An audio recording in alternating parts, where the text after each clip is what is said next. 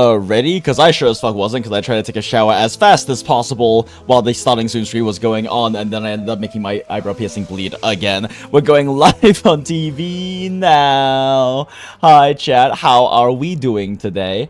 I am doing very well and still suffer from executive dysfunction and time management issues because we're starting stream a little bit late. Also, we had to change, apparently, the stream starting time from, at least the scheduled starting time, from midnight to midnight and 5.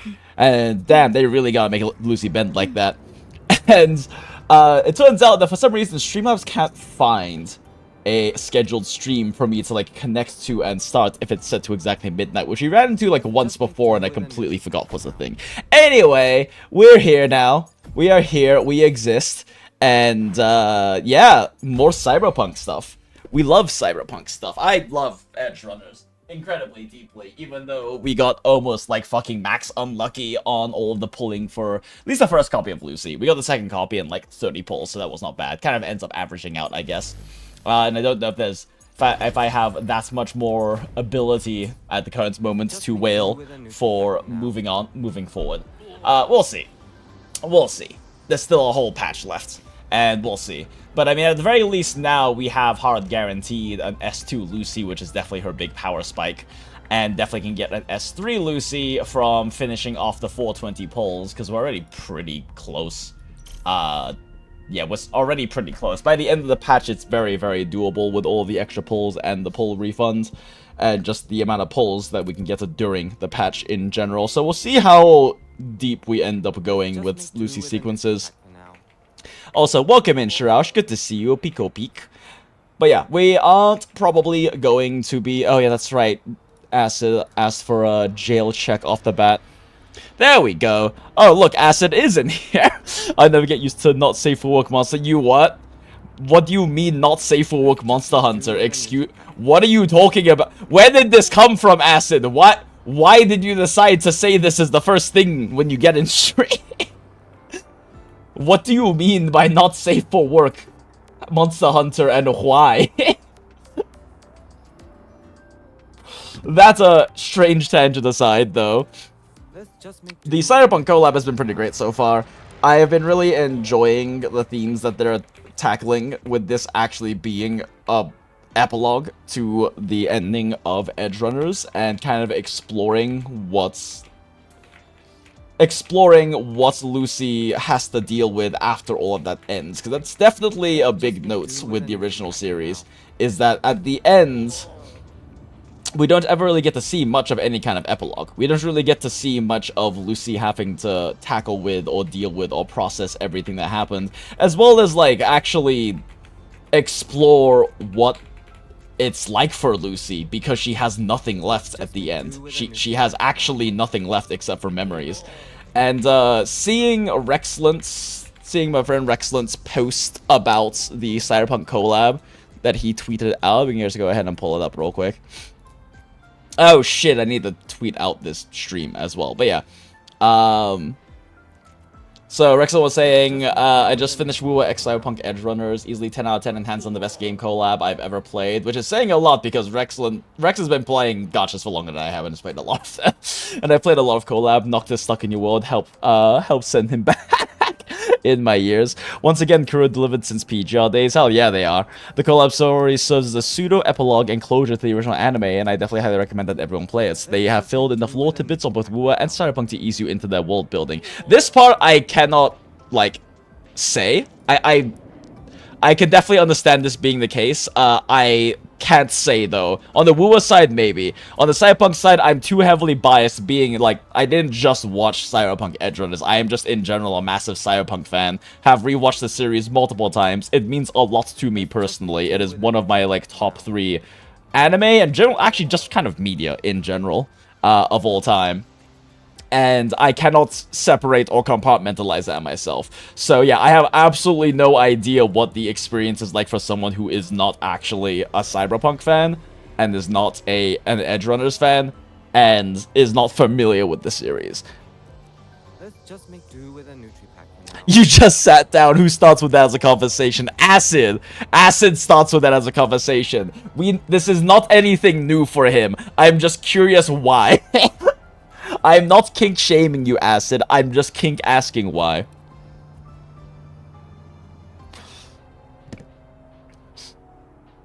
I see some mixed funny feedback for Cyberpunk. People who don't watch it think MC sits on the cuck chair watching Lucy get taken. Well, I'm glad that they aren't trying to have any kind of romantic subplot or through line with Lucy, because that would completely ruin the collab.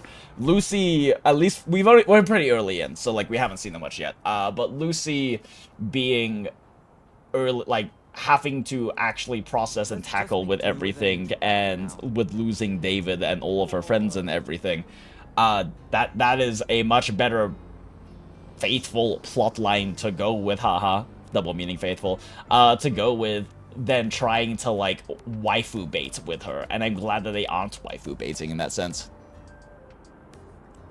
I had an easier time understanding the Cyberpunk stuff than the WuWa terms. Ah, naruhodo. Naruhodo. Interesting, Neo. Yeah, because I know, Neo, you haven't watched Edgerunners as we discussed in last stream, so I am very curious to hear, like, all of your thoughts on it, Neo, since being someone who has never played Edgerunners, and as far as I know, I believe you also just aren't familiar with Cyberpunk in general. I am curious. I am curious because I cannot compartmentalize that. It is one of my absolute favorite franchises, and I know way more lore and shit about it than any average consumer of any of the Cyberpunk media. But yeah, so yeah, we're gonna do more of this. We're gonna do more of this. I don't know if we're going to finish the entire collab, because I'm hoping it's pretty long, right? And we're not that deep into it. We just got to Night City, and I want to lock in and do as much as possible tonight, but I also am not going to, like, force myself to finish it if it's gonna take, like, 8 hours or something, because it's very late. I just finished up work. I don't work tomorrow, so I can definitely, like, be staying up pretty late, but at the same time, we can also just do more tomorrow.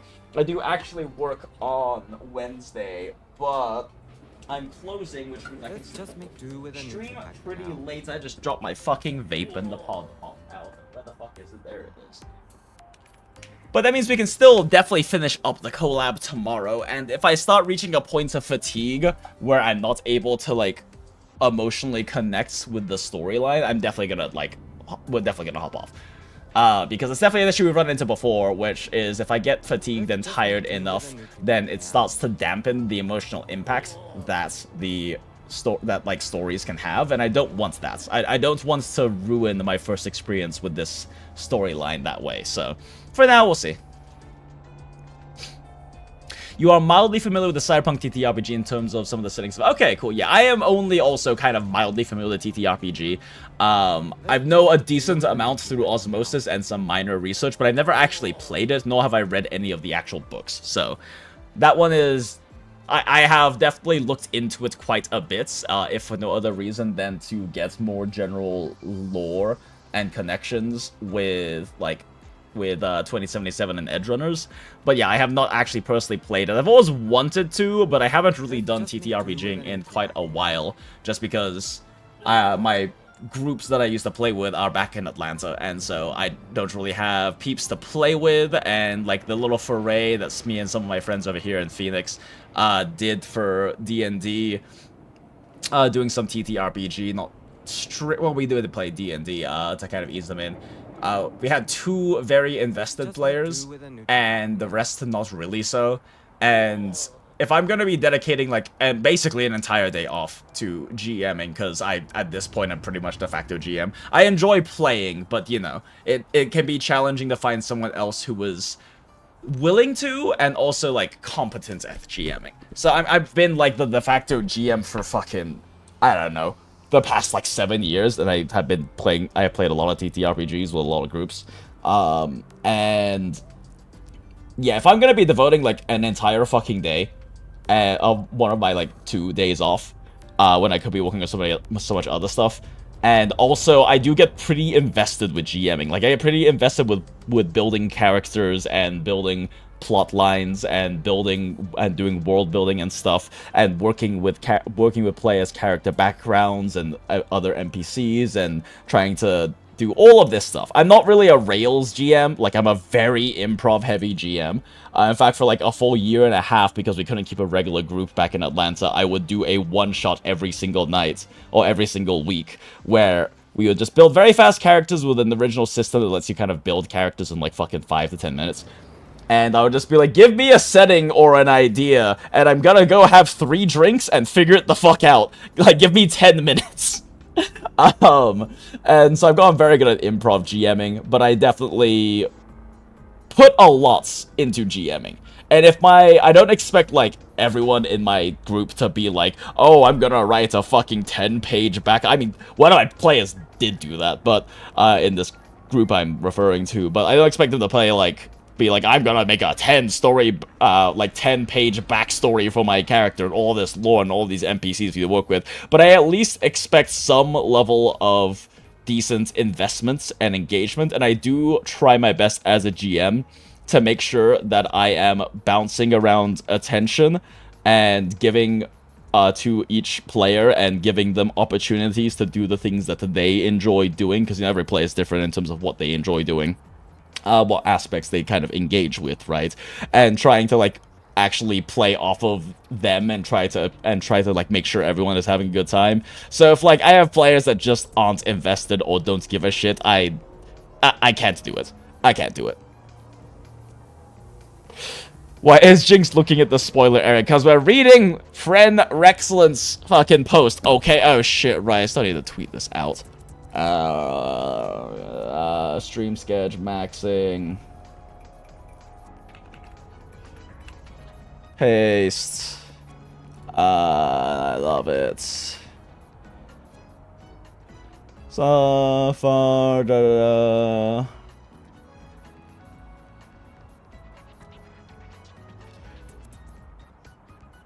But so far, the emotional arc of Lucy confronting her trauma and hearing the praises from friends has made me even more excited to finish this IKUZOOOOO live and suffering right now. Copy a link, post link, attach thumbnail, trim down so we can have this not be a ... click me to expand link.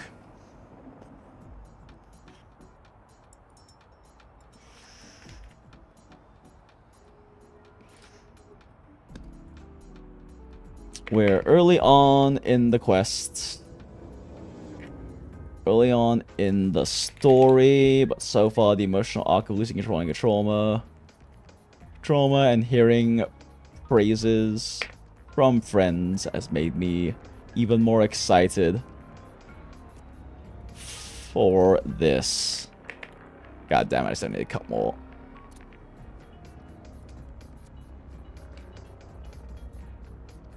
Of Lucy.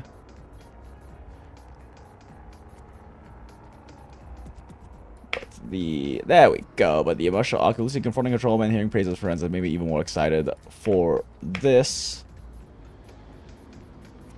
To finish IKUZOOOOO. Live and suffering right now. Okay, back we go. Oh, wait, no, you're getting confused with Shadowrun? Oh, okay, yeah. I've also always wanted to kind of play Shadowrun. I'm familiar with it through the games, Shadowrun Returns and Dragonfall and stuff. And it's a pretty neat setting. It's definitely a neat setting, plus it has a lot of similarities to Cyberpunk, right? They are both in that kind of Cyberpunk as a genre. Megacorps controlling the world, trying to living as mercs on the edge sort of concept. But, you know, Shadowrun, for those who don't know, Shadowrun is like kind of similar, in that similar vein of the Cyberpunk genre. The main big thing that Shadowrun has going on is that also in this, like, you know, future near sci-fi cyberpunk time world, the magic also came back at the same time, so you have this interesting mixture of magic and magic power systems and your cyberpunk, like, you know, cybernetics side of things and megacorp side of things all kind of working together in this interesting political and world building sort of setting, all sort of things. So it's pretty, it's neat. And I have played quite a few of the Shadowrun games at the very least. We'll just finish it today if you stop yapping, but that's just wishful thinking. Smile! We don't deserve this game. It's been way too good for way too long. It really has. WuWa has been, like, fucking killing it. Like, they have not had a bad patch in a really fucking long time at this point. They have had some patches that aren't as good as some of the other patches, right? Like, we still have peak patches like Folova patch, and we still have peak patches like Imeth patches and whatnot. Like, but the Sagrika one was still very good, even if you weren't necessarily that into the plots or like the exploration of the exploration of Sagrika having to tackle with and deal with the emotional pressure of the high expectations everyone has of her being a genius and being like a heir of the Heliotic Six and everything. I still think it was an incredibly well done story. But I also understand if you're not really like, if you weren't really into the plotline. But I think it's still pretty inarguable how well executed it was on both a writing and like cinematic presentation part and world building part. There's not many differences in Cyberpunk and Shadowrun. It's just Shadowrun has magic too. From my experience with Shadowrun through the games, I would say there's a lot of fairly distinct differences, but they are both very much in the cyberpunk genre and very much in that side of like that style of the cyberpunk genre, where instead of exploring as much transhumanism, even though they do to some extent, they more so explore like the cyberpunk near future mega corporations and what it's like to live under the thumb of them, right? As opposed to like other cyberpunk media like Ghost in the Shell and such that kind of focus more on the transhumanist aspects of it and like questions of like what it actually means to be human, yada yada yada yada, existential yada yada philosophy and such. Limbus is also like a cyberpunk thing. I've heard that, which is also part of my interest in Limbus, for sure. Shadowrun is close to Warhammer. In what sense do you mean it's close to Warhammer Acid? Like, do you mean, like, mechanically speaking, or do you mean in terms of world building and lore? But yeah, I mean, I think a lot of the similarities between Shadowrun and Cyberpunk... Again, I haven't played either TTRPG. I'm now only familiar with Shadowrun through, like, the games that they've released, which, as I understand, actually do use the TTRPG game systems, at least for like the Shadowrun Returns and Dragonfall and shit like that. But I think from what I've seen and I've experienced and my limited understanding of the franchise and franchises, because again I have learned a lot about Cyberpunk, but I haven't actually played a TTRPG or read the books or anything, that the similarities are very much more a result of the genre than necessarily their own similarities, right? Like, I guess similar to how, like, you know, Western fantasy, most of all Western fantasy has a lot of similarities by nature of being in the same genre because of how Western fantasy is so heavily rooted in Tolkienian basis.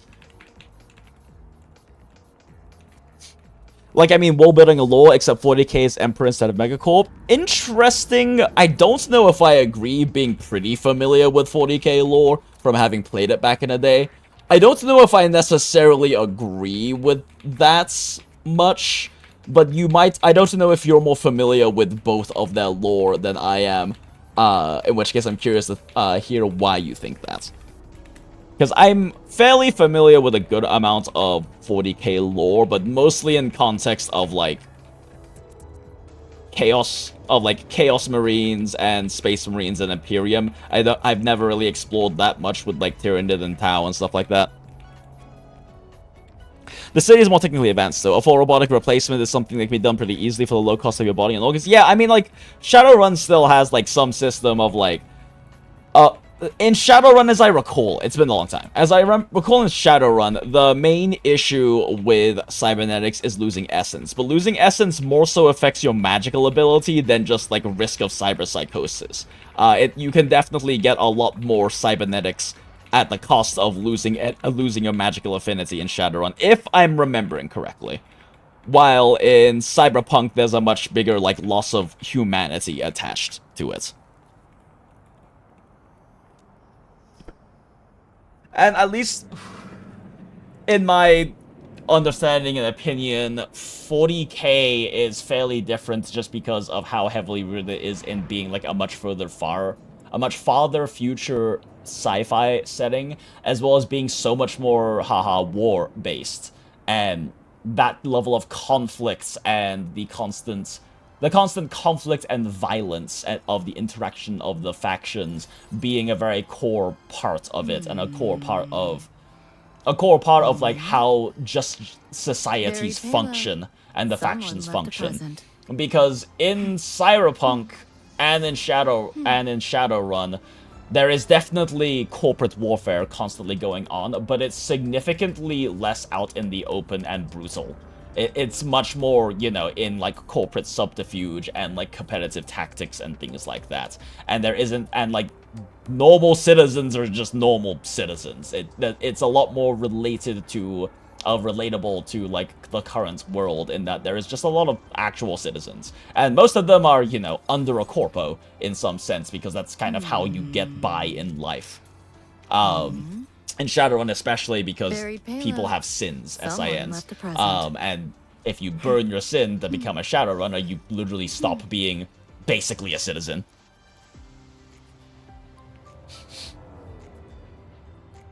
I mean, if you really want just 2077 closer simplets, it's gonna have to be Deus Ex, obviously. I haven't played original Deus Ex. I played some of Mankind Revolution. From what I'm familiar with the lore, it really focuses a lot more on that transhumanist aspect of things. And again, I think that with my familiarity, the similarities largely come from the fact that they're just both cyberpunk genre. But I think that them both being cyberpunk genre is a bit of a shallow comparison, right? Because it comes back down to, like, the fantasy thing, right? Like, our fantasy media, like Western style fantasy media, just very comparable because of the genre? Or is it a shallow thing to say, oh, well, this fantasy thing is like this fantasy thing because they share the same fantasy tropes, right? Just make do with a Nutri-Pack for now.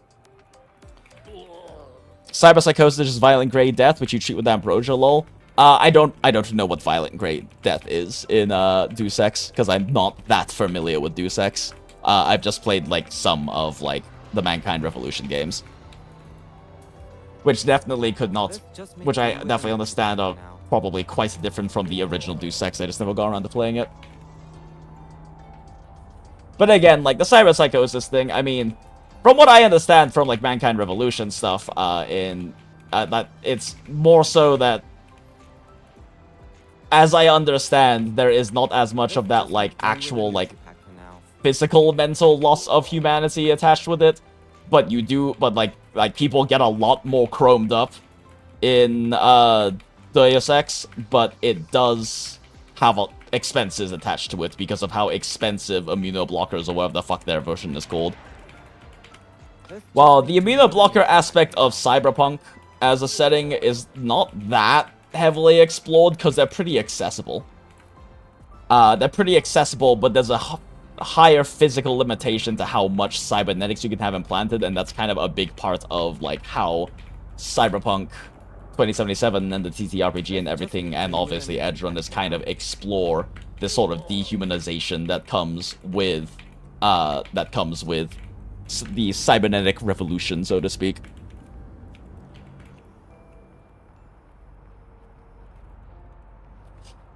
But again, I'm not very familiar with Deus Ex, so I could definitely be wrong on that.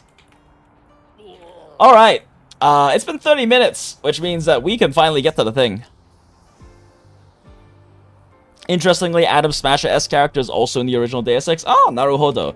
I guess that doesn't surprise me too much, necessarily. I feel like having someone who is basically all Borg is also kind of just a trope in the genre, right? I think and again, I don't know much about Deus Ex, but I think what makes Adam Smasher particularly interesting is that in the context of the cyberpunk setting, because of the dehumanization and like the physical ability to actually chrome up to a certain extent is a big aspect of the world building. That Adam Smasher is particularly interesting because of how unique he is in his ability to just not give a fuck, to just resist the entire concept of cyberpsychosis and have like the minimal necessary parts that are still human to still function as to still be a human in a sense. But again, I'm not familiar enough with Deus Ex, so it's very possible that maybe the theming and maybe like the context of that could be similar.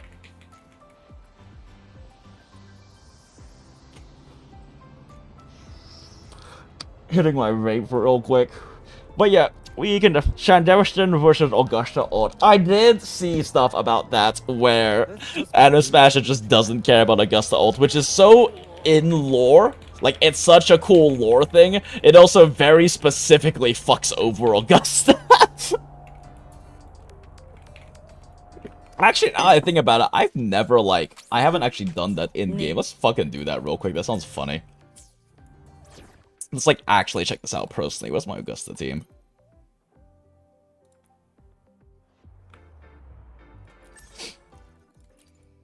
Where are you, Smasher? I probably still need, like, Smasher bits anyway, right? Yep, cool. To finish building the Bex.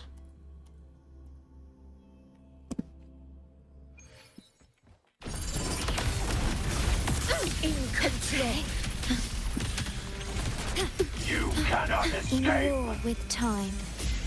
Dodge counter, dodge counter. Now watch closely. On you go. The moon is full. Over here. World at my Keep up strength. if you can. Fate. Reveal. In the name of blood. Ah, she's short on ult. Gonna have to do a few heavy combo. Ah, you fucking kidding me? That didn't counter. Oh, that didn't parry. Think you can hide. Ah, shit, he's gonna just fucking die, isn't he?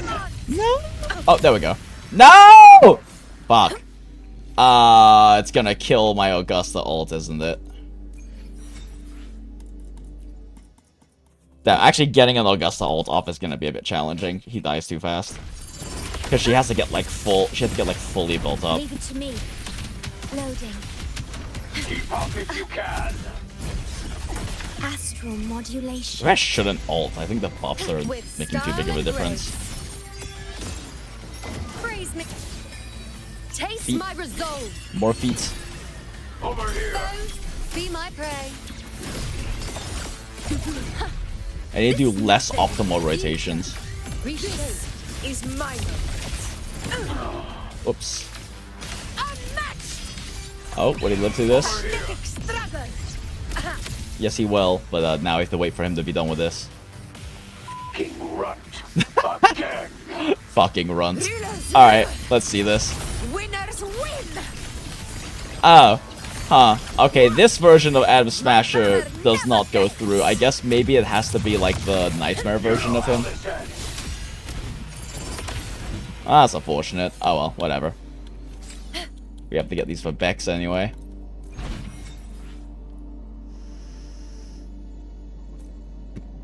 I've just been using Montani for Smasher. Funny that Smasher gets rolled by a painter midget. I mean, I guess that makes sense, yeah.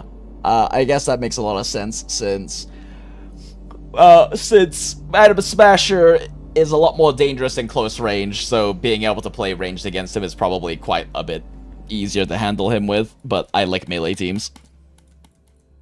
Adam got mogged, true. Remove Augusta Echo, that's also an option, but we were fine. I just defaulted to doing an optimal rotation, which killed him too fast. I had to, like, unoptimize my rotation real quick for it to work. Anyway, back to Lucy. Let's just make do with a Nutri-Pack for now. Let's see, what does... Oh yeah, right before this I did whale a little bit. Mostly just I bought all of the physically possible amount of Lunites you can buy, so I now have 186 days of Lunite subscription. No regrets, because, yeah, absolutely zero regrets, chat. Because I'm definitely playing this game for at least the next 186 days. Frankly speaking, if I were to drop most of all my other gachas, WuWa and PGR are two of the one. Like, WuWa, PGR, and Arknights are probably the three I would absolutely keep no matter what. Path to Nowhere being close behind those. I would... also Monuments. Okay, so apparently I can't get lower than 5 gachas because I'm a fucking psychopath. But yeah, those would definitely be, like, the top. I think with, like, Path to Nowhere and, with Path to Nowhere and Monuments, though, I'd be okay with just kind of hopping on to do stories sometimes and not really having to keep up with dailies and weeklies and stuff like that. And keeping up that much with it, with both of those. But PGR, WuWa, and Arcanist would definitely be the ones that I will probably never drop.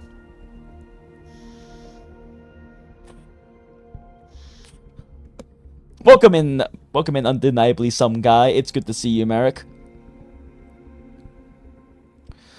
You uninstalled 2 games just to update WuWa. I hate this. Who needs 100 gigabytes of free space? Okay, to be fair, there's a lot of shit in WuWa. There's a lot of shit in WuWa. So I kind of understand why it needs that much space. There is a lot of content and a lot of shit in WuWa in general. Dropping ZZZ on Roscoe Lee. I already dropped ZZZ, yes, and I haven't looked into ZZZ in like a month. I've been done dropping ZZZ. I kind of got burnt out because of the idols being required for main story. I will probably pick it back up soon, at least to pull, and maybe farm up dailies and weeklies for pulling. I have like over 200 pulls, so I'm not that concerned about ZZ. I can kind of hop in when characters come out at once. But I did see there's a new hag, and at the bare minimum, I'm coming back for Sunbringer. Like, bare minimum, I'm coming back for Sunbringer with ZZZ, but I'm kind of treating it like Honkai Impact right now, where I just kind of log on for patches I want to, and I haven't done it yet. Jinx still denying being a lolly hater. I don't hate lollies, but I also don't care that much for cute things, so the lollies I enjoy for, like, not because of, like, the cuteness normally attached with the lolly archetypes. I like lolly characters that are actually interesting and or deep characters that have characteristics that appeal to me otherwise. You know what lolly I do love? I love Litter from Nikke. Because her entire, like, she is like the best lolly baba. Because she's not just a lolly where they're like, oh, she's an old person. She's like an old person with a lolly body type, but she still acts like lolly. No, Litter's entire personality is being, I'm too old for this shit, I am an old man. Like, Litter's entire personality is not being an old woman, it's being an old man. She calls you greenhorn. She is constantly complaining about back pain and is acting like an old man. I fucking love Litter, alright? Because Litter is the lolly baba archetype done well, where she actually acts like an old person. She has a lolly body type, but she actually acts like an old person. She's not a cutesy lolly character that acts like a normal lolly who just lore says they are really old. She actually has the personality of an old man.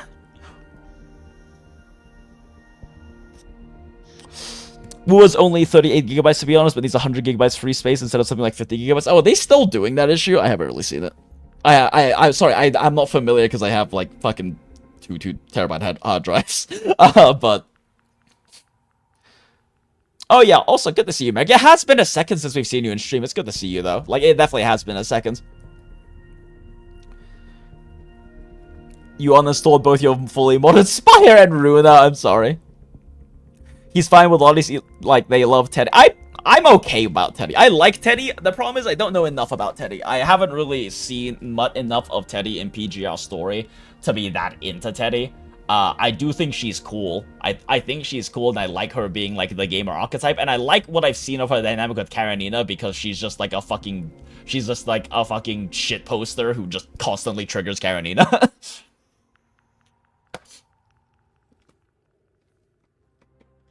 Welcome in, Stephanus. What people think lolly and video games are real and get mad over them and neglect the actual crime fueling adult sites. It's so ironic.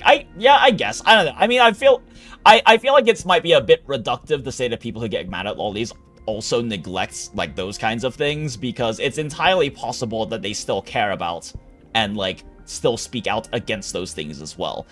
And when you see someone who was lolly hating for those reasons, unless you, like, actually go check out all their social media and shit, right? And, like, see what else they talk about. It might be a bit reductive to say they don't care about these other things, because they could still be calling out these other things as well, right? But I also don't care enough to check out their social media and confirm that. But I also don't want to immediately assume they don't care about those things as well. I don't want to immediately assume just because I see, like, a single post or a single, like, fucking, like, crash out or something on Twitter or, like, on a YouTube thumbnail or something, that they don't also care about child trafficking or don't also speak out against it just because I only see them talk about that, right? But I also don't care enough to like check and be sure. I am the type to not allow, like, I try my best to not have like a singular surface level experience with someone have me define things about them that I don't have information on, right? I am a very evidence-based individual. Especially that which is like actually rigorously and properly tested and vetted. I'm a big believer in the proper scientific method in the scientific research industry. Science as an actual tool for understanding the world, even if the scientific research industry has fucked for so many reasons. My family is in like public health and research, so I'm privy to a lot of shit with that. But I'm a big believer in that, and I think that in order for me to stay in line with my principles, that requires me to not make broad assumptions based off of incredibly limited data about things. So, like, I'm sure it's definitely possible there are many lolly haters who don't actually care that much or ever speak out against things related to, like, child trafficking and things like that, right? But I also don't want to assume that's just because I see them crash out about lollies. Yeah, there are different people, exactly. But that's my personal philosophy, though. Like, it is very important to me to live an authentic life. Like, that is the most important thing to me, is to do what I can to live a life authentic to myself. And I'm not, like, a believer in being evangelical about it and trying to push these things on other people and saying, oh, you should also see the world in the way I see it. You should also, like, not have these kinds of, not assume these things because you lack evidence. Like, I don't really give a fuck. People can, as long as they're not hurting other people can have whatever beliefs and whatever perspectives and philosophies they have, right? It's just when they get evangelical and or when they hurt people or use an excuse for hatred that I shrug. That's when I have issues with it. But for me personally, being authentic to myself very much means living in accordance with my principles and, like, my personal philosophies. And for me, if I want to truly be authentic to being someone who fully believes that the scientific method and proper application of it is the best way to understand the universe, then that means I have to act according to that, which means that if I don't have a good amount of data, I shouldn't make broad assumptions about something. At the very least, I need to have some degree of evidence, some data points, for me to make an assumption or to make, like, some degree of hypothesis about something in reality. That's how I personally try to view things. Pulling more? We'll be throwing some polls, yes. We will be throwing polls as we get them. The definition of lolly has been completely diluted these days, overused even when not relevant. Oh yeah, definitely. I mean, like, the thing is that, like, it's such a weird subject, right? I am very much a believer that lolly is a body type, right? But there are definitely cases of, like, child fetishization related to lollies. It's just that that's definitely not all the cases with lollies. Sometimes lollies are just, you know, short, flat-chested women who act like women. They act like adults. When you have, like, actual, like, personality child fetishization and that's sexualized, I do have a problem with that. But that doesn't have anything to do with lollies. That has to do with the fact that you're writing and showing a character or act or whatever it is that is very clearly written as a child and sexualizing them. That's my issue. I don't really give a fuck what you tell me the canonical age of someone is. What matters is, like, how they're written and how they act in terms of that writing, right? If you have a character that acts like a child and looks like a child, I don't care if you tell me that they're like fucking 50 or something. They're still very much written to be a child, and I don't like sexualization of that, right? But anyway, weird tangent. As Azizi launched Lucy's sim, consider me happy about the leaks. I'm not familiar with the leaks because I haven't been paying any attention to ZZZ. If we could not have any specific discussion of those, would be appreciated though, because we do try to keep discussion leak free. I mean, it's fine for you to mention like, oh, like in a generic sense, like you have like, oh, leaks, but like as long as you don't specifically discuss it. You're right, it's narrow assumption on your part, but to come and virtue signal people who love something about fictional characters is really game-minded. Oh, no, that's fair. I understand where you're coming from, to be honest. And I'm not trying to, like, call you out and being, like, and like I said, being evangelical about it and being like, oh, you should definitely think this way. I'm just saying, from my personal case, I want to be, like, very specific. I'm not being optimistic about it, right? Like, I'm not being optimistic about it. I'm very much not an optimist. I am at best like a pessimistic rationalist.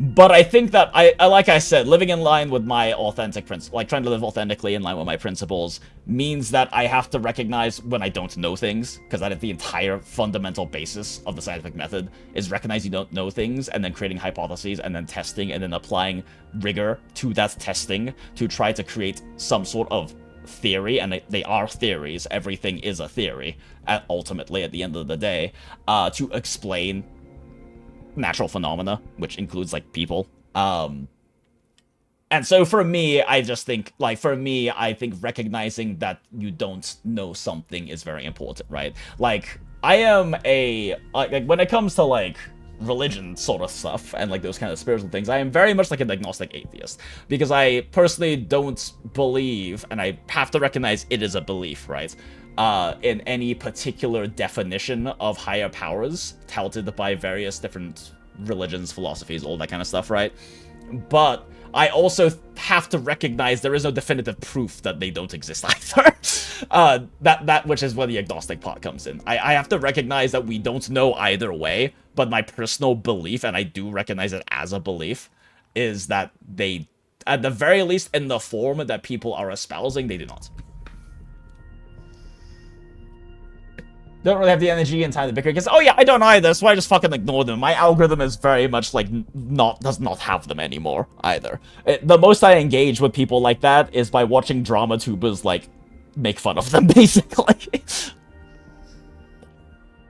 Withholding opinion until you are confident there's enough evidence will definitely make people on both sides mad at you. Yeah, I know, but I'm not doing it to appease other people. If I wanted to appease other people, I'd play into it. Like, I would do the grift and play into it if I wanted to appease people. But I don't want to do the grift. Definitionally, grifting is not being authentic. And that's what I care about more than anything. If that makes me less popular, I don't give a fuck. Do you think you should block every account that annoys you? Like, who cares about what randos on Twitter are saying? Yeah, fair. But I mean, people do care though, right? Because like social media has become such an integrated part of our reality at this point now in our lives that it's like, it's not quite the same as saying like, oh, what do real people around you think? But it is to some degree linked to that, right? And fundamentally, like, I understand why, even if I don't necessarily allow it to affect myself in a similar way, I understand why people feel that way.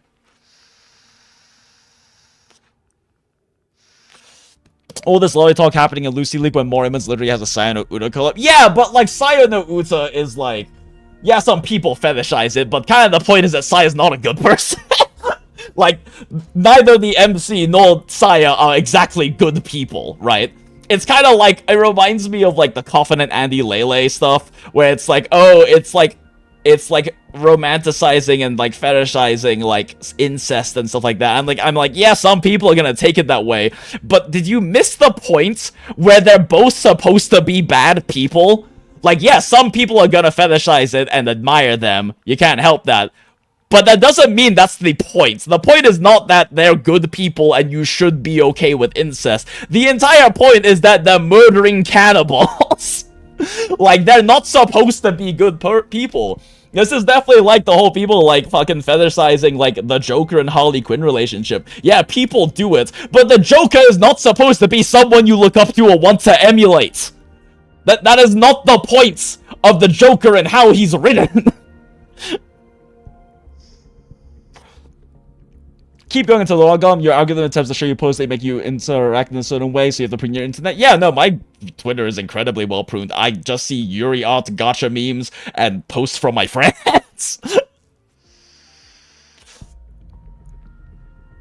I hear you about my evangelical about an old woman in cool jackets with muscles, greater than anyone else. What everyone else is attracted to, tall with a big ass. Fair. Fair, Yuji Itadori. Fair. I've curated my algorithm that I don't even see those people anymore. Same, I literally don't see them. I just block and mute enough and the algorithm will get a clue eventually and stop it. The thing is like, I didn't even block and mute anyone. It's just I've never interacted with that at all. I just fucking, like, my Twitter, I have so many bookmarks in Twitter and it's all, like, Yuri art and gacha memes. So my Twitter figured out, without me having to ever block anyone, oh, this is all you care about seeing on your Twitter, is Yuri art, gacha memes, and very occasionally Monster Hunter memes.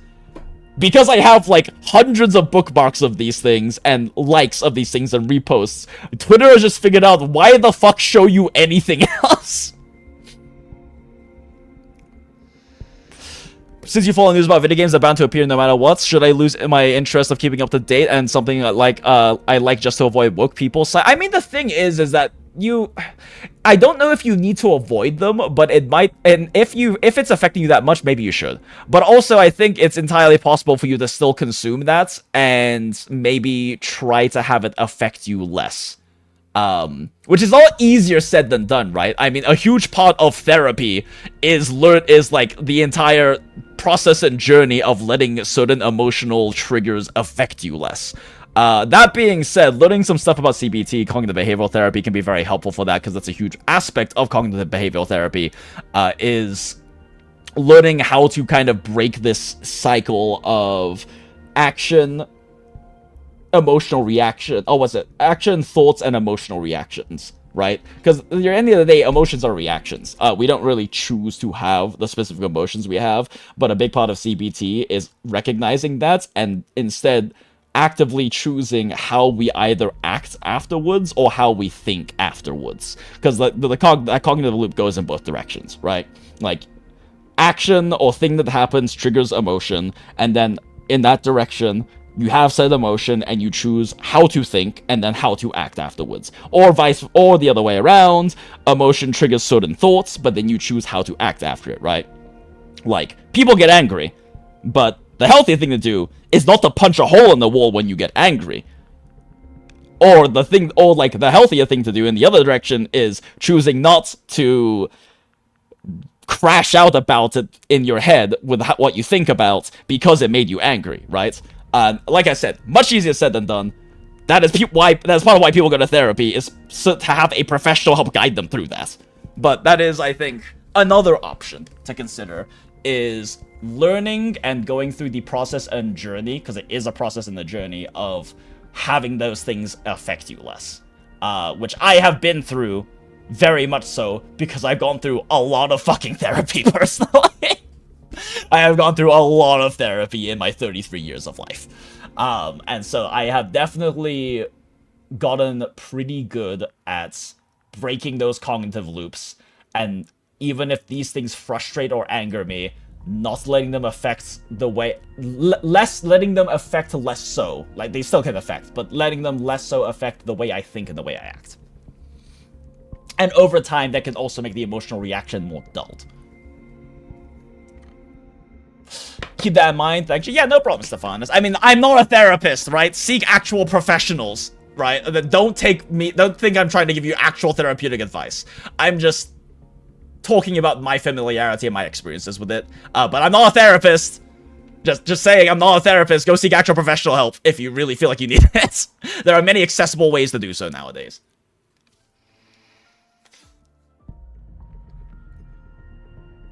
Chat, we need to steer this convo to Kuro Glaze so he gets the look buff, lol. I mean, I will be honest, part of why I really enjoy Kuro's writing and I know I'm missing a lot of chat right now because I'm yapping so hard, and this is like one of the most active chats we've had in a while. Normally, like, there's a chat rate stat on streams, and normally we're at like 0 to 2, and we're at 7 right now because apparently whatever the fuck I'm yapping about is causing a lot of chat to happen.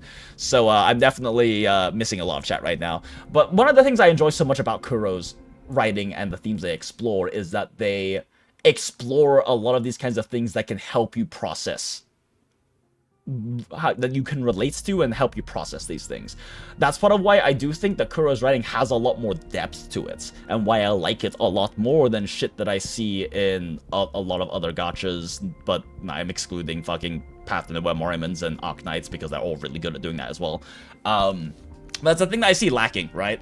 Because, take the Sagrika example, right? Sagrika was a really nice storyline exploring that idea of, like, what it means to feel and experience, and to process and try to work through these, the incredibly intense reality and emotions associated with having massive expectations on yourself, which isn't going to be relatable to a lot of people, but can be very relatable to certain people.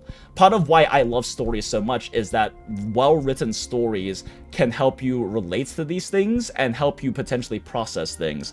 One of the big reasons why Path of Nowhere is absolutely one of my favorite pieces of media of all time is because there have been specific events that have personally to me at the time in my life that I experienced those stories and narratives have helped me process my own emotions and issues. Specifically, Diddy Night Song, still top 2 events of Path of Nowhere for me and storylines for me of all time, specifically helped me process like the grief of Jenny and I's separation and our future together disappearing, like dying, right? Because I mean, it's not a person dying, but it is a future and it is a life shared together dying, and that's why it is grieving. And this is coming from my therapist, not from me, just me specifically, me just saying that. Like, when a really long-term relationship ends, there is a grieving period, and you are grieving because that life you shared together and that future you had together and the plans you had together are all dead now.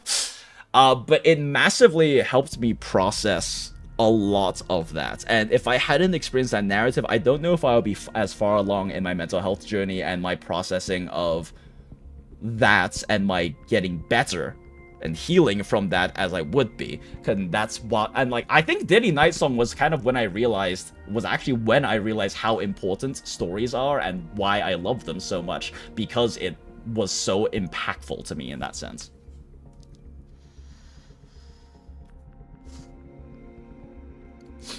But yeah, anyway,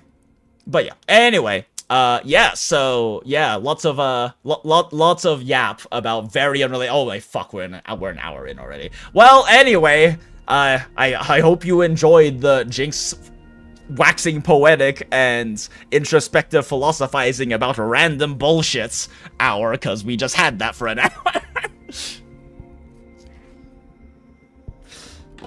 Don't let any video play for more than 5 seconds and keep scrolling on things you don't like, and the algorithm will give it to you. That's how they get you and ruin your experience on social media. I mean, yes, but also, I don't know.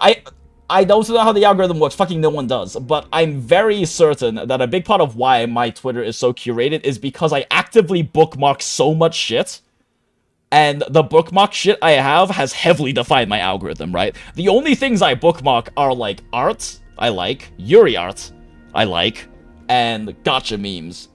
Those are the only things that I bookmark, and now that's literally the only thing that shows up on my fucking feed. Like, if we look at my fucking Twitter, hopefully nothing here breaks TOS. I'm pretty sure I don't have anything in a while I've bookmarked that breaks TOS, but like, you know, like, look at this shit, right? This is my bookmarks, and this is like, what, 2 months of bookmarks? Like, this is all that it shows me anymore. I don't see shit that isn't this anymore on my feed. Probably because I've bookmarked so much of this shit, right?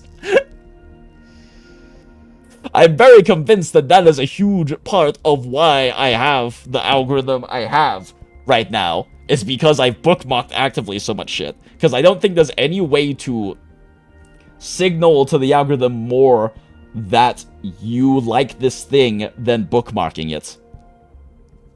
Maybe, like, actually, like, you know, fucking retweeting or something. I don't know, but I also retweet a lot of shit I like, so. I think Kuro Glaze helps specifically Jinx more because they're a streamer. Maybe if you stream too, then Glaze will give you good luck. Smile! Girl, my Twitter rarely gets used once a year when I remember it exists. I am pretty bad about remembering Twitter exists, right? Like, I use it for, like, streams and stuff. And I completely forget it exists until I randomly end up, like, just scrolling through for, like, 30 minutes at once. That's mostly what happens with Twitter for me. CBT means a lot of things nowadays. True, but I specifically mean cognitive behavior therapy. Also, I just felt my power button on my toesies, and I almost pressed it, so I'm a reposition my feet real quick. I am more aware of it now, chat.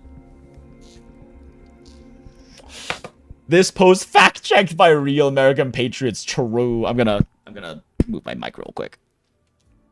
I pruned so many AI slop in Facebook and watched some cute rap video. Now my Facebook is filled with rap community and random animals. See? Yeah, exactly. Good shit, Shiraush. Good shit. Yes, also closed beta testing. Also cock and bull torture. Let's not pretend we don't know what cock and bull torture is. This is the Goondola. We don't kink shame here in the Goondola, but we will definitely kink ask why.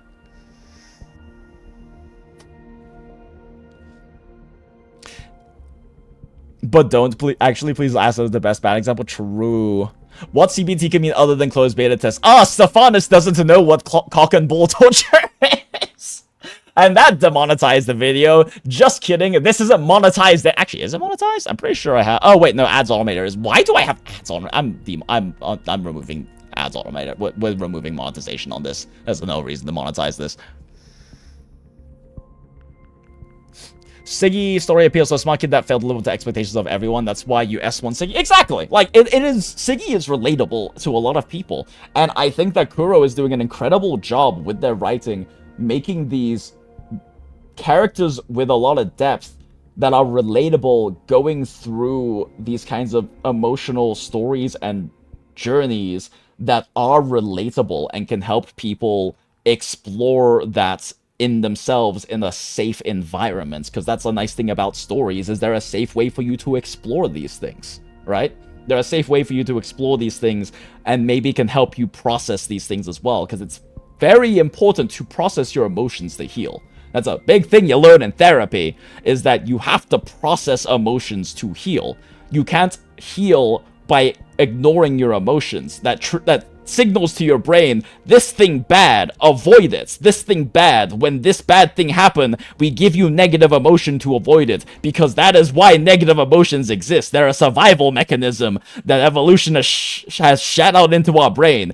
Brain make you feel bad, so bad thing doesn't hurt you. But processing your emotions, very much... Again, I'm not a therapist. This is my own experience and what I've learned in therapy. But, yeah. It's incredibly insensitive, Jinx, but is it possible to consider that future and just Hyuki altered for a different future? It'll be fine. Smile! Smile. Insensitive, yes, but also funny. Something importance of story, something tricks the god to story god pipeline. True! This is the yap you tune in for. I'm glad that you're here, Merrick, for this yap, and I enjoyed this yap. This is the kind of yap. This is honestly the kind of thing that, like, if I were to be like a content creator, is the kind of stuff I would actually want to be a content creator for, right? Like, ideally, this would be the kind of thing. It's also why I want to, like, be a writer, and I really need to, like, actually lock in on getting to doing some writing and writing practice and exploring these, like, ideas and this like creative writing project of mine that I have way too many notes on now that I need to actually do something with, because this is the kind of shit I am very passionate about and enjoy, and it's the kind of stuff that I want to do, right? I like creating. I've always liked creating. That's part of the enjoyment of being a content creator back when I was doing it full time, and even like streaming to some extent, I guess, right now, because we're creating like an experience with each other, right? It's part of the great thing about streaming is we get to create and share an experience together. It's kind of like tabletop role-playing games, going back to the initial thread of this entire fucking tangent yap. But like, you know what? We're just gonna pull it up. We're gonna pull up my fucking essay tweet I wrote about Diddy Night Song that we mentioned earlier. Because it was kind of the thing that triggered me wanting to potentially write my own story. Okay, this is too long. I don't know if we need to read through all of this. Anyway, sorry for the massive emotion dumb and incredibly personal shit, but I do feel like writing all of this has helped me start processing all of this grief. It's a late start, but it's a start. Surely incredible how a piece of media and a gacha game event story about a new character at that can relate to you so much and move not just your heart, but also your life forward. Stories are such an amazing thing, and maybe I'll start writing one my own one day. Like, yeah, Diddy Night Song was a very huge thing for me. If you feel like actually reading the whole thing, go to my Twitter and just search Ditty Night Song, or just Ditty, D-I-T-T-Y, you'll find it. I don't really feel like reading off, like, the fucking 10-paragraph tweet I made, right now on stream. But, yeah, I do, that's part of why, like, I do really want to create. But I don't want to just, like, create, like, I think it's part of what was so unfulfilling about the full-time content creator shit back in the day, was I was creating and I was helping people out, right? Because, like, helping people enjoy their games more is a form of, like, value in helping people. It helps them enjoy their entertainment more, and I think entertainment has a lot of value. I mean, obviously monetarily it does. There's massive proof we're playing fucking gacha games right now, and, like, TV shows, musicians, yada yada, much money in it. But that aside, I think entertainment has a lot of value. It's something I came to terms with a long time ago, because I work essentially in entertainment. I'm a bartender. I've worked in hospitality, and what we do is we give people experiences that are enjoyable to them. Whether it's just them going out and relaxing after bullshit with work, whether it's them celebrating a special occasion, whatever it is, like, we bring enjoyment and joy through experiences to people's lives. It's not just about, like, giving them drinks and food and shit like that. It's about giving them an experience. That's what hospitality is about. It's what food and beverage is about. And I think especially during my time as a full-time content creator, I kind of came to terms with and accepted that entertainment has a lot of value. I don't have to be, like, fucking curing cancer to have like the level of value I want in the world, because that is a neuroses of mine. But yeah, I want to create, but I want to create in a way that is more, I feel, will be more fulfilling for me, which is in art. It is in, like, sharing experiences or thoughts or exploring things and people being able to potentially get things out of that, whether it's through writing or through actual art or things like that, which is something that I personally want to work more on, and I'm doing a bad job locking in on it, but I'm slowly getting there. Diddy Night Song? No, Ditty, D-I-T-T-Y, fuck you, ass. Clicking tweets and searching terms hard forces any things in the algorithm. Basically, any man interaction is a positive sign for it. Yeah, and I think bookmarking is a very positive sign for it, because it definitely worked for my algorithm, at least. Bookmark plus like effect algorithm too. Yeah, there's, like, speedrun to find something specific on YouTube without looking it up. Yeah. Twitter is only for porn. I mean, my friend Snipers is basically just for porn.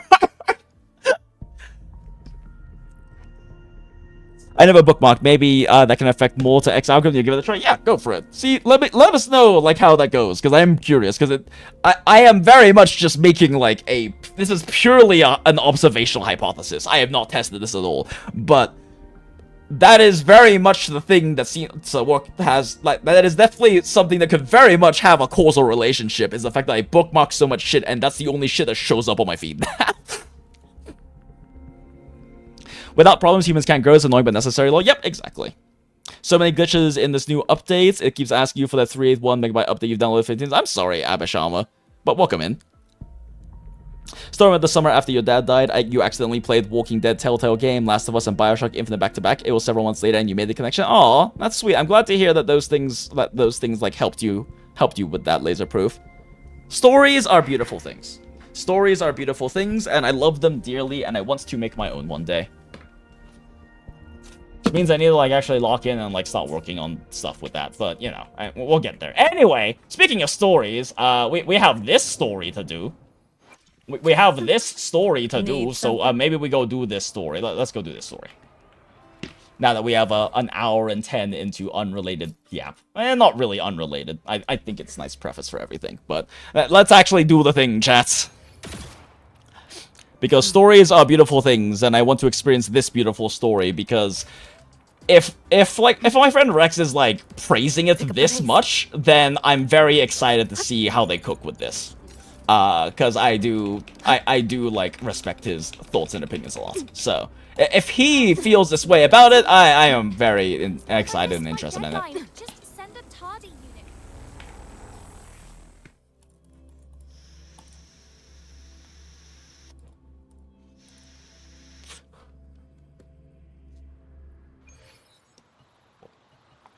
I should probably have actual water and not just caffeine because I'm a little thirsty, but whatever, we lock in. Alright, we exploring ahead, but also we censor because we need pulls. But we can't climb this, so I guess we don't do that right now. Alright, where the fuck were we? Ooh, spooked punk. Oh wait, we read this already. Alright. Yeah, anyway, let's continue on. We were exploring Weird Night City with little I was gonna say echoes, but echoes are actually a thing in this game. With these little remains, these echoes of the, I'm just gonna say echoes, fuck it, of the pasts of these different characters from both universes in one. It's interesting. We even saw them interacting with each other, which is got a lot of lore implications. Do you know about a new gacha game about girls riding motorbike called Chasing Collider Rider? I do not know. I heard they opened up registration for global CBT. I am very much... Are they Left Behind Laserproof? I don't remember if they actually confirmed they're Left Behind. I don't know if these guys are actually considered Left Behind. They might be a similar phenomenon, though. Yeah, I'm not really interested in picking up any of the gacha games. In fact, if anything, I'm trimming them right now, though. So I haven't, like... I haven't been keeping up with the new gachas coming out, and I probably won't, or really try, and I probably won't try any of them either, because at this point, like, NTE is, like, the last one that's kind of big for me. If Blue Pock makes an open world, I will try it. Blue Pock is the developer for R1999. They have confirmed they're working on an open world. When that comes out, I'll try. Fuck, Silver Palace 2 probably as well. I want to see how they cook on the writing. If the writing in Silver Palace is solid, I will pick up Silver Palace and drop something else. I'm not gonna lie, chat, I'm like this close to dropping NTE. I really enjoy it, but at the very least, I can't deal with the weeklies. It takes so long to burn. I didn't burn any city stamina last week, and I didn't do any of the heists. I don't have the time and wherewithal to spend on that when I want to work on other things. Whether that's other gachas that I enjoy more, or it's other shit. I can't deal with the Fawn's grind. I don't know if I'm going to keep going into NTE. I like how playful and bubbly it is. I like the urban horror aspects. I'll probably play the story and the patches and stuff, but I don't know if I'm gonna keep up with the Fawn's grind. I can't. It's too much.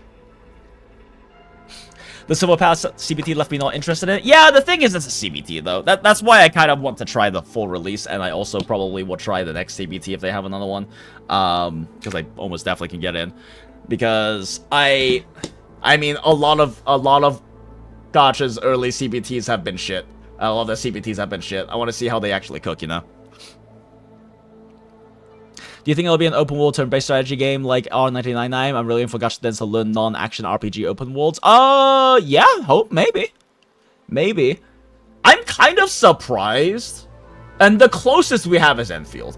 But I'm kind of surprised that with the, like, exploration and in some cases success of, like, hybrid systems between turn-based and action, like the Final Fantasy VII remakes, right, being an example that I personally think succeeded pretty well. I know there's varying opinions of how the mechanics work, but I think they succeeded pretty well in the hybrid combat systems of turn-based and action. I'm a little surprised we haven't really seen much in the gacha space like that. Enfield being, like, the closest example, really. Like, I wanted that for Enfield, but those intense pressure. Yeah, the issue is, Merrick, is that when it comes to, like... When it comes to gacha, like, open world gachas, there's such a big money investment, it makes it challenging to do that. That's why Enfield succumbed to some degree to the pressure and adapted, is because it's a huge money investment. So, like, open worlds are way more expensive to develop than, like, fucking visual novel games. So, it makes sense that they are concerned, and also their investors probably are concerned about their ability, about, like, the profitability with not at least appealing to something with the mainstream ones. Because with the open world gacha, you're competing with the really, really, really, really big dogs, and you have to take a market share to be profitable, right? And like, your costs are going to be higher, so you can't have the revenue that cheaper to produce gachas produce. So I understand why Enfield did it, and I'm not that salty about it, unlike some people. But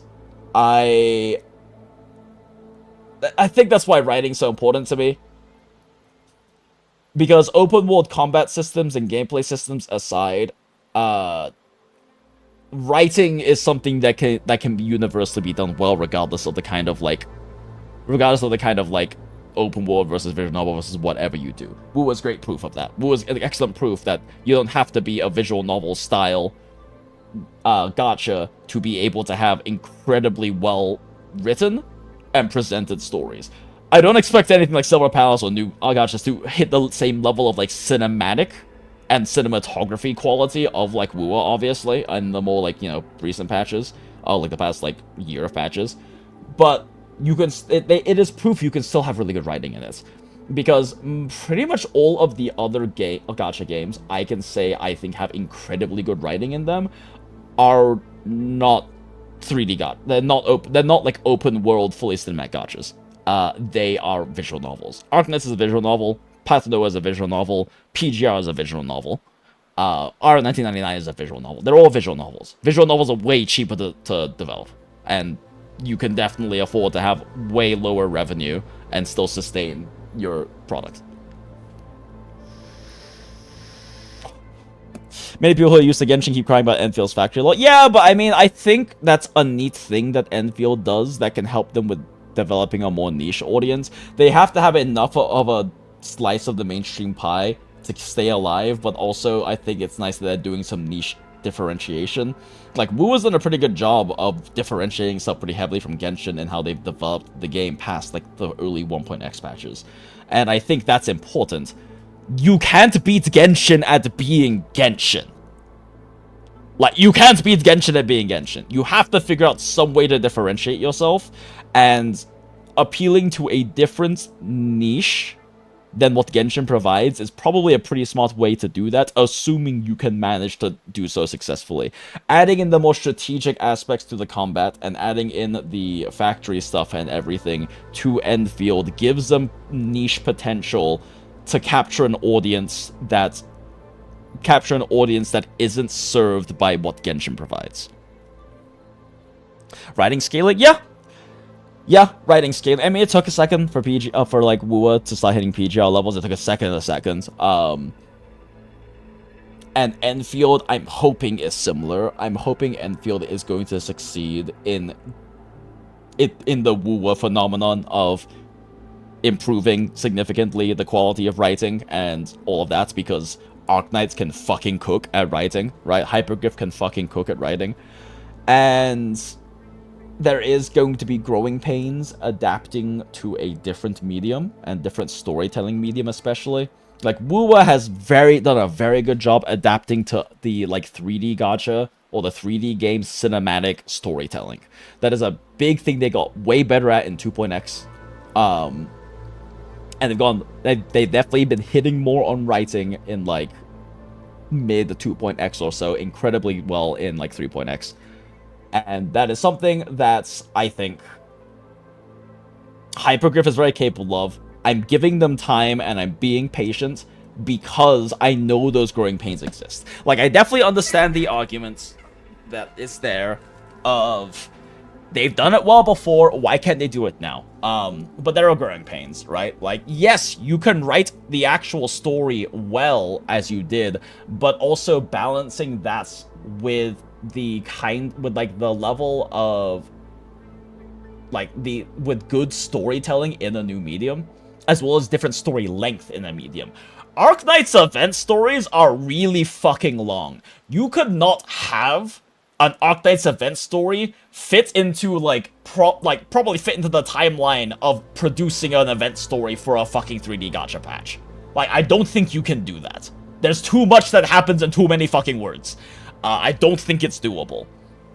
So, I think that it's very much a case of there's going to be growing pains. They're also trying to they're also learning, just like WuWa was doing, to balance mainstream appeal with the kind of the quality of writing. That's definitely a huge issue. I think that they're really struggling right now with balancing mainstream appeal with the quality of writing they had, because the thing about PGR and Arknights is their writing is good because it's different from like generic and like feel good mainstream stories.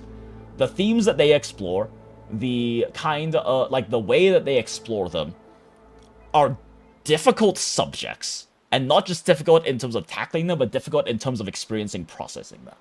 I think the success of things like Cyberpunk Edgerunners as an anime is proof that those can have big mainstream appeal, but it is riskier. And I understand why, like, the fucking Fang Yi questline was way more, like, feel-good and didn't really tackle any of the more interesting potential themes and subjects and aspects that they could have that I was bitching about the entire time we did that on stream, because of how Arknights would have handled that all so much better in such a more interesting way, in such a very, like, in a very beautiful way that actually explores these more difficult questions. But I get why they're not doing it, because they're concerned it's gonna hurt mainstream appeal. Right? I get the why they're not doing it. They want something that is a bit easier to, like, digest and can affect more people in a positive way and keep them around.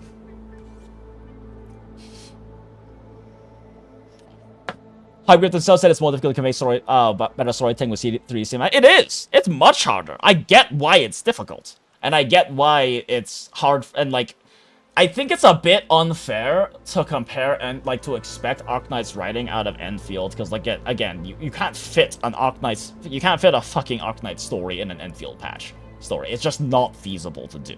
You can't do that. It's a new storytelling medium, and then they also have to, they're trying to balance being more mainstream appeal than what Arknights provides, because Arknights' main story is not easy to, like, if you don't want to experience something dark and contemplative and challenging, that challenges you and makes you feel a lot of negative emotions, then it's not going to appeal to you. The main story, at least, there's a lot of, like, feel-good event stories and stuff, but the main story is not going to appeal to you. And I like that WuWa is doing that. And I also think WuWa is proving you can have mainstream appeal but while doing that. I think they're doing a really good job with it in 3.x. Every single 3.x character, except kind of Luke's was a bit disappointing, but every single 3.x character storyline has explored more difficult subjects, has explored more interesting subjects, has had more moral quandaries, has had more difficult questions that they try to explore and in some cases answer. And I think WuWa is proof that you can do that and have this mainstream success, and I'm hoping that Hypergriff sees that and pivots their writing. That's what I hope. I really hope that Hypergriff, and probably their investors and managements and leadership, because that's probably what's deciding, I would assume. I don't know much about the gaming industry, but I assume that's how it works.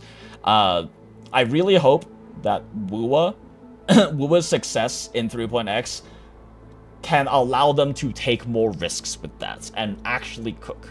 Because, like, Fang Yi's storyline in 1.2, it's 1.2, right? Yeah. In 1.2 in Enfield had a lot of potential to do that. There were questions. I fucking yapped about this for like 2 hours in the stream where we finished off the questline. Like, there were themes of, like, what it means to be a good leader. Was it worth doing the Hail Mary play and trying to end the stalemate and the slow war of attrition they were slowly losing and bleeding out? Was it worth endangering all of the civilians and citizens that Fang Yi is responsible for on a Hail Mary play, hoping that Administrator and Fang Yi and that the people that they had could win? There was not a guarantee. Okay, there was a guarantee because we have to win in the end, yada, yada, yada. That's what's interesting about things like Arknights and Path to Nowhere and PGR writing, is that they do that sometimes and fucking lose, because that's reality sometimes. And that's good writing. But, yeah, what was that? Like, what does that mean for Fang Yi as a leader? And how does she tackle with that challenging moral question? And how does she grow? How does she grow and learn from that?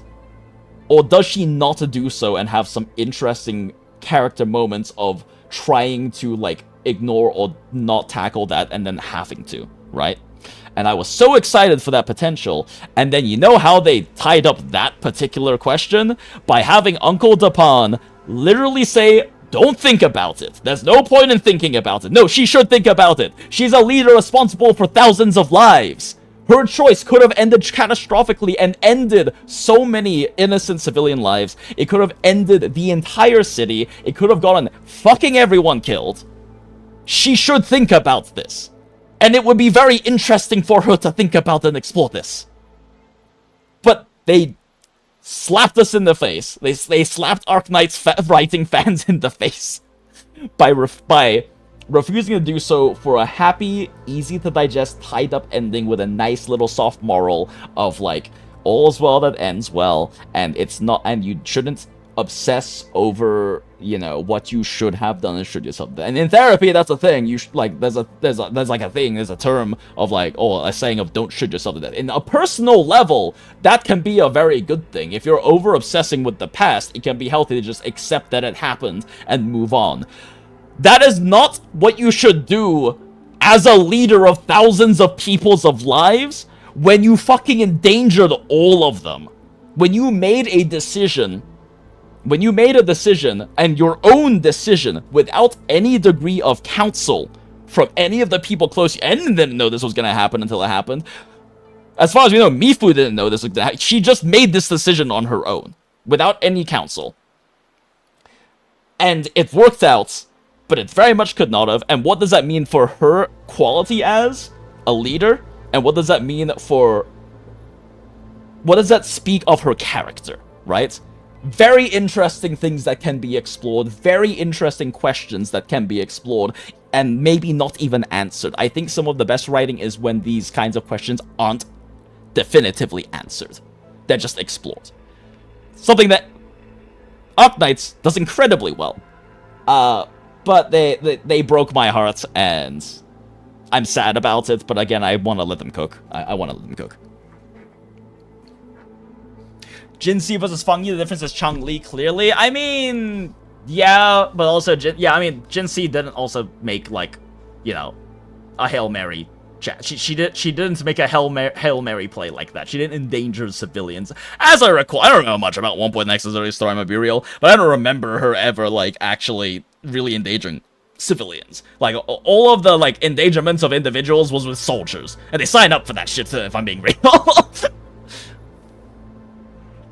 Like, that's the big difference, is that Feng Yi wasn't endangering and wasn't making a decision that could kill a bunch of people who signed up for it. Who were willing to give their lives for the cause, who knew that this is, like, who also chose to believe in her leadership and in her ideals and her way of doing things. She endangered a bunch of fucking civilians, the entire goddamn city. I'm sure a bunch of those citizens were not willing to sacrifice their life for the cause. They just wanted to live normal fucking lives because they're civilians.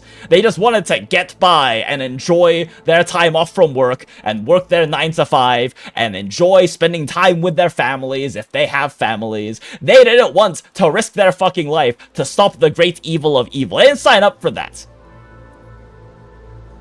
And that's an interesting thing to explore in a story, and it was disappointing. Anyway. I feel like if more people experience FGO's story, a lot of newer gachas will bounce off of them. Yeah.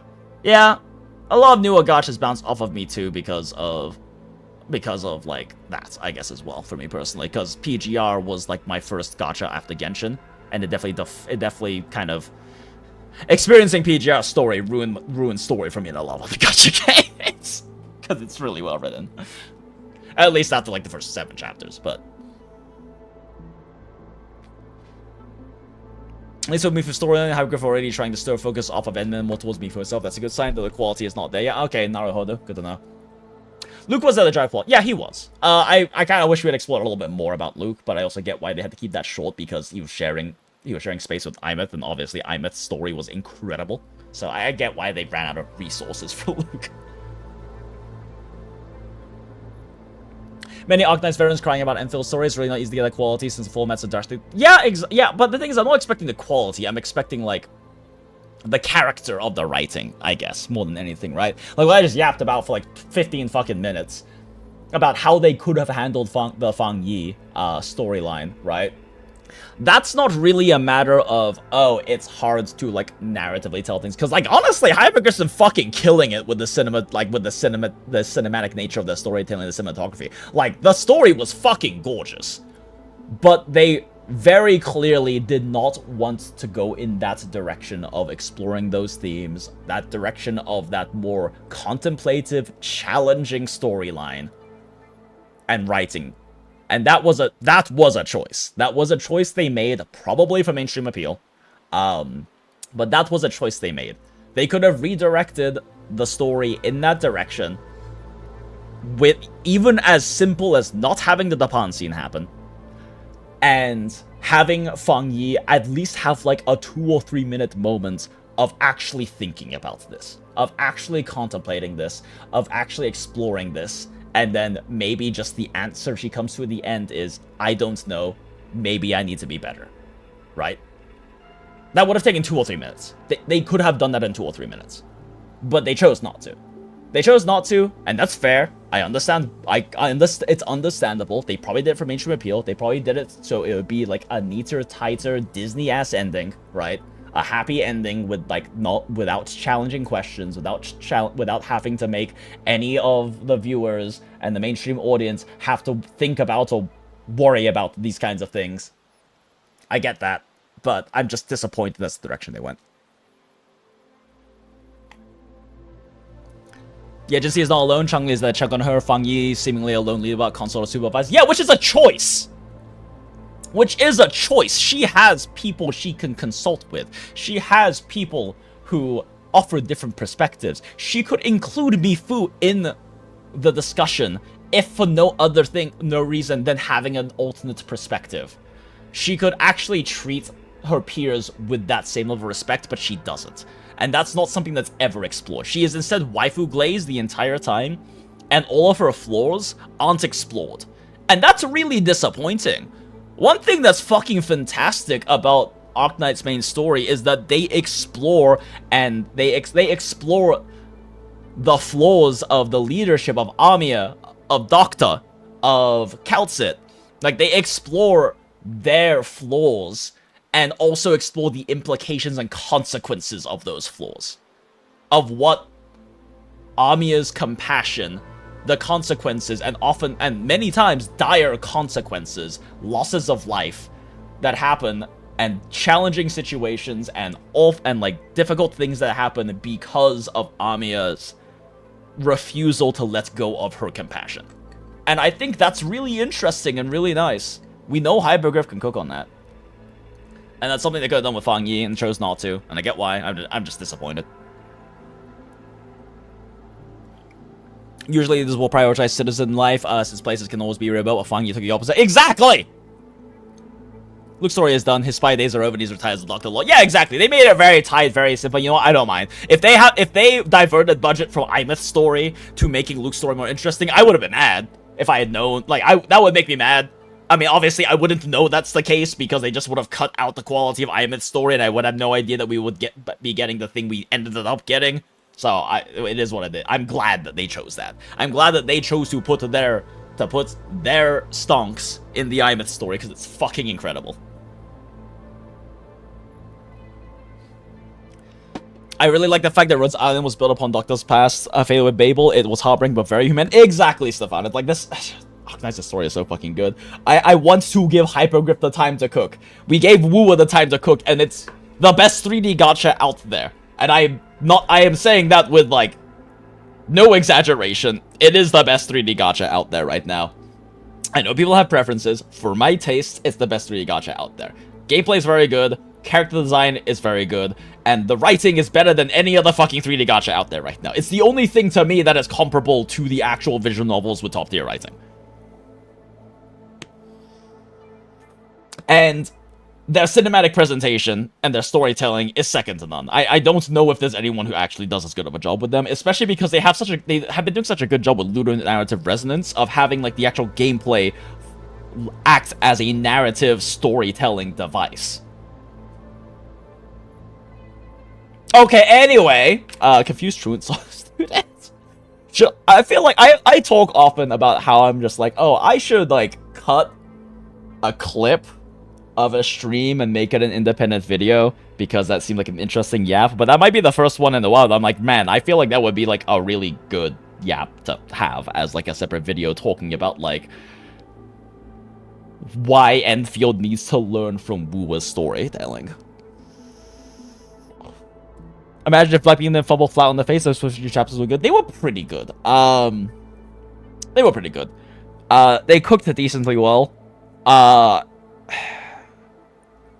still don't think they were close to like the quality. For me personally, I don't think they were quite close to the quality of like top competitors. But they also a new gacha, so that's fine. They had a lot of potential. I'll say that much. Yeah. Where am I? What is this place? All these massive skyscrapers. Are you a student from Star Torch Academy? Yeah, I only skipped the class. Why did I end up in this hellhole the second I opened my eyes? I tried to ask someone for directions, but the moment I opened my mouth, the guy started greeting my entire family in the most colorful language. I didn't even do anything to provoke him. Ooh, so yeah, they are actually like mixing and interacting. That's interesting. That has a lot of lore implications. The world building is kind of hitting right now. You're just a fan of time travel stories that aren't trash because most are trash. That's fair. Yeah, it was pretty neat. If you want a time travel story that isn't trash, play R1999. It is by far the best example in my personal experience. Also, the story of Kristen in Lone Trail is really touching. I've heard that so many times. I need to read Lone Trail. I haven't yet. Looks like we're on the Nightmare TD's radar now. Bonk! Let's move this along. Okay, that didn't do any fucking Finish damage. For Adam Smasher shows.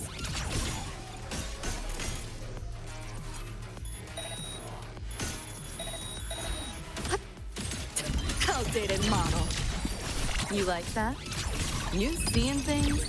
Almost feel bad. 2077! First person perspective with gun! There's like actually very specifically the angle you hold your gun as well. Left yourself open. System purge!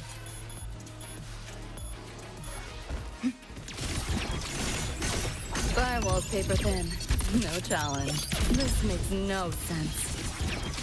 Too slow! Data white! Do I just like unnecessarily overkill these guys? Is there one more wave happening or not? Ah, fuck it. You're under new management. 20. No overload. Very unnecessary. Still funny though. Ooh, vending machine. Why do we have vending machine? AI variety store. Browse items. Small time, small margins. Yo! No return policy. Oh god, I need more pull tabs. You can buy a David Martinez! You can learn to make the David Martinez. Shit, shit, we have to find chest chat. I need more pull tabs. I need more pull tabs! Ooh, a fixer. Hey, show some fucking respect. What do you mean, dog eat dog? Those blockers were supposed to be my hazard pay. To hell with you. I was selling chrome on the street before you were born. Insult me again. I swear I'll blow your jaw off. They ain't chooms, chat. They ain't chooms. If they said choom, it would be for irony's sake. Like hacking on easy mode. I need chests. Give me pull tabs. All this stuff. That's not. There's not pull. Wait, what the fuck did I get pull tabs before? I don't remember. Shit. I know I found some pull tabs before. I was like, what are these? Zip. Like hacking on. But yeah, I doubt we're gonna finish a storyline tonight, but that's fine because I don't want to rush this. I want to take my time and enjoy this storyline and enjoy the night city that they've made for us. This kid is so gas. It's gorgeous. Her kid is gorgeous. It is so fun to be a brain wizard, chat. It's so fun to be a brain wizard. And yes, I call them brain wizards because that's what hackers are in Cyberpunk 2077. They're fucking wizards that use their brains to do fucking cybernetic magic on people. Especially in 2077. Oh, they finally breathed Nightmare TD. That's nice. S0 LD OUT0. Okay. I do kind of miss in 2077. They give you some really challenging ones sometimes. Like some of the more difficult ones are like fucking like 9 characters on a gigantic grid, and you actually have to pre-plan what you're doing. You actually have to try to find it. It's fun. I want to play The band's 2077 frequency is coming now. from behind this door. Ugh, my head's spinning again. Great job, Abby. Great job, Abby. Chest down here. You want Thanks. Really. Fuck, I have to go back up there now. Nothing. But I'll have to take a nap. Just holler. No if you chest, need hack me. glowy vending machine. Wait, you can hack the glowy vending machines? Shit. Okay, that explains. Oh, I was wondering why they were glowing. I thought it was just like. Pick up the pace. I thought it was just like fun little like environmental storytelling. But yeah, I'm a fucking idiot. Of course, the glowing vending machines are hackable. That's what they looked like in 2077.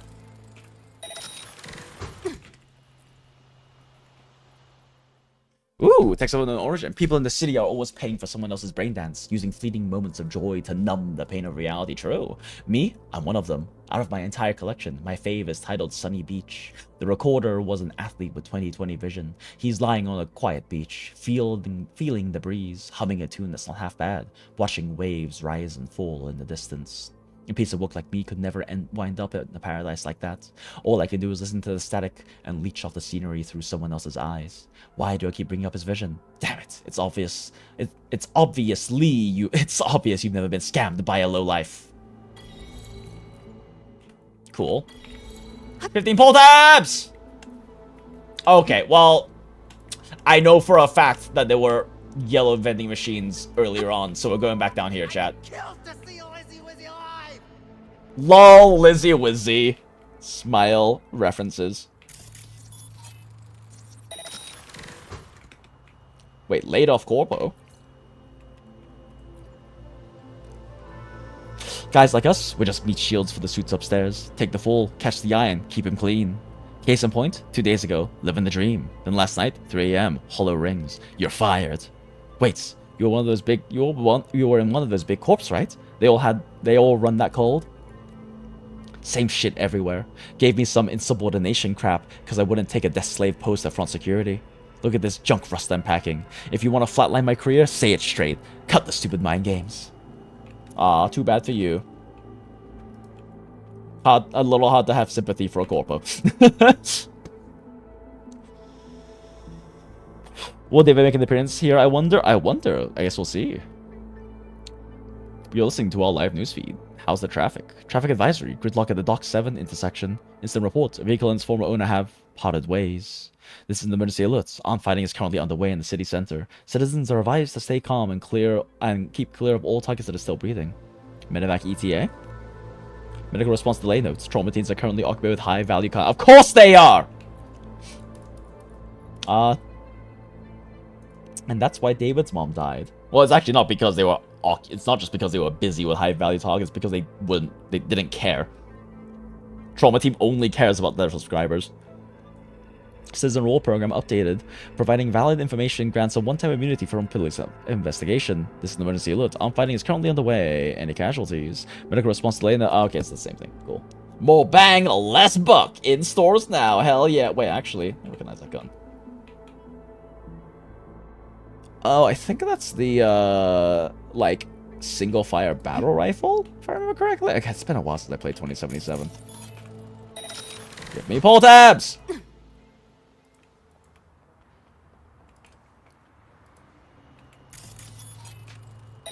Give me pull tabs! Give me chest! What is all this stuff? Yeah, I'm gonna take my time and enjoy exploring Night City. I'm not gonna rush this story. I want to, like, really thoroughly enjoy. Ooh. Text of unknown origin. A bird that yearns for the sky will never be imprisoned by a cage. In plain English, please. Do you want to go to the moon? Huh? Which the moon now only costs 250,000 eddies. And there's a 20% discount if you book for 2. Aw, that's fucking mean. That is mean, game. Fuck you, WuWa. Try not to splatter. Lamau, try not to splatter. Well, thank you for Acid for letting me know you can hack these, because they did not register with me yesterday that these were hackable, and that is literally what hackable shit looks like in 2077. Actively throwing. There's a big outer ring. And there's some deep lore in them as well. Cute little things. I should really do a 2077 playthrough.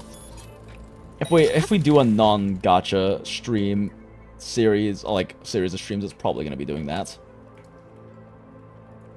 This is really making me miss the game.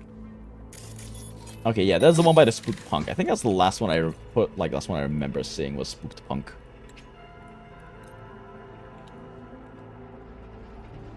Maybe though. Let's head down here real quick. Some change for a vet. Oh, never mind. Just went over there. It's interesting that wasn't highlighted through the wall. Oh wait, no, highlighting the through wall is actually an upgrade. I forgot. It is quite fun to play a hacker though. I just feel combat-wise, hackers like are definitely like my brain wizards definitely just kind of get overpowered at the points, and it kind of kills the combat enjoyment for me though. Is like the only issue with them. Why the fuck did I miss this chest? It's kind of one of the main issues I have with them in 2077. I haven't tried them since the 2.0 update though. They might have done a better job of like working with the systems now, so maybe I should try that. Should we just do like a Lucy playstyle playthrough, chat? And we'll just do like mono wire and hacking? That might be fun. I also am kind of obsessed with playing 2077 on the hardest difficulty though, which really limits your build options. It is very challenging to play a hard melee build on the highest difficulty because you die so fucking easily. At least like a non-stealth melee build. Ready in 2 minutes, chicken flavored chicken. Once you hit a certain point of like investment, it's no longer that big of an issue. Once you have like really good dermal armor and you have Sandeva stands, and you have like a decent enough HP pool, and you have really good melee weapons that can 1 to 2 shot, it's no longer that big of an issue playing melee, but it is not easy in the early game.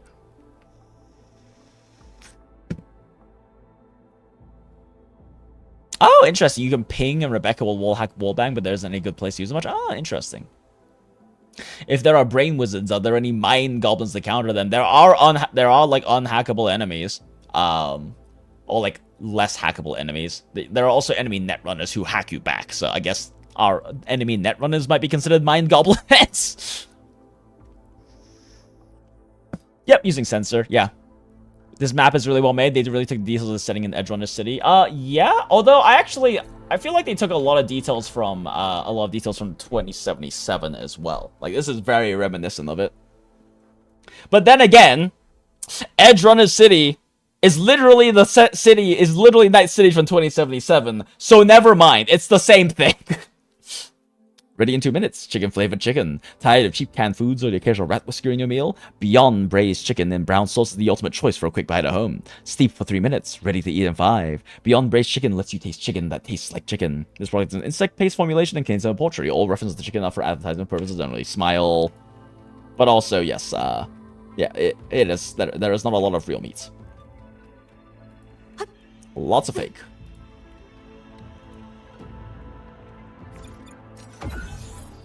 Like hacking on easy mode. How did I miss this chest? How do I hack this? Normally, in 2077, you can see, like, where the through lines are. Oh, it's up there. Maybe? No, that's just water. It's gotta be something I can hack to get in here. Oh, there was a thing. Oh, you have to go up and interact with it. Or maybe not that one. Maybe you interact with it on this side. Yeah, there we go. Okay, it's just one of these. RECYCL RECYCLE1. LD.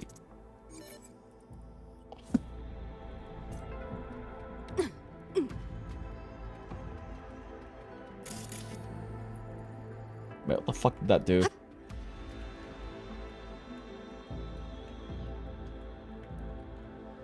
Ooh, what's this? Pass referees, let's go! What the fuck did that do? Like hacking on easy mode. Can I open this now? I hacked the thing. Huh.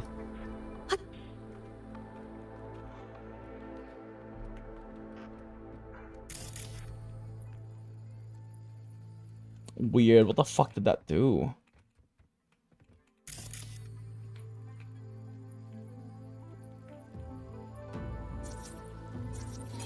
Oh, there we go. There we go. There it is. There's the puzzle. Give me chest! Not your normal Eddies. True, not your normal Eddies. Okay, I think we're mostly out of things to hack around here now. Yeah, so think of earlier, we already checked out in here. Okay, yeah, I think we're out of things to explore in here.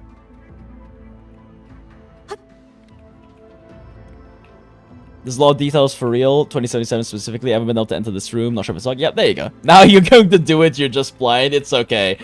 It's okay, Acid. We know you're blind. We done been knowing that. How the hell did they know my name? Like hacking on easy mode. Chest up here. I killed the seal Izzy Wizzy alive! There we go. Yeah, we need to want like it? It's yours. keep locked on to this fucking. Oh look, Lucy's sitting.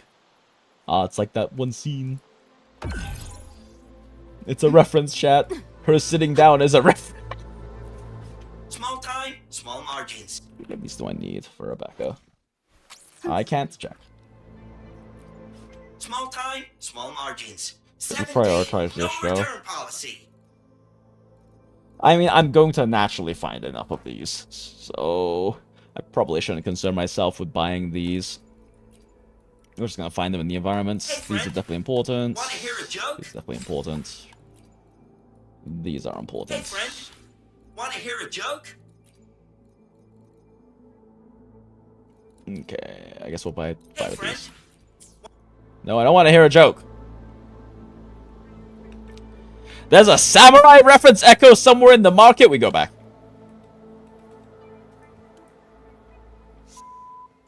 Welcome in, Strujeets. Good to see you. Wait, is it the rock and roll fan? You catch that track blasting from the bar when we walk past? Now that's what I'm talking about. Real music makes me want to Smile. this whole damn city. We've got a Just looked city it to up. burn. Track's called Never Fade Away. Ah, shit. Gotta catch it live together sometime. She has such a she has like such a trembly voice. That's cute. Hell yeah.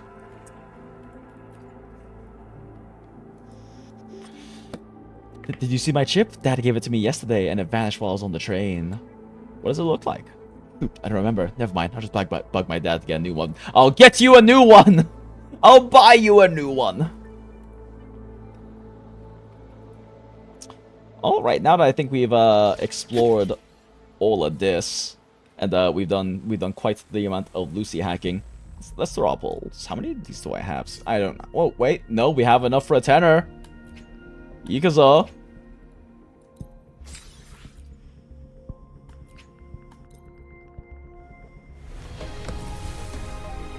Damn, it didn't manifest Lucy. Fucking around in the exploration did not manifest Lucy.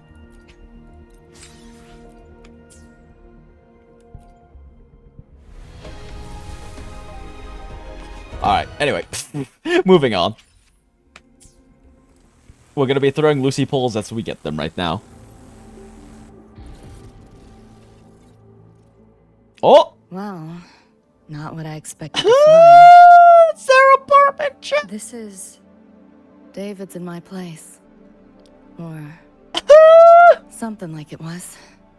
That's the TV he stared Not at, the chats. same exactly, but mostly how I remember it. Ah, that was kind of a heartbreaking scene. This is also where we get the best shot of Lucy's back tattoo, which I actually do want to get Lucy's back tattoo as part of like my first tattoo. I've got like a design going for it already. Always ran ads late at night for anything you could think of, even tickets to the moon. Do you reference the thing, chat? You know, wasn't even as crazy expensive as you might What do you mean think. Q for skip? Fuck you. We just weren't ready for it. Nope. Not yet.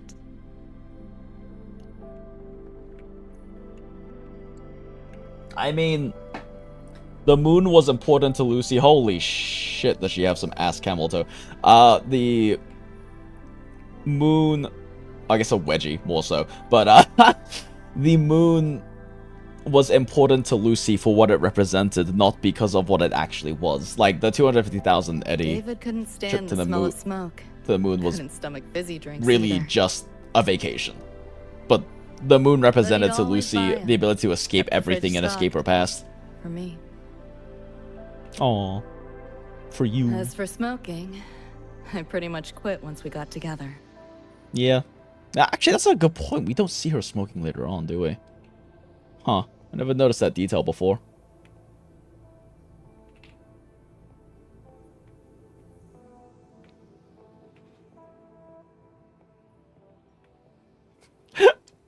The symbol just glitched a little bit, chat. My immersion is ruined!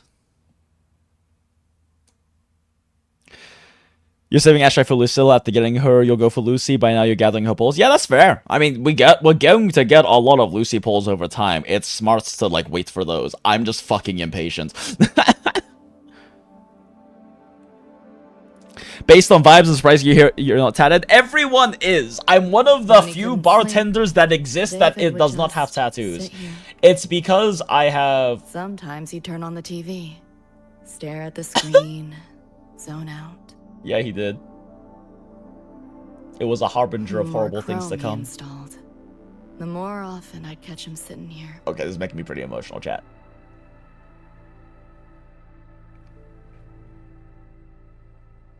Damn, this is, like, actually a really hard scene. Like, it doesn't mean much if you haven't watched Edgerunners. It might not even mean that much if you don't... if it's not as, like, emotionally resonant with you as it is for me. But holy shit, is this, like, a heartbreaking scene. Watching her slowly go around. And, oh, it says Gloria Martinez! Watching Gloria her was walk David's around mom. and have to relive Worked these herself to the memories. bone for him, his future. Then she died in an accident. And that was when everything changed. After that, David dropped out of school, became an Edgerunner. Yep. And that's when he met you. Damn, like, the animation work with Lucy there was fucking phenomenal too. Holy shit. Like, the way that she's, like, pacing about, how they are actually changing up her, like, movement animations. Like, the delicate, somber, bittersweet movements of her slowly experiencing all of these old memories. That was fucking fantastic, chat. Holy shit. Instant replay save. 250k was nothing to them. Becca gave David a 225k tip for delivery for Pila. Yeah, exactly. Yeah, like, it was not, like... It was not money, and like she said, they weren't ready yet, but that's also because, like, the moon was never what... Like, the reality of going to the moon wasn't the point, and wasn't what was special to Lucy. It was this romantic idea of what the moon represented to her, because she wanted to escape it all and escape her past, and she never could escape her past because of what she chose to do to try in her misguided attempt to save and help David is what set in motion the entire tragedy that is Cyberpunk Edgerunners, and is entirely and like is the only reason that Lucy couldn't escape her past in the end. And that's fucking tragic. And Edgerunners is a really well-written show, chat. It's about fulfilling her last promise to David to finally make a peace with his passing. Yeah, exactly. This is, like, really good, chat. This is really fucking good. I mean, like, I was expecting it to be, and I'm very excited to experience all of it because Rexland has fucking praised it so heavily. Yeah. I am very excited for this because this is actually really good right now. Like, this is actually this has so far been a really good epilogue of Lucy like, confronting all of the loss of processing and experiencing the grief of everything after all she has been through, because that's something we never get to see in the original show. The original show ends at that big question mark of the tragedy that has happened, and the question mark of like there is no what happens afterwards for Lucy. There is simply the bittersweet pain of everything that happened, and of watching the last moments of Lucy in some vain attempts of showing respect and tributes, doing the one thing that her and David never wanted and never got to do, which was going to the moon. And it's a beautiful, bittersweet, painful moment, but now we actually get something of an actual epilogue. And it's so far been beautiful. I could probably have done without the Rebecca slice of life shit. It is nice, though, to kind of see Bex be able to, like, be carefree and be Bex, because she didn't get to do that much in her life as a merc, and from what we saw. But this shit is hitting right now. This shit is hitting, and I'm very emotional right now, chat. This collab is giving me emotional damage, and I love it.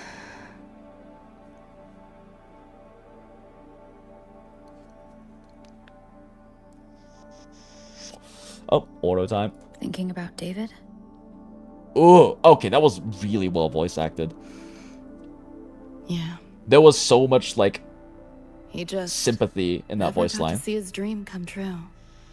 Smasher took that from him. No, he took it from himself. The Ivory Gatekeeper said But I there's no such understand thing as dying in this why you're misdirecting As long as that we towards find the other Smasher. dream band shards and pieces But of even it. if Smasher wasn't there, he still wouldn't have come back after how Not deep he went talking in. about my dream. Talking about reality. Yup. Maybe she That isn't ready to Smasher. accept that. Night City's top merc. Arasaka's most loyal attack dog. At the foot of Arasaka Tower that day, he killed Rebecca. Then, he killed David. But David was already too far gone anyway. Then, the Rebecca... She's not of real, this now chat! is A Yup. ghost. Like David, she's just a phantom, born from my dreams.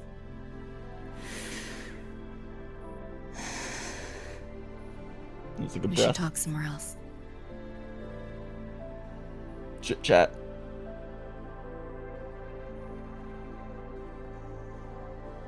This is actually giving me really intense emotional damage. I'm just gonna start recording this entire. We're just gonna record this entire thing. I'm just gonna record this from from this point on to whatever we get.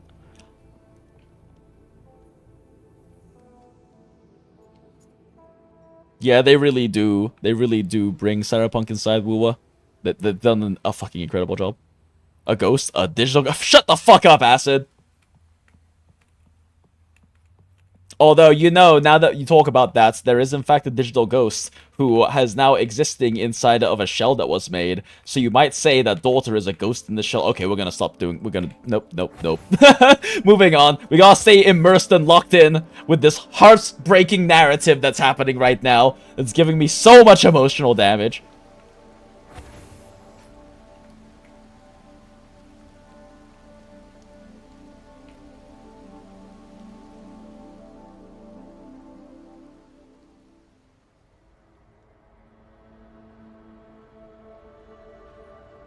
The score is so good right now. Holy shit. Who was their head composer? Because holy fuck, they deserve a raise. The lights, Aw. the city, That was good facial animation work on for Rover.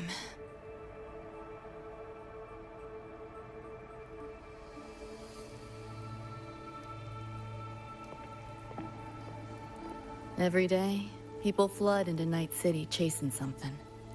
Nobody's dreaming of becoming legends. Bro.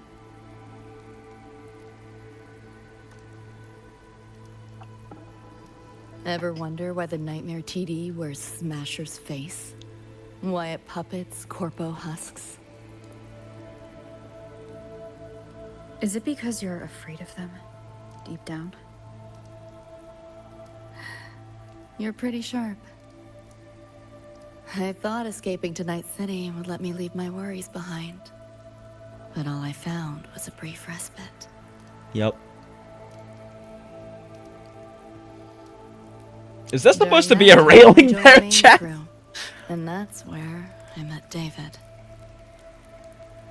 I think this is supposed to be a railing, chat. He There is stuck not it a out railing. school best he could. Took all the bullying. All for his mom's dream. Yup. It's the thing Same we thing with our discussed. crew. A little recognition from me. Yup! He was fully committed. We yapped about this for like half an hour yesterday, chat. He did it all for the dreams of the parental He was figures good. in his life. Truly good. Never for himself. A person like that. Rare breed in Night City. True. And that's why he never laughed at my dream of going to the moon. Only that he'd fly me there himself. He'd fly her to the moon. Let her live among the stars. Yeah, there's not a railing there. Promise always weighed heavy on me. Was so bright it blinded me.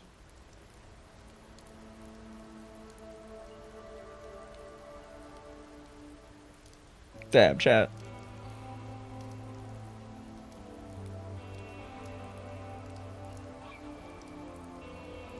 God damn, the facial I'm so glad WuWa has the quality of facial animation they have. Ah! And it's young David, too. Back before things started going to shit. I think that's a really important detail, chat. That wasn't adult David. That was young David. Back before everything went to shit. And everything started descending towards, like, hurtling towards the tragedy that was, like, the outcome of their lives. Because as soon as Maine died, like, that's when everything started going to shit. That was when Lucy made the misguided attempts of hacking that one Arasaka database to try to protect David, which created an impossible to remove rift between them. Because she couldn't be part of the crew anymore. She had to spend all of her time stopping any of the netrunners trying to repair the damaged data that she left in that database to protect David. And that's when a rift started developing between the two of them because she was no longer a part of the crew. It was when David, in an attempt to emulate and live for the dream of his father figure Maine, because he was a father figure, he was his mentor. David started to continue running down that road of probing up more and more, of feeling like he needed that strength to protect everyone, and that he needed to finish what Maine started, and that's where everything started going to shit. I think it's a really good detail there, that is young David.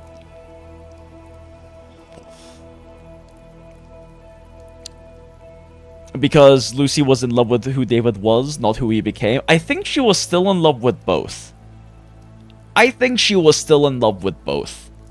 But it was harder to love the person that she became. It was much easier to love the person he was before.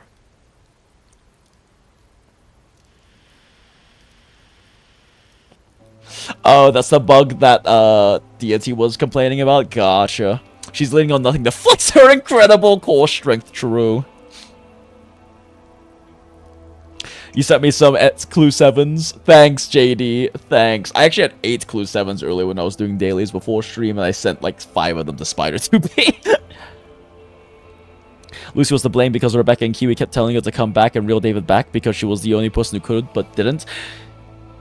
Quote unquote. Yes, the quote unquote there is very important because yes, she was the only one who could reel him back. And she did kind of try to, but at that point the rift was too big. Because she had been gone for too long. She had been too gone from the crew for too long. Like, she does tell him to... She does tell him to downgrade. And at that point, it's too late. That's when he says they should fucking split. But it's because... I mean, it really was, like, a huge result of, like, failure of open communication. Because she never told David what she did in her misguided attempts to protect him. She never explained that the reason why she couldn't be in the crew and why she had to always leave at really important moments when they were having really important discussions, including that one where David says they should split, because she had to protect, like, she had to protect the deleted data that she deleted that pinpointed David as like an Arasaka target. And it's heartbreaking and tragic, but it's also one of the big things I kind of took from Cyberpunk as a story personally, is I've always thought open communication with your paramour, or paramours I guess in my case, is very important. But it really brings that home for me. It is part of why I want to get Lucy's back tattooed on my arm, is to act as a reminder of how important that is, because it's very, there's a lot of potential that the tragedy of David Martinez and the people lost around him would have been derailed more if she had simply been able to openly communicate with him, but she couldn't. That was always a huge character flaw of Lucy's, and a huge part of what, that's the fucking train crash of the tragedy that concludes Cyberpunk Edgerunners, is that she could never learn to be emotionally and vulnerable and honest enough to David in that way. It's really a classic problem with couples. Yeah, that's why I'm so big about open communication. I'm very much to a fault, honestly. I'm probably too honest with my partners. I can lack tact sometimes. That's also what Dorio tried to do for Maine, downgrade, but Maine didn't listen to Dorio anymore, like David didn't listen to Lucy. Yep. And I think that's part of, like, I think that's also, again, the whole David carrying on the legacy and dreams and the image implanted in him by the people he cares about, by these parental figures that he lost, because he is emulating Maine in that way. He is emulating Maine in that way of refusing to downgrade, because that's what he learned from him. And, like, it's established in that one sequence where Maine is going through cyberpsychosis and sees his past self, that he believes he has to keep moving forward, and he has to keep running forward. And that continual run forward is the continual chase of chroming up more and more for him and pushing his limits. And David very much took that from him. And then eventually that flaw took everything from him. That was a pretty good line. That was a pretty good, that was a clever wordplay. I'm a stroke my own ego about that. That was pretty clever wordplay, chat. At the time, David was rather unstable, especially with how many upgrades he kept adding to his body. Lucy judged it better to keep him in the dark about what she did. Yeah, but she also never... I mean, she obviously had lots of opportunities beforehand. Like, she never made that leap of being willing to be honest and vulnerable enough to David. Even if at that point, she thought... She had her own justification, she always did. What you're saying, Stephanus, is a justification she had for that. And I understand that justification. But at the end of the day, it was a justification of hers. Yeah, she judged it was better to keep him in the dark about what she did. But that is also what led to the tragedy. Her not trusting David enough? Yeah. She has trust issues. She couldn't be vulnerable with him because she has trust issues. And not because she doesn't necessarily trust David, but because she doesn't necessarily trust what David would do if he found out. Which is fair. He must have been very important to you.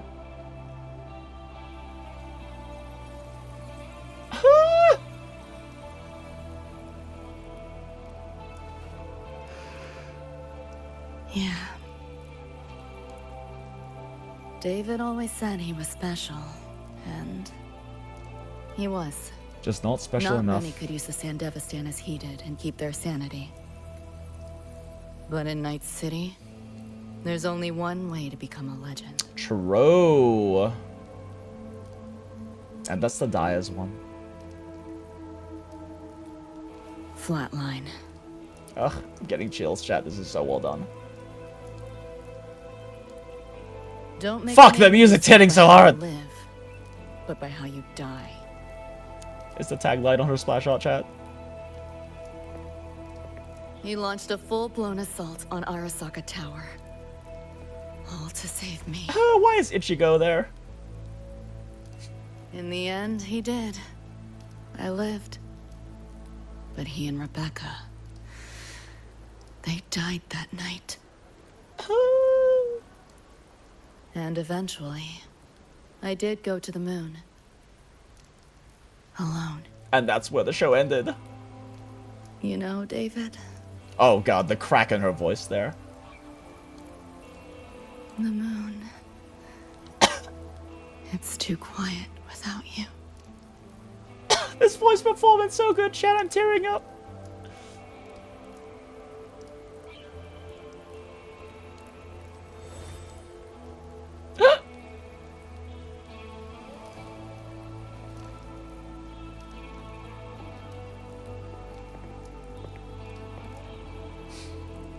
I'm trying not to let my immersion in the emotion of the story be ruined by the lack of railing. Legends come and go. His might fade as so many others have. It does. We actually know it does. It's But canonically I won't confirmed in forget. 2077. Good. I never will. Even if it hurts.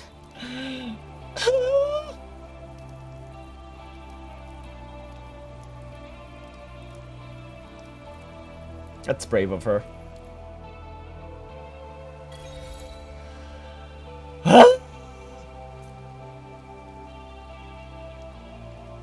Chat, the emotional damage is so real right now. Fuck. Yeah, that made me tear up quite a bit. We haven't hit the point of bawling yet, but that definitely hit. Fuck. Fuck.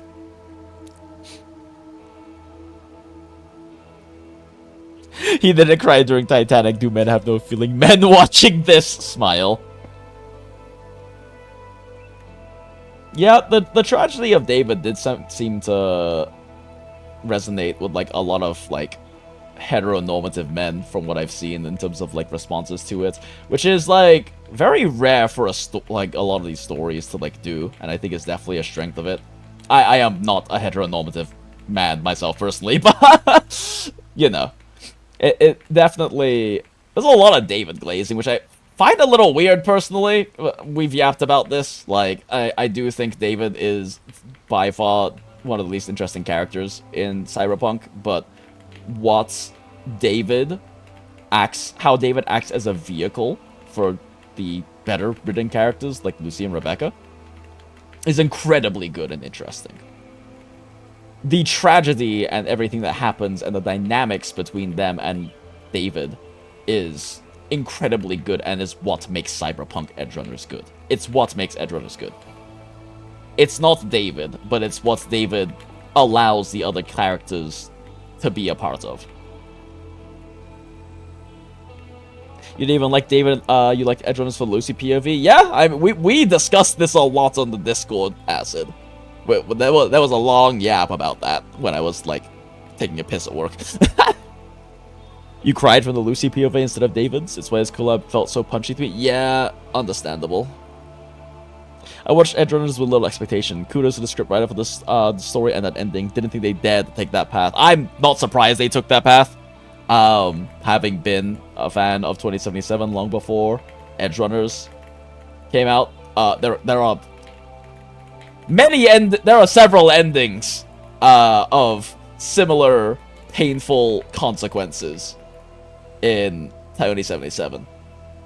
But that being said, yes, very, very much kudos to the scriptwriter, to the writing team of Edgerunners. I mean, Mike Pondsmith was involved, I recall, maybe? I think he was.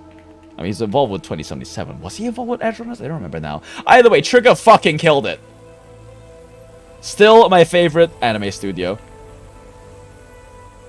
Whenever I do get around to working on my writing, definitely, like, the dream would be to have Trigger animate, like, an anime of it. I don't think that's ever gonna happen. I don't think an anime of it's ever gonna happen. I don't think it'll ever be that good. I want to do it for the sake of doing it, and not... I doubt it would ever be that successful, but... That would definitely be the dream, would have Trigger animate an anime for it. Damn, okay. Fuck. Oh, can we go back? Oh, we can go back in. Ah, shit. Damn. This room makes me really... I love that they recreated this entire room in-game. That's fucking crazy.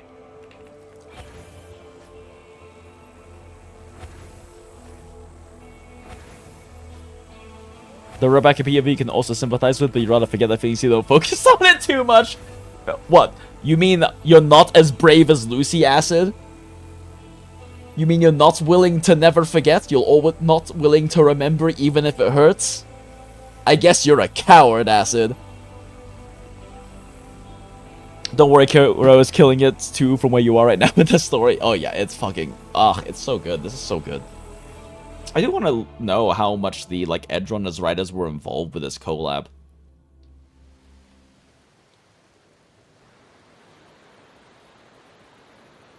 It's okay, though, Acid. I don't think many of us could be as brave as Lucy. Seem like they're in the same place now. This way. Watch out! Fuck, that scene was fucking... That was such a good scene, chat. I'm definitely not biased with how much I love Edgerunners and Cyberpunk, but best individual scene we've ever had in WuWa. Even if some Imeth ones come close. Let's go! No more slight. Yeah, let's go! We fucking knew she'd fucking have an amazing entrance with Linnea's bike. Confirmed Rebecca can drive. Yo, motorcycle sequence.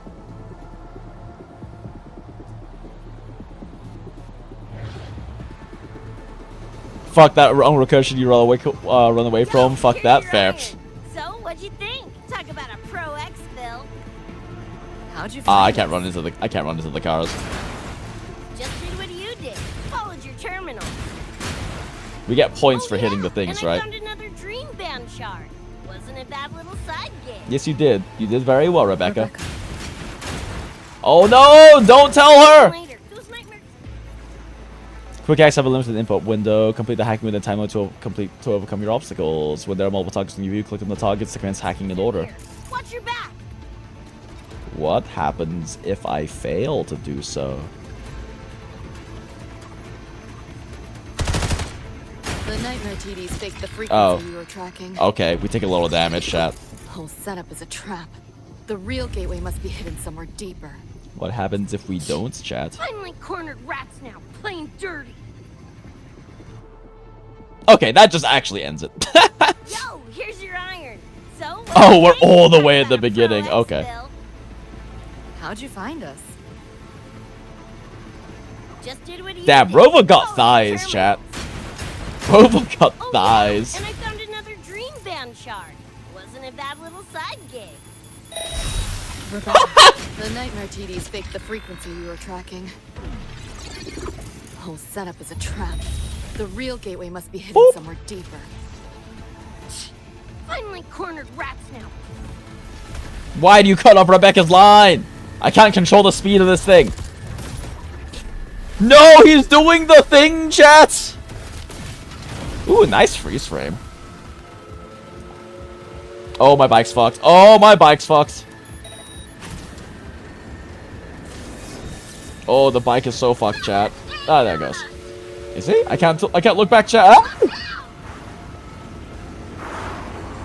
Oh, neat little perspective change. Tap to quit? Why would I quit, chat? Why would we quit this beautiful scene right now?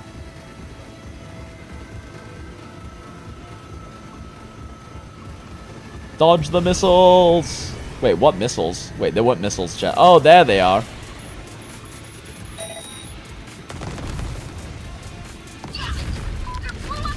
Yeah, he's... Oh! The road below is still intact. We'll go that way. Clear mind. Nice. We don't really get much input in this scene, but it's fine.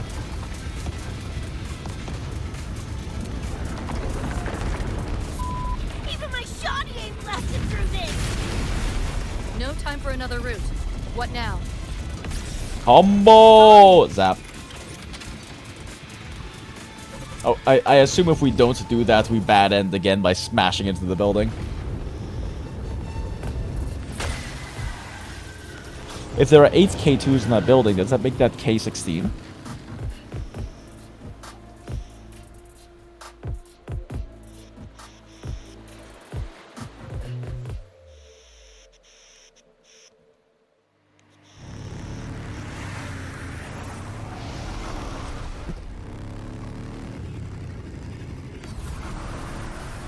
A little bit of fun action to break up, to add, have some nice pacing after all that fucking emotional shit that just happened. Oh no! Oh no! Rebecca! Zoom in there! You have to go in the right hole! Find the right hole, Rover! Go in the Rebecca hole! Oh, she made it. Lucy cannot go in the Becca hole. Oh, fuck! At last, those pesky flies have buzzed off. You drown in fear, choke on it. Surrender, and I may let you live. Fuck you, Smasher. Bold and foolish. I wonder if at the end of the storyline, Lucy's gonna have to... Lucy confronts the fact that Adam Smasher wasn't the reason David died, David was. Because she's very much misdirecting all of her anger towards him instead. But like, genuinely... Face it, they're not coming back.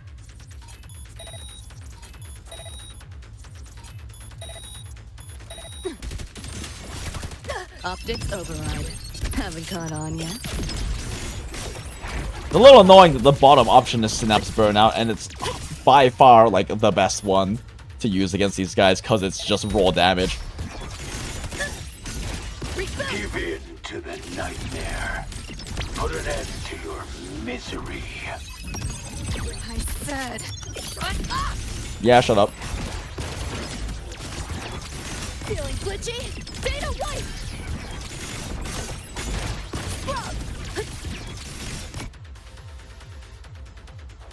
We got a save ult for Adam Smasher, save ult for Worlds.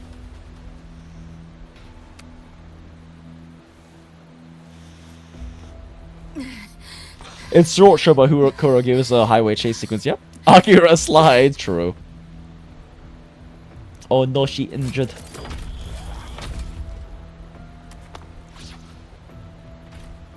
I grow tired of watching you struggle. See you in hell, pest. This man is a hell of a codpiece. Sorry. Oh! You know, in 2077, those fucking arm missiles are so weak. They're like by far the worst arm multi.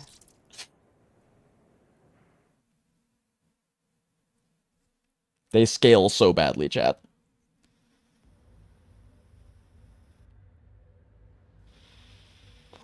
Although then again, I never did an explosives build, so maybe they're a bit better in an explosives build. Run! They're coming! They're right on our tail! Oh? I'm hit! Please, please don't leave Oh me. no! Oh fuck, chat. This is when she escapes. Mercy! Help! Oh shit, this is fucking heartbreaking. Oh, we never... Oh, fuck. Okay, I'm tearing up a bit again. Oh, fuck, chat. This is... Oh, shit. We never get this deep of a look into that moment. We just get a very short little scene of this as she's retelling her past to David, but now we actually get to feel it. Oh, this is gonna hurt. Oh, this is really gonna hurt. Fuck.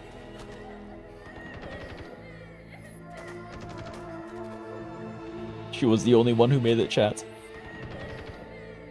She just kept running. She never looked back. She just kept running. Even after hearing all of the cries and screams. All of the pleas for help from her friends. She never turned back, chat. She just kept running. Aw, fuck. So many chills. The emotional damage is so real, chat. Their blood is on your hands. It's unfortunately actually true. If not for you, David and Rebecca would have survived. Fuck, that is actually really true, chat. Enough. Oh god. Lucy's voice performance is so good. That hurt to hear. The way that she just said enough there fucking hurts to hear.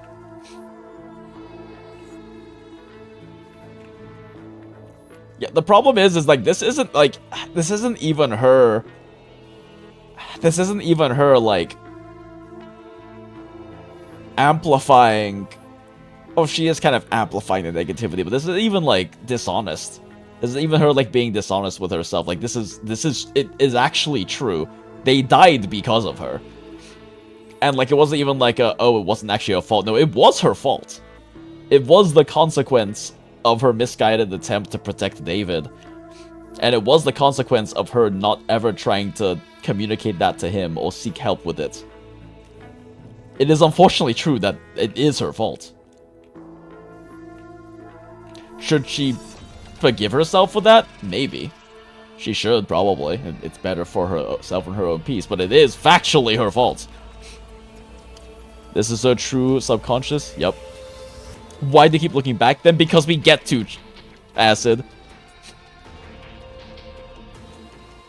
A lot of people you watch miss this fucking thing. How do you miss this?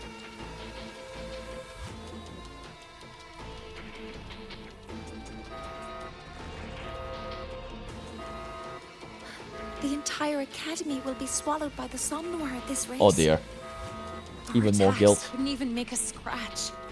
We're at the end of our ropes. You put them all in danger. Okay, this is probably just like projection. Shut up! Fuck, this hurts, chat. This really hurts. Oh!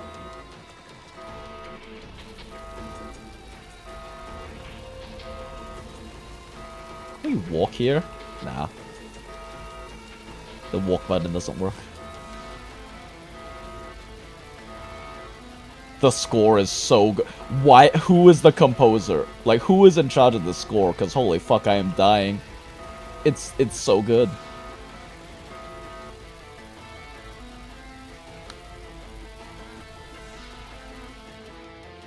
Holy fuck.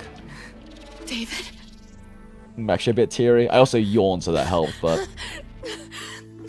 Oh, fuck. Wait. Don't leave me! Lucy. Her voice act. Oh, we hear his voice. Her voice I'll actress see you on... too. Ah!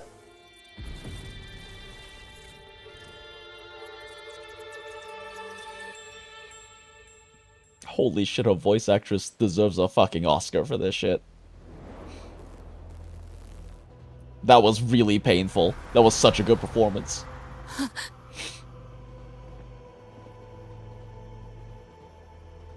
Yep, there are some tears falling now. The emotional damage has reached the breaking point, chat. Are you feeling alright? No, she's not feeling alright, Rover!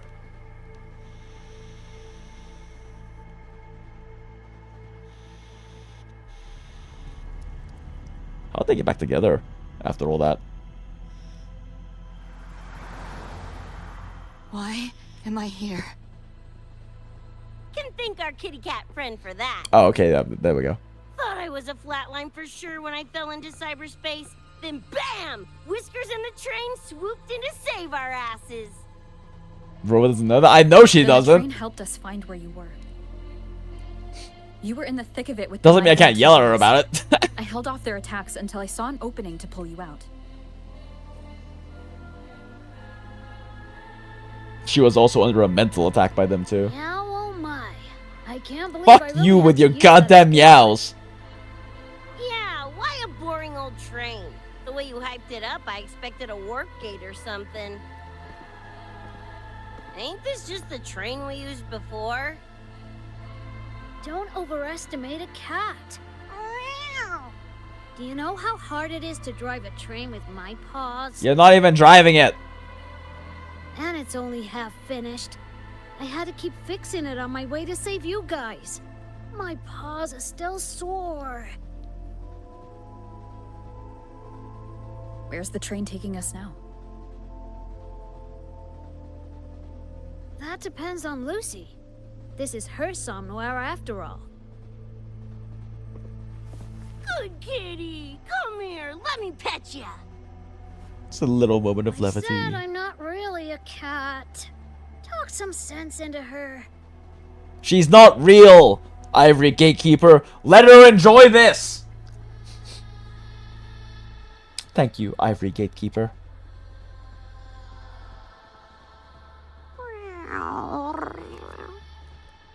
That was a pretty good purr. Anyway, we may have escaped the nightmare Tacit Discord for now, but it will be waiting at our destination. Let's take the long way there then. You See must the be crowd. ready to face it when the train stops. Oh no. If I die, the nightmare TDs go away with me. No, Lucy! Although, you don't really have that much left, but no, Lucy! Quit yapping like that. Listen, that's the nightmare frequencies talking, not you. Is it? We'll piece together the dream band, get David back. Is and it though? blow that Chrome Dome to f***ing smithereens. She, like, genuinely does not have anything left in her real life. David isn't coming back. Like hell he's not. He isn't real and neither are you. Back in our world, David's already dead. And so are you, Rebecca. You both died that night. Atom Smasher killed you. Oh no.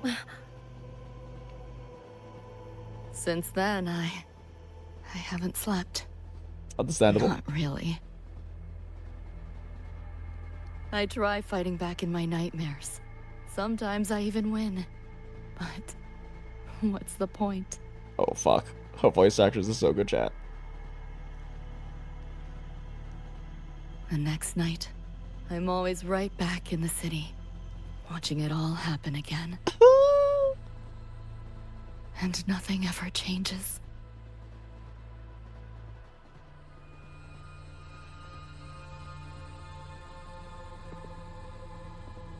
You're such a weirdo. Knew I was dead from the jump. Oh.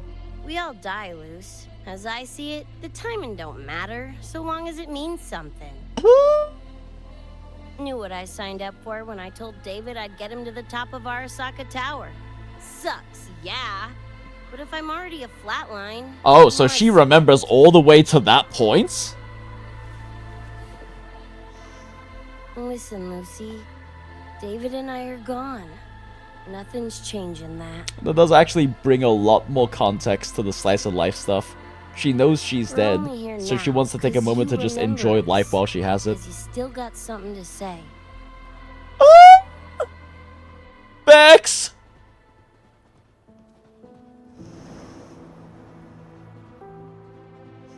Holy shit.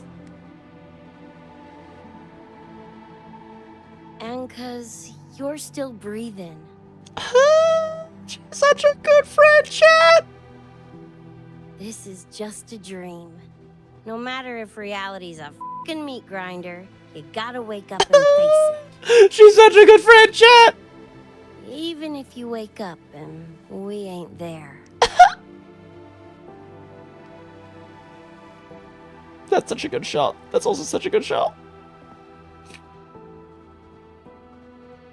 Lucy, I can't promise that you won't have nightmares again. But at least this time, we're here with you to face them. Power of friendship, Rova's specialty. Don't think it's ever hit this hard though. This is like a genuinely an inspiring moment. This could have so easily been so cheesy and corny, but it's not, chat. And I'm not biased at all.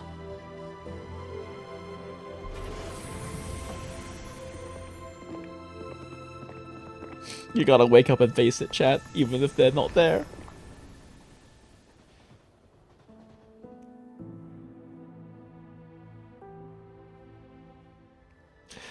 Oh, so much emotional damage!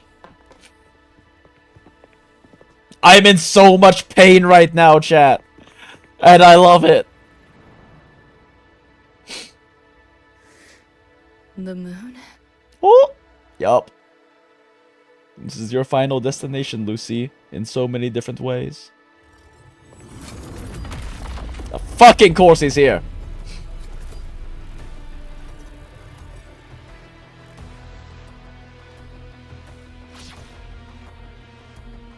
She's ready to face him, chat. Come on, you knockoff piece of shit. True, he is a knockoff piece of shit. Okay, I want to make sure I save that. Take pleasure in your struggle. Here, enjoy. Sounds come forth. Hopefully this helps. Need to build up Forte. Strike from the shadows. Like and bang. Shut your stinky Save yourself the effort. Die quietly. Do your work. Let hand. What's this? Open wide. Eat this. Come on. Eat less. Loser. You cannot escape. Ah, I should have canceled my... Oh, the hack can damage it. Oh, he's just healing, I see. You're souring my mood. Damn it. Our bullets ain't doing a thing. Go get the shard. I'll stall it. Help me in. Got your back. We'll leave David to you. Punch it, Lucy. After I do a full rotation, sure. Ah, no full rotation.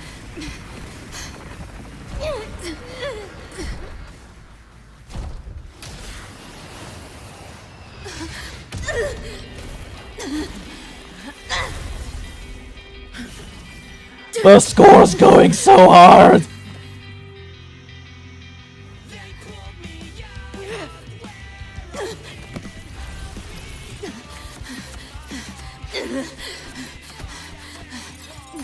She's not looking back, chat. She's moving forward and not looking back. Friends! WuWa friends! Yo, let's go, students! Fuck those Cobras up!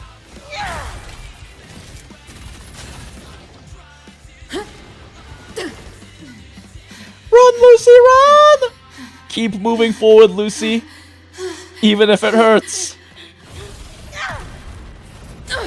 This time, don't look back, not because you're afraid. Don't look back because you trust your friends! Huh? It's so good, chat.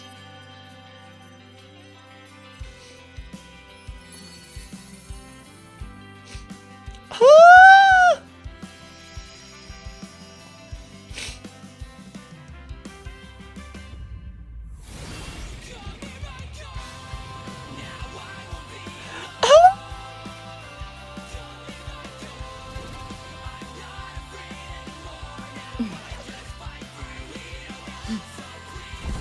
I'm really loving how they've been doing such a good job having Rover act as an enabler for other characters' emotional arcs in WuWa the past few patches, and they're doing a really good job here with it.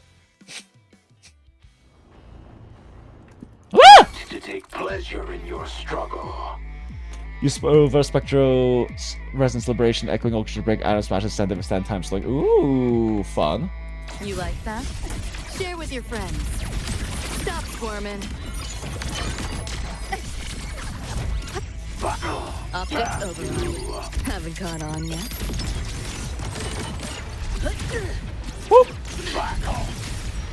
Feeling glitchy? That door's open! You're under new management. Bop, bop, bop, bop, bop, bop. Deleting your ass. Yeah, delete it. Swift and Delete his ass. Expect much, Strike from but the I shadows. did expect more. Ah, fuck Hopefully you. this helps. No hesitation. Like and bang! Ha-ha! Yo, look alive! That hack burst is very nice. This rodent can scratch. No! Becca, no! Not this time, motherfucker! This time you're going down! Huh? She said it!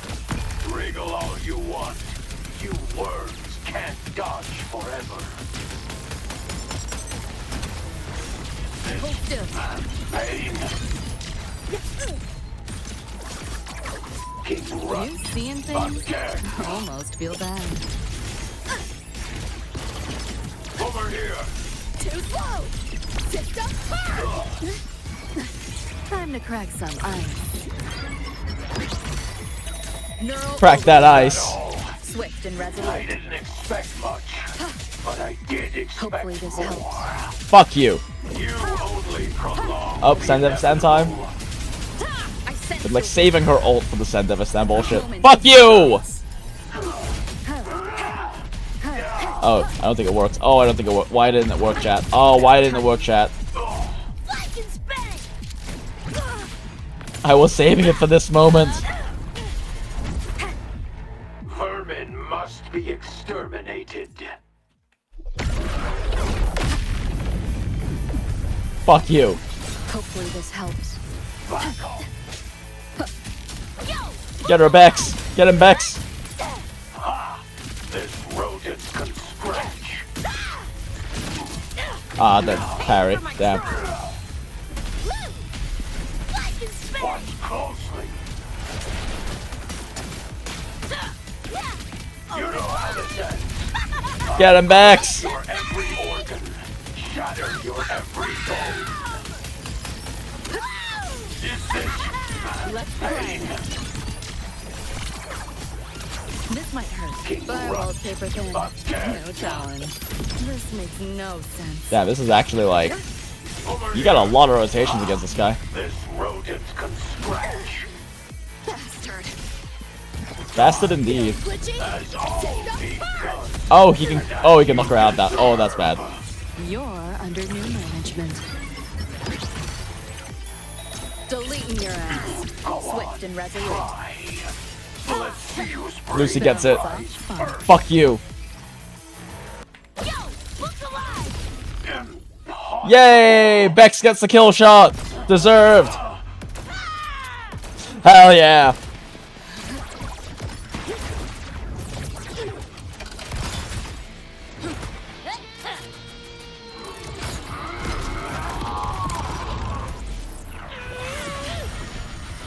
Oh, thanks, Abby. Oh. Oh! Yay, Rover! The ult did the thing this time. Ooh, Havoc mode. Hell yeah, Bex! Anti-air fire! Is she riding the missile?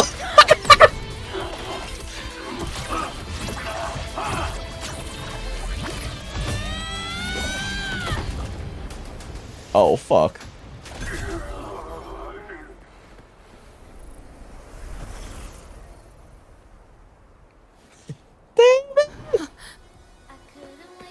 Don't you fucking dare play this track right now!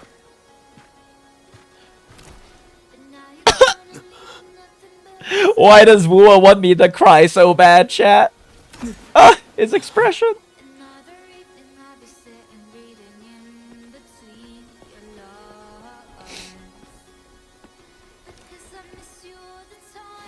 She does miss him all the time, chats.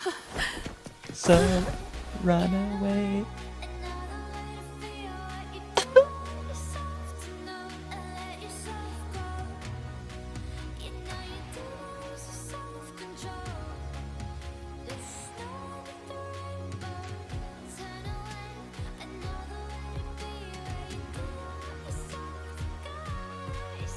Rover, right? Nice to be good to finally put a face to the legend. You wanna do it your point of view. Heard a lot about you from Rebecca and Lucy. Waking up, saw everything you guys had been through. Like fighting a nightmare. Sorry for all the trouble. And thanks.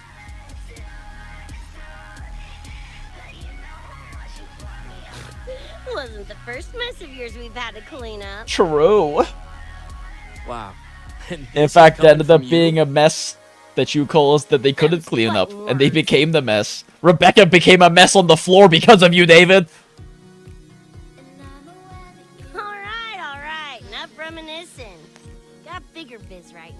don't you?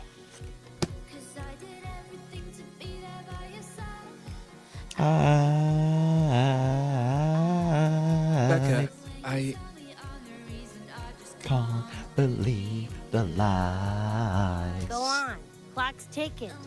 I still wanna call you. So what do you wanna do? It's your point of view. Guess I should not cry for the 4th time again today, yup. Still think it's a really important note that it's young David here.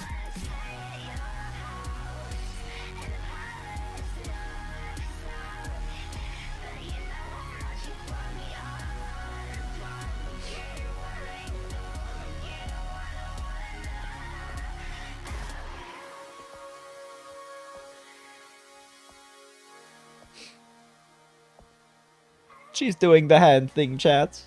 No! Oh, the facial expression work in WuWa is so good.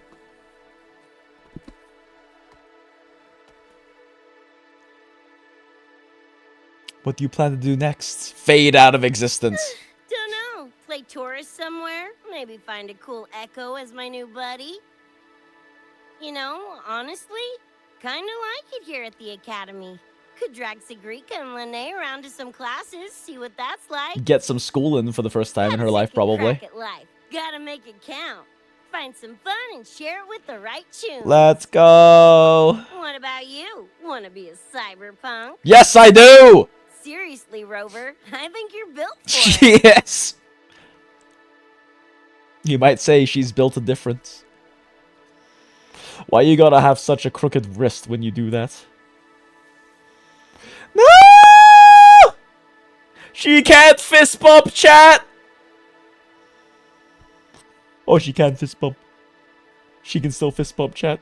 Her fist still exists. The Rover's hand just fade out of existence at the end there.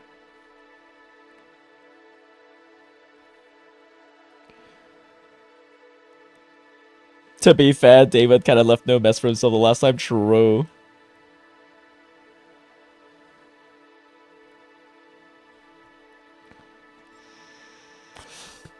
This is Ignore my messages, focus on the story. Oh, don't worry, Acid. I was ignoring your messages. I was very focused on the story. Companion now, bearing witness.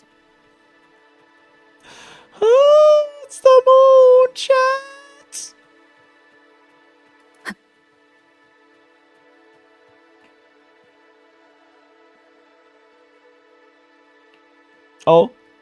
It's slowed down. I thought it was gonna trigger a cutscene. Not yet. Lucy.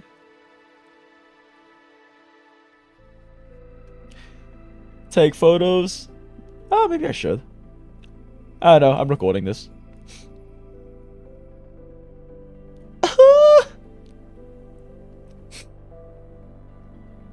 When it was all over, I went to the moon. Alone. Oh, Lucy. His eyes. The sunlight was way brighter than in any BD. That makes sense. Lucy. Got a place there too. It's small, she got a place in the modest, moon. but I like it. Lucy. Oh. I'm not real. No. I'm just a dream.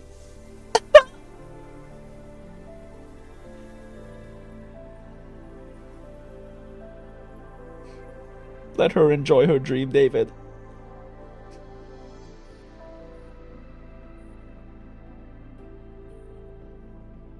She has to wake up eventually. Time for you to wake up. No, let her enjoy a bit more, David.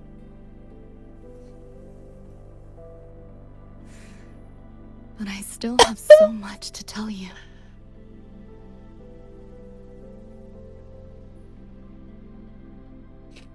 I know. Me too.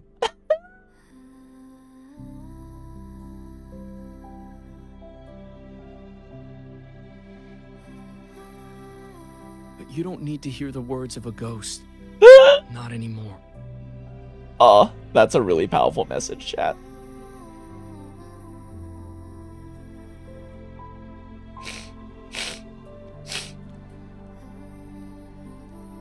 This is not in the moment where I say I'm not crying, you're crying, but I'm definitely crying, chat. I'm definitely crying and it's deserved. The emotional damage hurt so good, chat.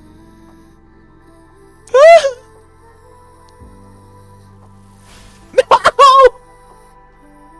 Fuck you, Kuro, that hurts so bad.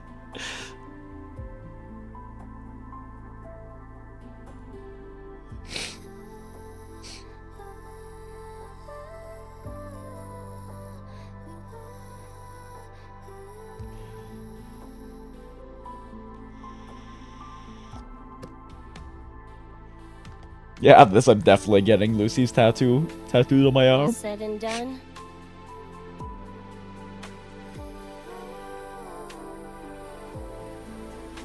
Rebecca, no! She's the best, bro. Can't handle all this mushy goodbye crap. I was initially a bit bothered by the slice of life Rebecca stuff, but it's so much more emotionally impactful now. Knowing that she knew she was a ghost the entire time.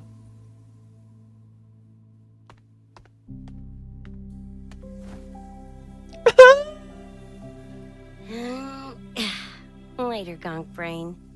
Take good care of yourself, you hear?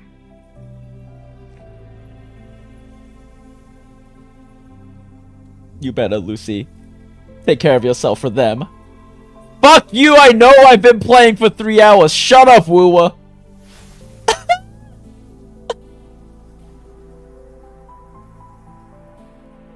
I wanted to paint this, chat. Their frequencies are gone. Dot indeed, chat. Even though it was all a dream, I'm glad I got to see them again. I'm glad you got to see them again too, Lucy. I'm glad you got to process your grief. It's a very important thing to do. Lucy, ... Abby just hanging out. A while longer. Gonna head back to the academy first. Clean up the mess those nightmare TDs left behind. And after Fuck that, the score. I'll let tomorrow decide. Holy shit, chat, that was so good.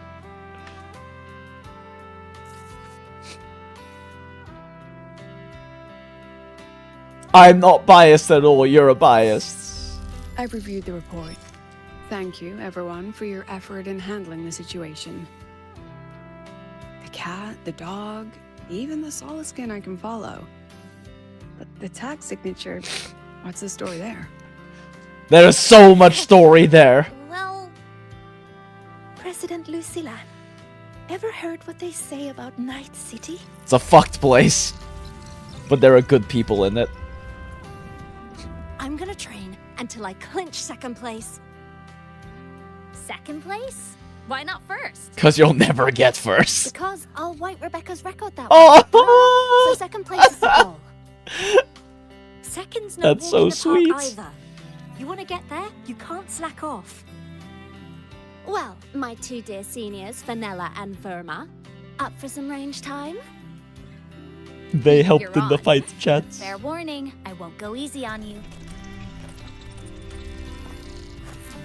This is literally just a playable Edgerunners OVA. It actually is. Sectors are back to normal now. That's like such a good way to put it, Couldn't Acid. have done it without you. Calculations of yours made all the difference. Didn't imagine that the Somnoir's depths could manifest as your moon. Yeah, a train to the moon. Wouldn't believe it if I hadn't seen it myself. Makes for one interesting case study, doesn't it? Did you get to say your goodbyes? A quiet exit was the plan, but a certain cat had other ideas. They deserve a proper goodbye, Lucy. Couldn't mind its own biz. Of course it couldn't. I'm glad it didn't. Oh, Sigrika, she just like me for real, for real.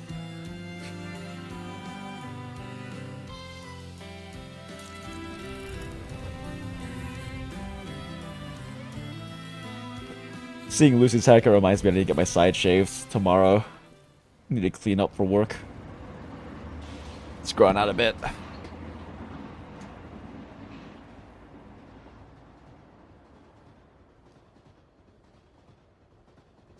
There are many tears on my face, chat. And I love it. You'll be waking up in your world soon. Lucy, Once you pass through the gateway in the Sang Noir's depths, you'll return to your world. Everything No! that happened in the High Roy. Don't let it fade like a It'll dream. fade like a dream. Well, hopefully, even if the dream is gone, some of the burden on her shoulders will be lifted. Too bad. But it's for the best, right? For the stability of both worlds. Tied up all your loose ends. Yeah. The Academy's biz, my own. My eyes are All itchy tied from up? the dried tears, chat. As far as dreams go, sure was a long one. Yeah. Worthwhile long one. Wow. There is a method somewhere in the Sang Noir to let you stay. Please stay, Lucy. It's actually not the best for you is to not, but stay, Lucy, stay. No, Lucy, don't Thanks. stay. Have But the I wanna go bravery back. to wake up and move forward. It's their wish. And mine, too. Yup.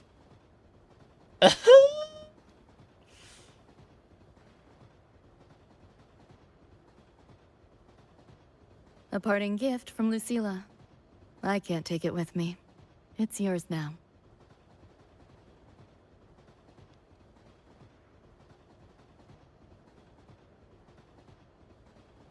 Thank you. End of the line. Time to go. Rover doesn't know how to process that, thank you. Rover's had many goodbyes, but that doesn't make it any easier.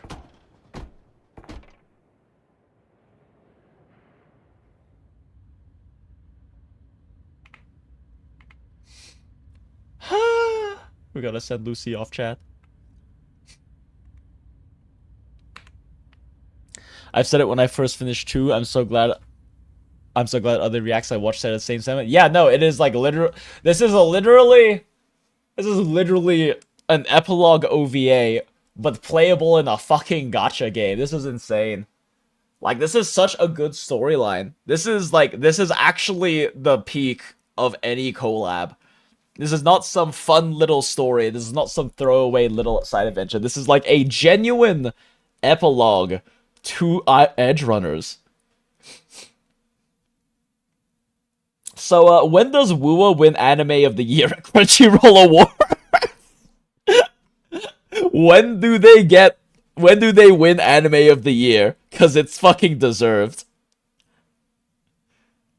Like, fuck Demon Slayer. This is way better. This is such a better narrative.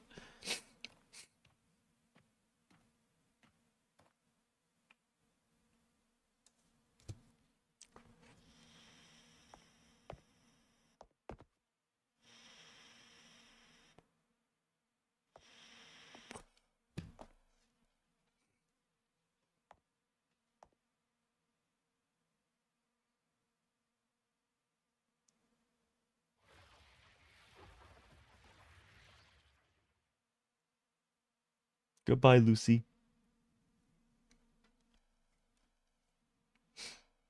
It's time to wake up, Lucy.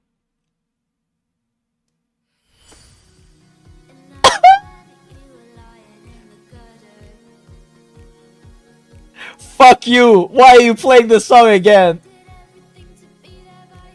Why do you want me to continue crying? Kuro, fuck you.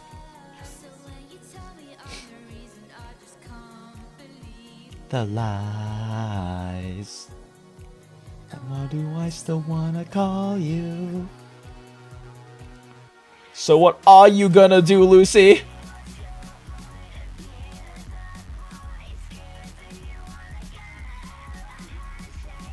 I need to put this track back in my playlist, chat. Wanna go?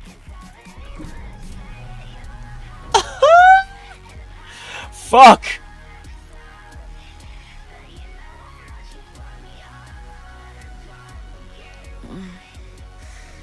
Did I fall asleep?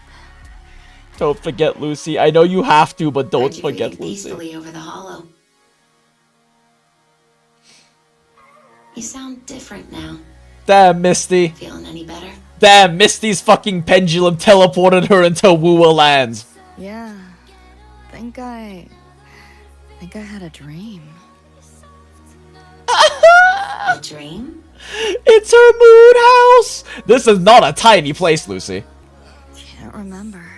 It's kind of fuzzy. She doesn't remember, chat. But some of the burden has been lifted off her shoulders. But it was a good dream.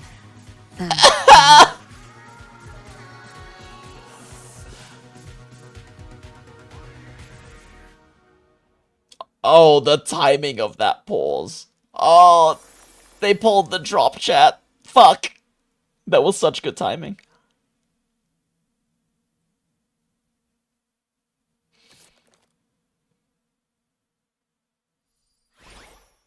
They pulled the so what do you want to do? Ah!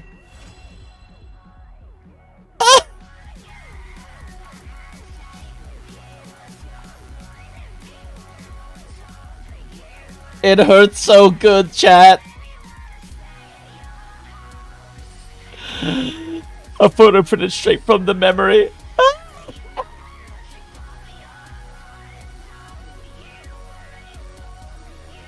I don't wanna go. I don't wanna go, chat. I don't wanna go. This is probably the best collab we'll ever get in quite a long ass time. Jesus Christ. I don't know if we'll ever get a better collab than this. Like, I genuinely don't know if we'll ever get a better collab than this in a gacha. Because,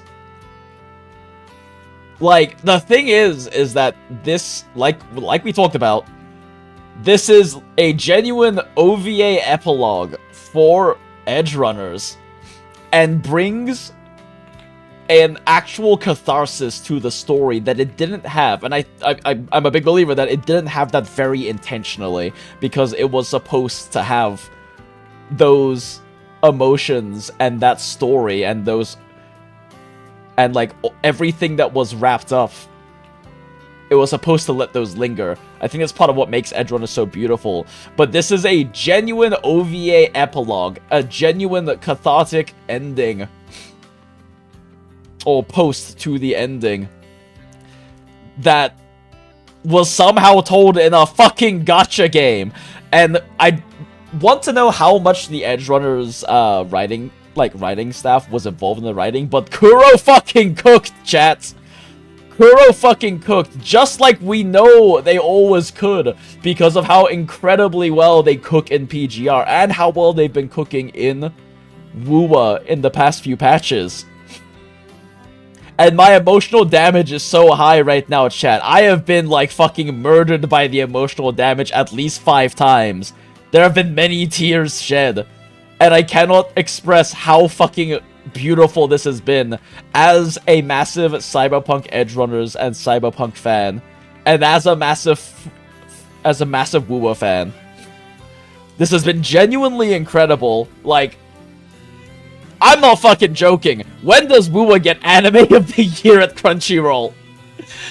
Because Edgerunners was like, Edgerunners along with Rerun were like in my opinion, the only 2 deserving anime for Anime of the Year at Crunchyroll Awards in, like, many years at this point.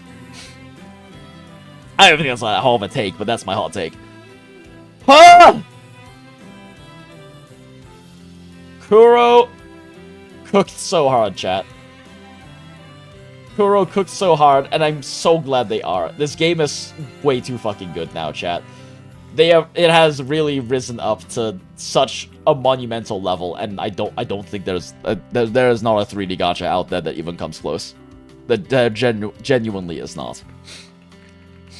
They have really taken what they've managed to do in PGR with how incredible their writing is and how incredible the characters are, and they've managed to apply that to one of my absolute favorite franchises and favorite anime in existence, And they have managed to actually create an incredibly beautiful, cathartic epilogue to that story. To something that absolutely could have just been an epilogue OVA. Like, we actually got one for MHA that was really nice as well. And it's incredibly beautiful. And, like, this goes beyond being a good collab. I genuinely don't know if there's ever going to be any kind of collab this great. Because of the fact that it is such an incredibly beautiful continuation of the original source material.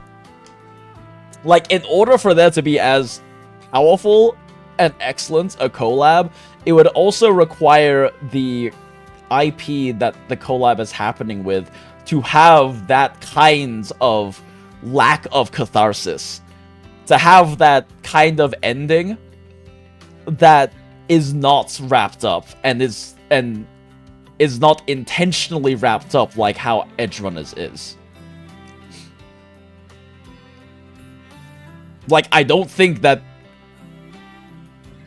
even know what other properties there could be a collab with that would have something this immensely impactful, because it gives this, like, beautiful catharsis that Edgerunners lacked, and not in any way is that a fault or a flaw. In fact, that's part of what makes it excellent.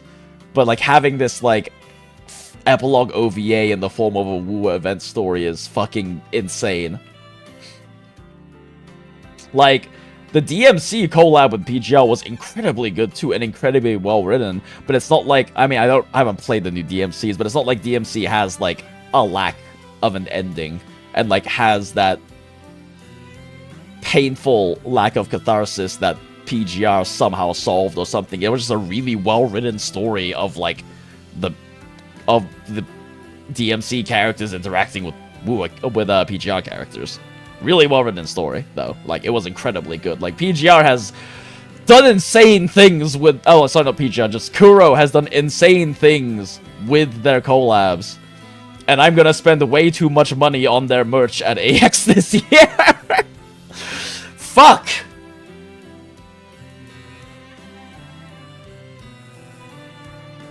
Fuck!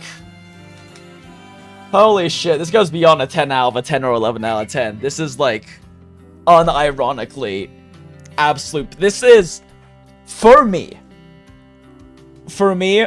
because of how, and this is incredibly biased, for me, because of how important Edgerunners as a story is to me, this is, like, absolutely the best singular storyline I've ever experienced in not just any gacha, any game, for that matter.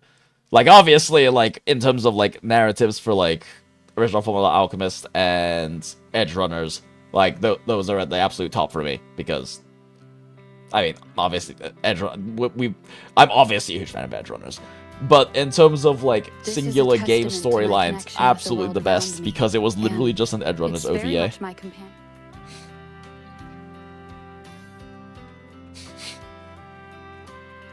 DMC gave us an excuse for Virgil vs. Alpha, but the storyline isn't as cohesive as what they cooked for Edgerunners. Exactly. Like, it was a good, little, fun story.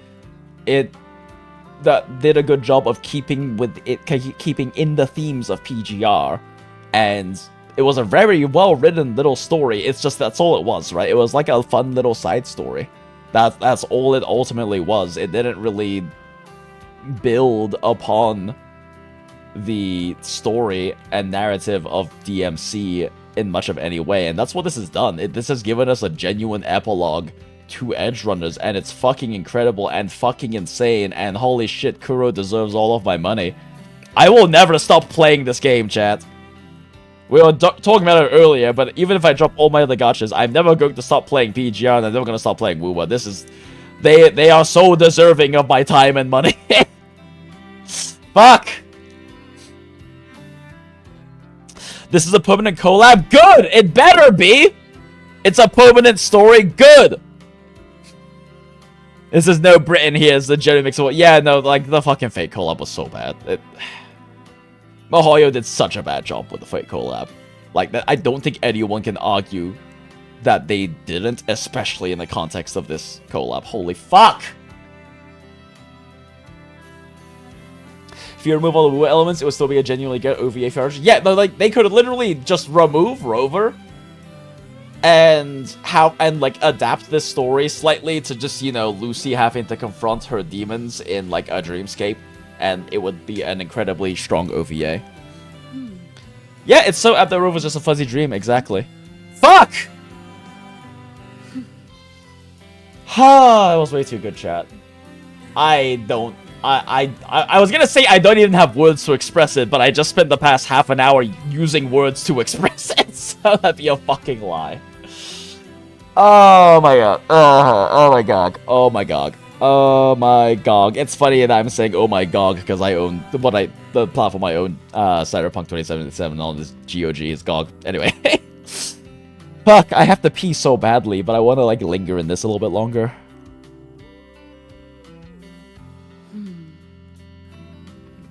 And considering WuWa was just a dream for Lucy, but Lucy does a full canon in WuWa. True!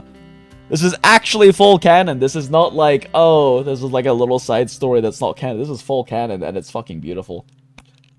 Oh my god. Yeah, no, I was like partially joking with like the thumbnail and title of this stream of that this gives me emotional damage. I mean, it does. But like, I was just like inspired for that to be the thumbnail because I thought it'd be kind of funny. But holy shit, there is so much emotional damage, chat. I have been killed repeatedly. I have gotten Adam smashed by this plot and this narrative and storytelling so hard. My emotions are a messy splat on the ground right now. It Adam smashed me so hard, chat. Fuck.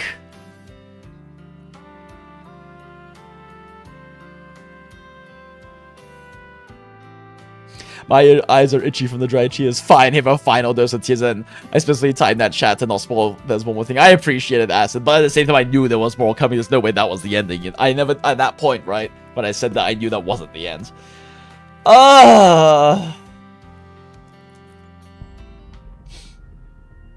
You throw a Lucy pull.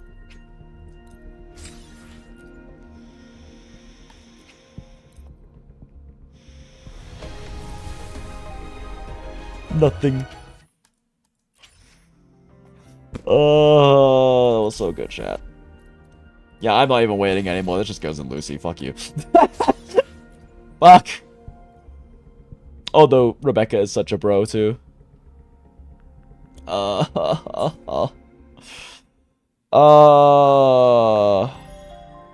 Kuro fucking cooked, chat. I can't even. I can't even. They deserve all my money and attention so bad. Fuck, that was so good. Oh my goodness.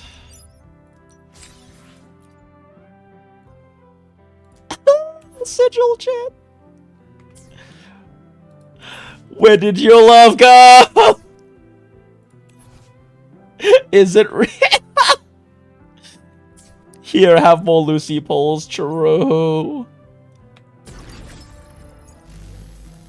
Oh, I didn't grab these.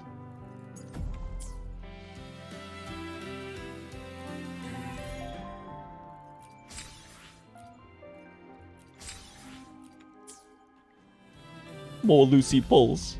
We throw the pulls, chat. Nothing. We throw more pulls, chat.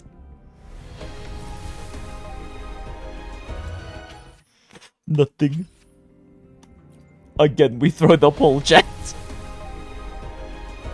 Nothing. I don't even know how many polls we're in at. What are we even at?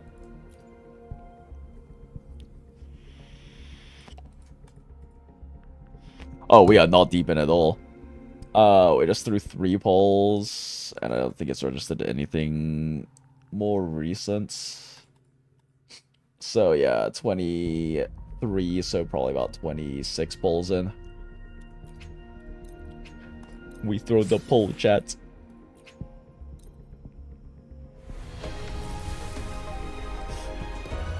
We got a purple, chat. The purple did not give us enough coral, chat. What sequencer are we at? We're at S2 right now with that. We've only gotten 2 copies from pulling. Since we are grabbing oh, we have 5 more pulls, chat.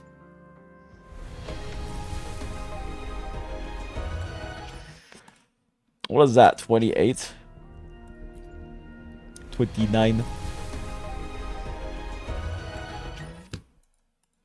I mean, S2 is like the big power spike anyway, but...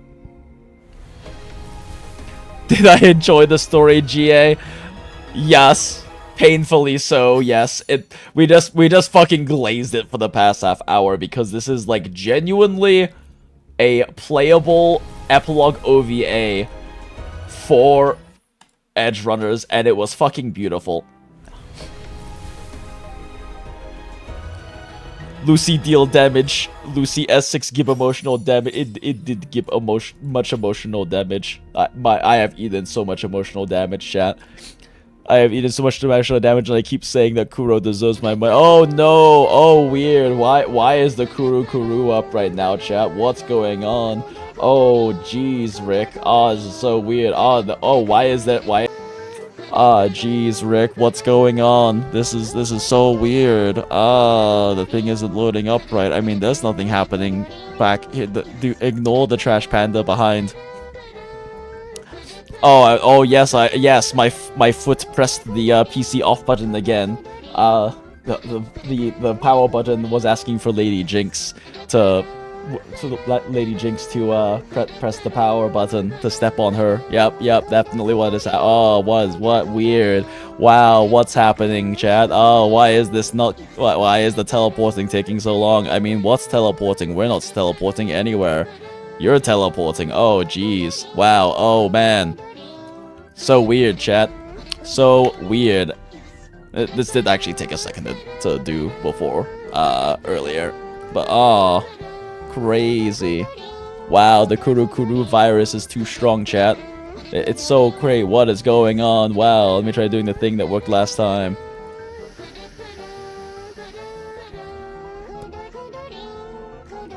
Yeah, it did actually take a second for the teleports to work last time. I mean, we're not teleporting to Japan right now to pay in yen. That would be weird. Why would anyone ever do that, chat?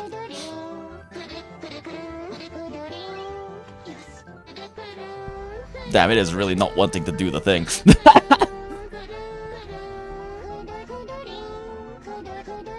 It is very struggling to do the thing right now, chat. Yep, we are definitely power buttoning right now. Guys, are they high? Lol. Nah, don't worry about it. I am very, very sober. Actually, I don't know. Does being this emotional right now count as being sober? I don't know if being this emotional right now counts as being sober. Smile. Man, it is really not wanting to work.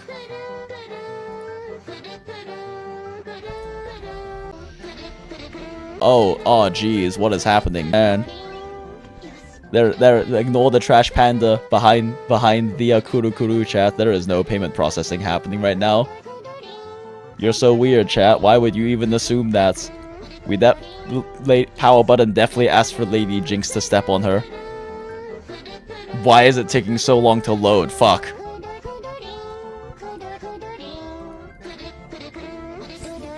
Oh, weird. That's a weird sound, chat. Why did that sound just happen? Oh, crazy. Oh. Now I'm probably causing a minor stream disconnect. Bro is suffering from cyberpsychosis. True. Oh, wait. I think I found it. Oh, the Kuru virus. Oh, well, there we go. We beat the Kuru virus. Weird. How did we get 8,080 Lunite? How did that happen? Weird. How did that happen? How did that happen? That was definitely not paid for in Japanese yen for a discount by teleporting to Japan. Who would ever do that? Wow. Okay. Well, I guess we have pulls now. Crazy. Where did that come from?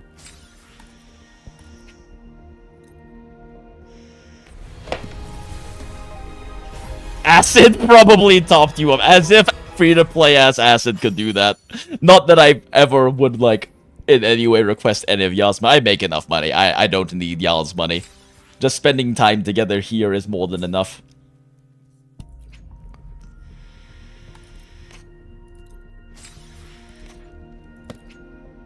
Yeah.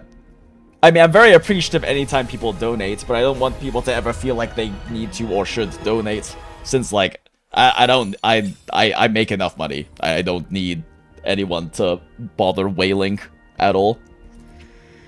I feel like I've barely gotten, like, the on-banner resonators for the A ranks.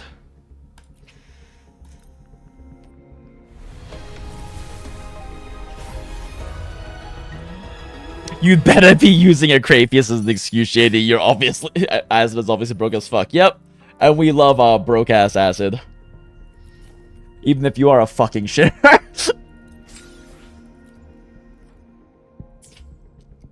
Maybe I am suffering for cyberpsychosis, chat, because somehow these pulls appeared out of somewhere weird, out of nowhere. How did they appear? What's going on? Oh, we're gonna get Ling Yang, aren't we? Just because, like, because Rexland posted that image of Rover and Ling Yang looking at the moon, we're definitely getting Ling Yang here. Just watch. It's gonna happen. We got Calcarod instead! Fuck! Alone. Well, damn. Man, we have lost 50-50 twice now. 2 out of 3. It's okay that you broke, just lose all your 50... Oh, win all your 50-50s for some reason. Yeah, just be Acid somehow. Just be Acid. Easy.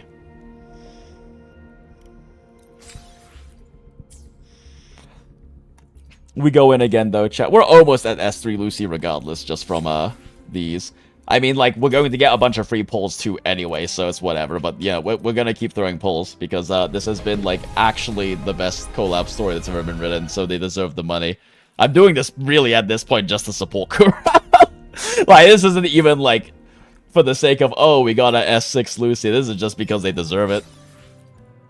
I am happy to provide a tiny dot in the profit charts for Kuro this month on Tower Center.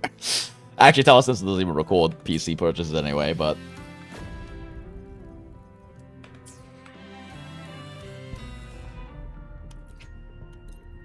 well, either way, we have enough for 5 more pulls, so you know, we're just doing this. There's too many clicks involved.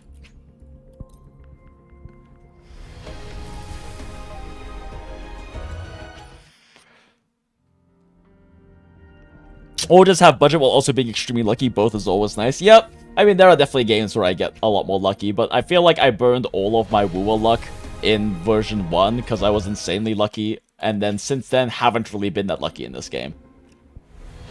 Definitely lost plenty of 50-50s. Oh boy, a purple. One that's not even worth corals. Oh boy.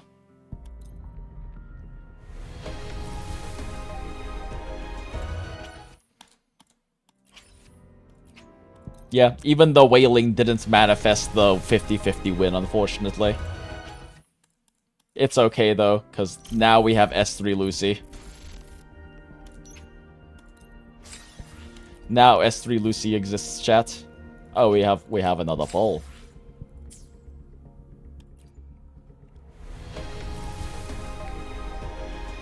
I mean, at this point, at the very bare minimum, since we lost 50-50 in that guarantee, I am going to be pushing the guarantee.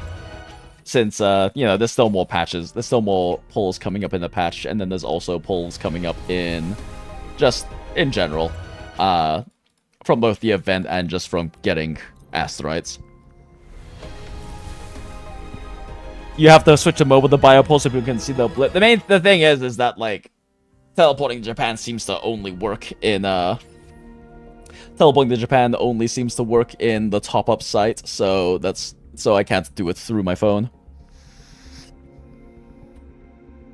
I really thought I burned all my luck in 1.x2, but then it somehow just kept going. Yep. So happy for you, Acid. So happy. I am actually happy for you because you're free to play, so it's actually nice that you get to have good luck. I have disposable income. So this is a thing that I can do.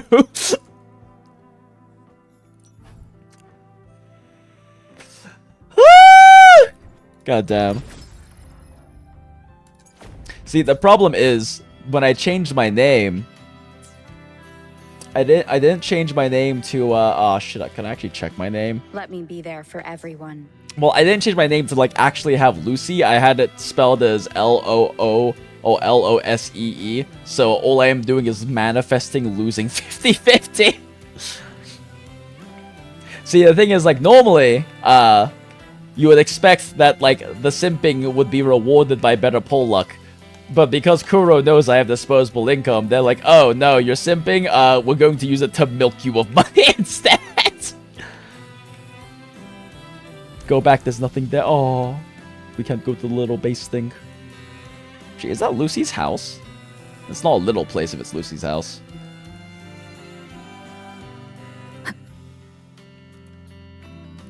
Fuck. That was really good, chat. Oh.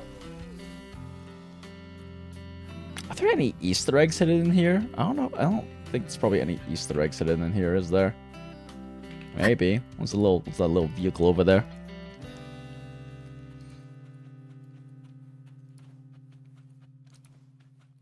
Still have 186 days worth of welcome. True.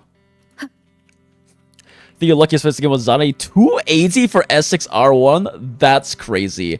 You got S6R1 Hiyuki at 330 pulls. I'm at 420. Okay, actually, no, the 420 is including Rebecca pulls and Rebecca weapon pulls. But still, we're at 420 and we have an S3 Lucy, and it's only because they gave us 2 copies for free. Yeah, I don't know if there are any Easter eggs in here, chat.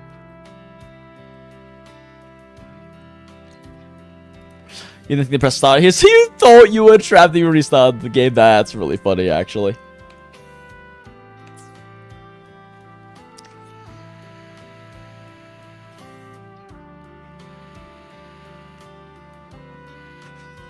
Get on going to Snoro again? Oh yeah, I mean that makes sense. Yes, we will definitely do that.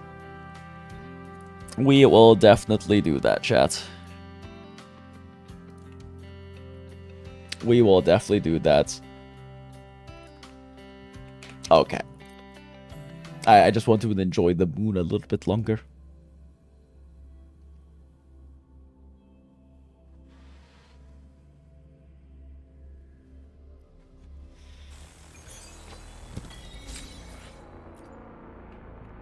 May the night side dark! That was really good. Cherry Blossom Market. Just head inside, dude.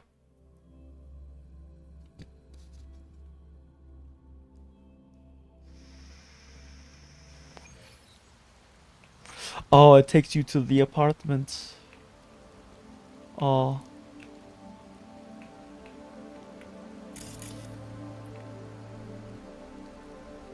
You can swim in the pool!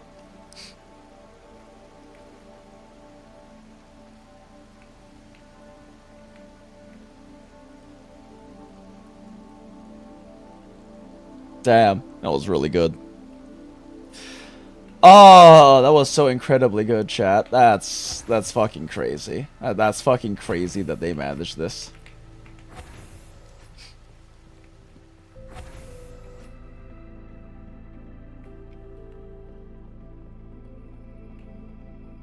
I'm still feeling so emotional, chat.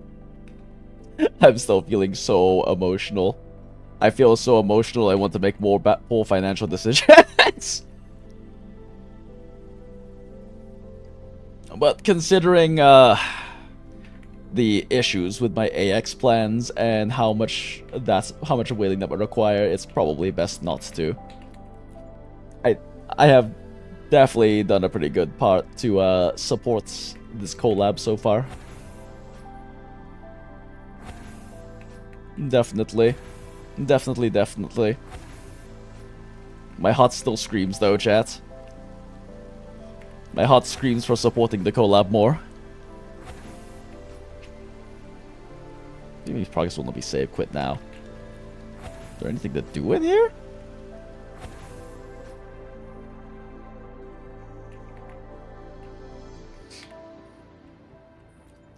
But yeah, maybe the Kuro luck is mad because of the teleporting.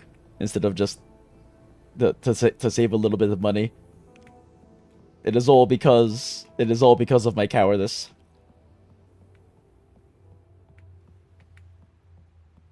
Damn, chat. Damn. Damn. This is such an emotional story. This is such a good collab. This was so incredible for me personally. I fully recognize my bias in all of this, considering how important Edgerunners is to me as a story. Damn, fuck.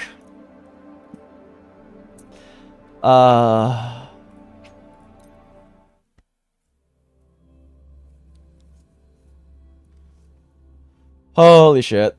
Holy shit, chat. I didn't expect to finish all of that this stream, because it was definitely a bit shorter than I was expecting, but it was a very good show. It was a very good, tight narrative. Like, it was an incredibly good, tight narrative, and I'm glad they didn't unnecessarily stretch it out. I did initially feel like they were kind of, like, stretching it out a bit with the Rebecca slice of life, but then suddenly it all wrapped up towards the end, when we learned that Rebecca knew she was a ghost the entire time, so it then gave this kind of bittersweet... It gave this bittersweet meaning to her trying to enjoy her second life for a little bit. Fuck, chat.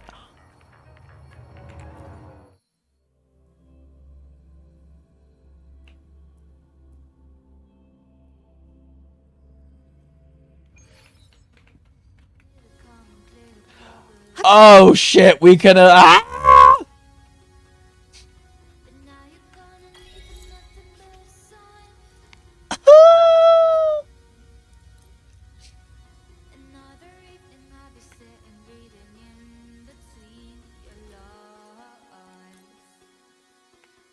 Wait, it's just the character? Oh, we can't sit next to them? Damn.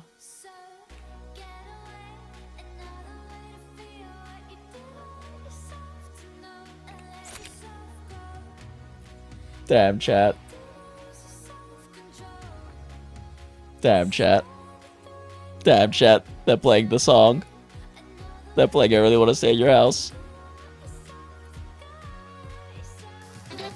Aw, jeez, Rick. What's happening? Weird. Why is the Kuru Kuru virus up again? What is going on? This is so weird, chat. There are not poor financial decisions happening behind the Kuru Kuru right now. What are you talking about? That would be crazy. Who would do that?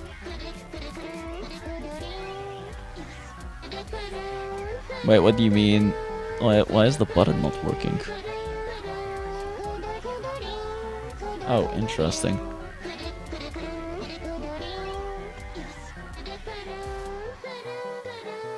Wait, what? Huh. Huh. Oh, we got a trophy! I mean, what do you mean there's no trophy happening right now?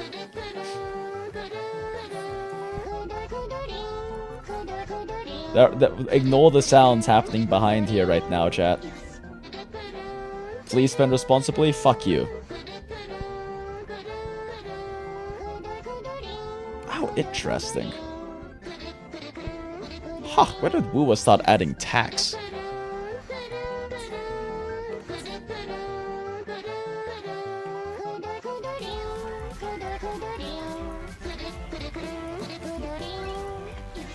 Huh, interesting. Where did WuWa add tax? Alright, well, whatever.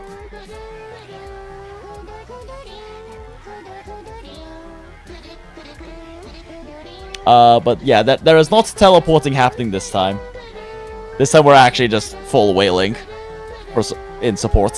Full whale happening right now in USD.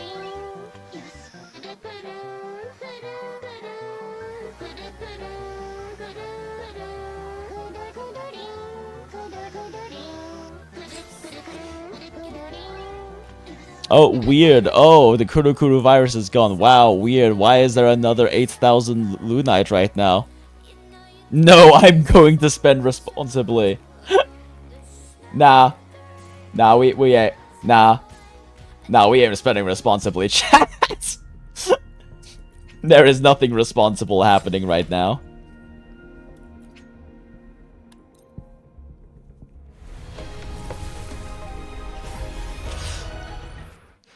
Nothing.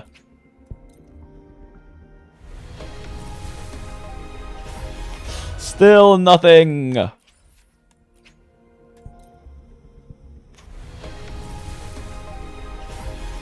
Still nothing.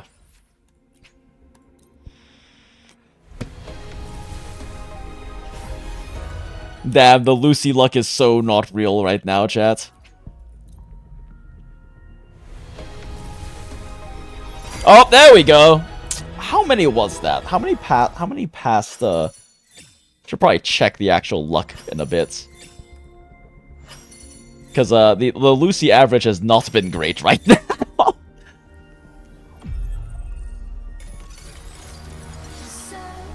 Get away.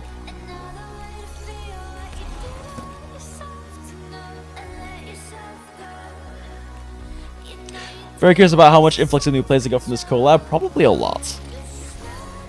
I know. The dream had to end. He goes that Monsters of Kuro just started putting a cap on ties per purchase limit this patch. I mean, the thing is, you can keep buying them. It's just that they only let you buy 10 at a time, so you don't accidentally wail on too many at once. I'm pretty sure that's how it works. Yeah, we only got one Lucy, right? Yep, sad.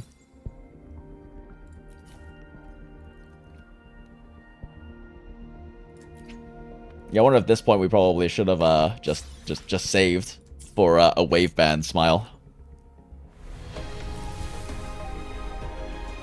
Nothing.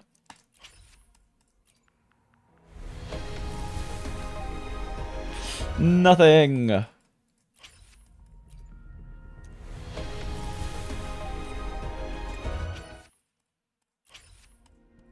Yeah, the Lucy luck has very much not been on our side. Game is still mad that I haven't rewatched Edgerunners yet. It was just this patch probably to force new players to spend responsibly, Lamau. I mean, the thing is, like, new players don't have a lot of corals. Like, new players don't have a lot of corals to spend on. Kind of rough, bud. Maybe 120 per copy. Yeah, because we did get one lucky copy at like 30 something, right? Oh yeah, how many did that take? Let's see. Oh god, that's bad. We basically hit hot 50 then, didn't we? Cause 8,060 is how much is that again? 860. I think it's 40 polls. Right? No, like 50 polls. So, yeah, this is 25, 26. So it took us basically all 60, or all 50 polls, sorry. All 50 polls. So that was 76 polls in, or so. Well, close to like 70 polls. Plus then the Calcaro was... Actually, we can just look at how many it's taken in general. Oh wait, we're at 57. That kind of just explains it right off the bat.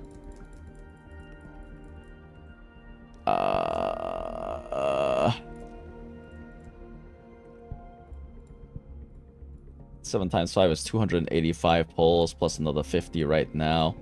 335 polls for 3 copies of Lucy.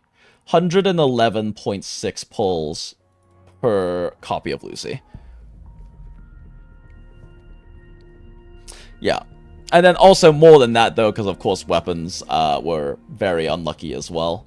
28 pulls for both weapons. 28 pages, sorry. 28 pages, which is 140 pulls. So 70 each. That's pretty bad. Soft pity for both weapons. Yeah, we have gotten painfully unlucky. We have gone painfully fucking unlucky.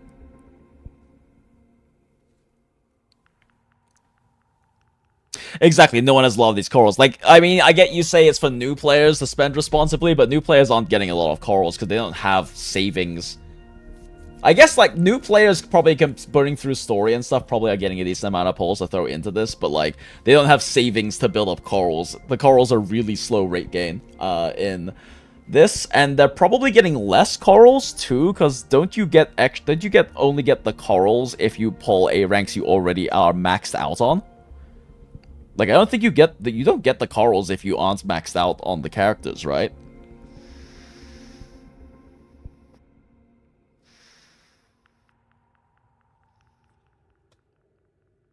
It's in title exchange too. Yeah, but the point is that new players don't have that. Don't have a lot of those either. Because they also won't have them because they're pulling on the Lucy banner. Like, they won't get the regular Dreamcatcher Tides and Forging either because they're pulling on Lucy banner. The Desire Sensor went crazy, it really did. 111 per copy is pretty fucking bad. Well, actually, that's still hitting, like, statistical average, so we're just hitting statistical average, but I can still be salty about it.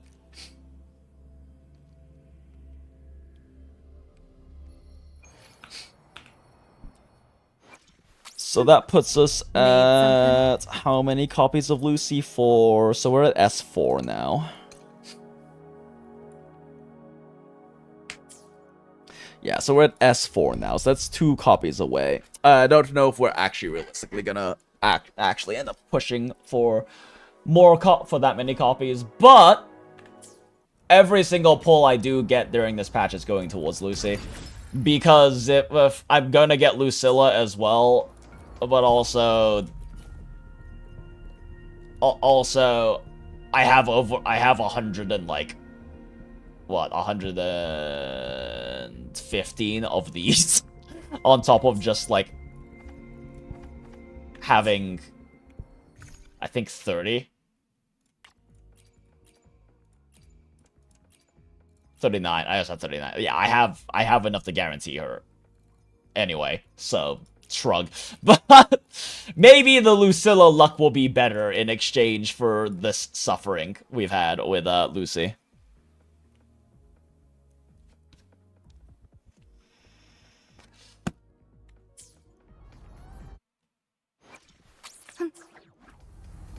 It only has per purchase limits times 10 on collab only Astrite exchange. Oh, does it? I mean, we've been like doing, like, yeah, we've just been direct converting each time, so I didn't know that was also that for the collab banner. Interesting. Oh, look, more polls. Oh wait, what's this? Breach protocol. Oh, neat. Okay, so now that's why. Okay, that's how we get those other ones. Gotcha. Oh, there's polls. There's poll currency for trial. Oh. Got 487 polls to get C2 Eula and Genshin. The thing is, I've never actually gone for like max copy characters in any game except for fucking Arknights, and I got insanely lucky on Lepipi. What a drag.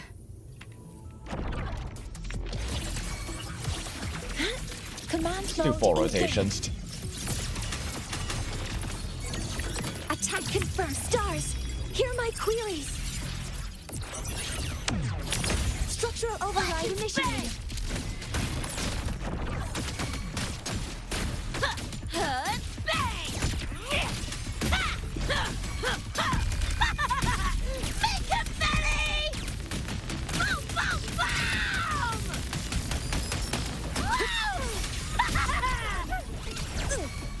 Oh, damn it, they knocked me out of her skill. Just getting started.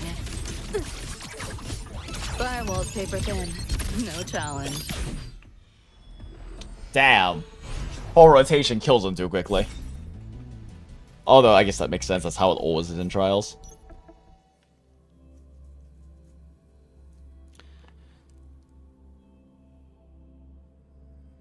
Hopefully you get Lucilla too, then if you should just push for the unrequited Sig, or just pull more Lucy copies to 160. Yeah, I mean, her Sig isn't really actually that good, apparently.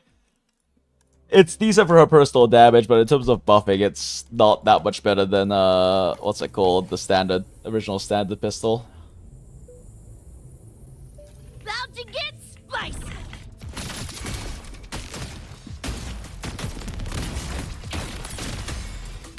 Time to go big! There's really no reason to It's do a fallbacks. Static miss, thank you, yes. You also pull, sometimes pull some of this full copy. I've never full copied a character, Acid. Triple S is not full copy. My turn. Trying to run. Yeah, I've never done a Triple S plus Acid. I'm working on Triple S plus for Vera, but that's like over the course of like getting free copies and shit like that from various sources. I've never actually Triple S plus.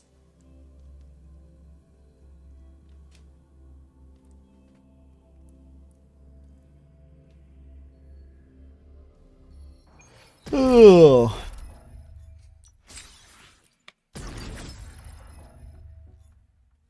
You forgot Triple S plus exists, Smile. That's a true whale territory in PGR.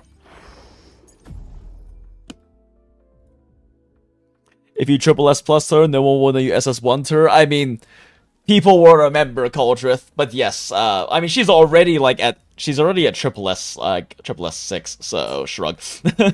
Actually, she's at Triple S7 because of random shards that have been picked up. All right. Check the specs. Got yourself a fully loaded Rebecca now. Next fight, Fully just cozy loaded up by Rebecca. me. I got your back. Yeah, she does. She always has our back, chat. She has everyone's back because she's the best, bro.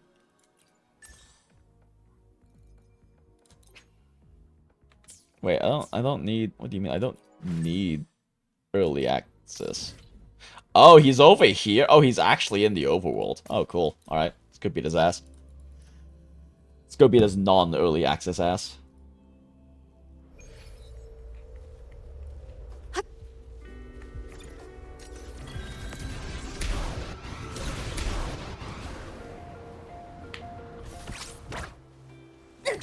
Oh, wait. Just remembered.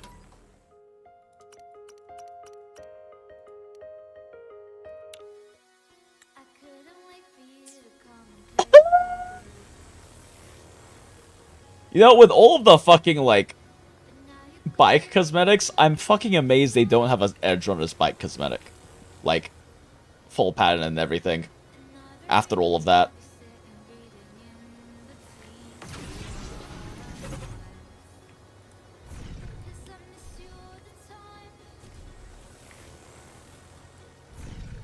So, get away. Okay, anyway, let's go kill Smasher. I just remembered that they added that track to cause more emotional damage. Can you imagine if Imeth was there? She just like, guys, I'm dead too, you know? Smile. Assuming master control. Wait, did we fight him in this arena in early access? I don't think we did. Structural override initiated. Over here. Do your work! Come on! I think this is another trigger outro, or do we still need more basics? Oh, we might need more basics still. Oh no, one is enough. Trying to run. Found a soft spot. Is this Here, enjoy. Just getting started. You seeing things? Almost feel bad. You know what? Fuck it, we'll kill him with this. I'll erase you at the finish line. Nowhere to go.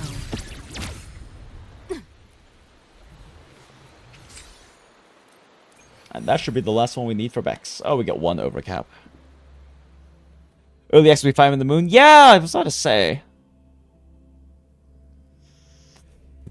They have Edgerunners bike that you better use David's bike as cosmetic in the house. Smile. I mean, more likely they do what they normally do, which is just put like little illustrations on the side. But I am like genuinely surprised they don't have that. It's like a pretty big miss. Like, there's nothing in there for that. Like, they did add, like, didn't they add, like, this one or something? Oh, wait, no, that was from last patch, yeah. But, like, yeah, seems like a pretty big miss to not add that. No, they added this patch. Yeah, they added, like, a Hyuki one, but didn't add a Cyberpunk one. That's interesting.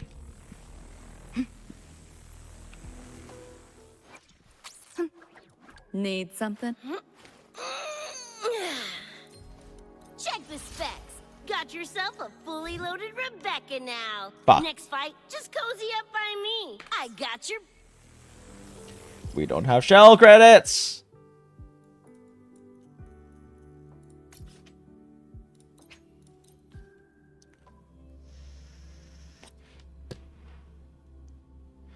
It should just be, if you find these bike models, since Raymond in the House Aquarium, so like, I mean, yeah, there's probably a bit more to it than, like, just using the bike model, since there's more going on with the bike than just, like, a static model that probably doesn't necessarily have internals and stuff, but yeah, I mean, that's definitely would make it faster.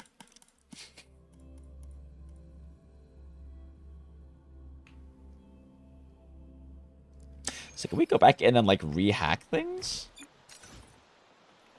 To get more of these things? Because we need to get more of these things to, like, get the buy shit in here. Small margins. 7-day, no return policy.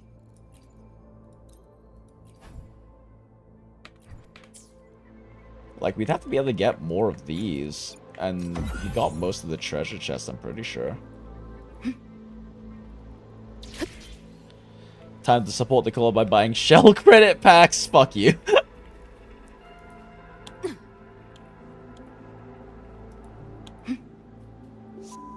I killed to see Lizzie alive. I don't see more hackables. I think we got all the chests in here, didn't we? So how do you get more of those?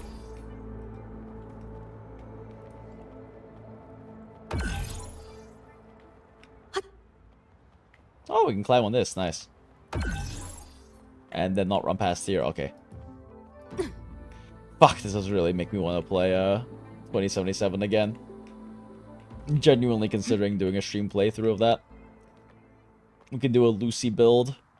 Rain Wizard. At this point, you might as well buy actual Edgerunners merch. Yeah, I already have a good amount too. But yeah, I mean, it's just kind of like, yeah, like... Especially with the amounts that it potentially will cost. If we continue going at the rate of 111 per, it's gonna cost another $400 to get fucking S6 Lucy. I don't think that's worth it. Not when I can spend $400 on like actual Cyberpunk merch or actual WuWa merch at like AX as well. You know, at this point, I think I've hit the limit of like what is reasonable for me to do, especially with like how my AX plans got kind of fucked, and I might potentially have to be spending a lot of fucking money on that.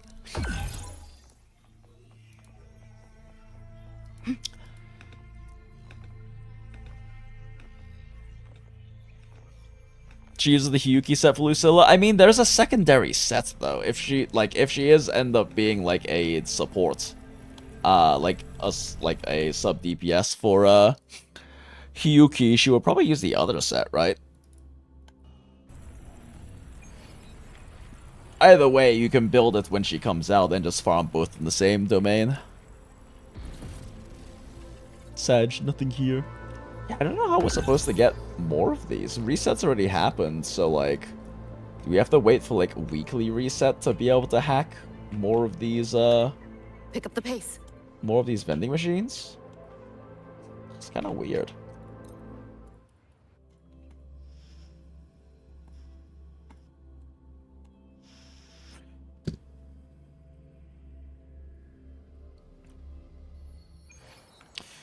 Well, time to spend the blue corals on money, I guess, because I have way too fucking many of these. Costs not even that much. Need something? It's like a day's worth of stamina amount. Yo!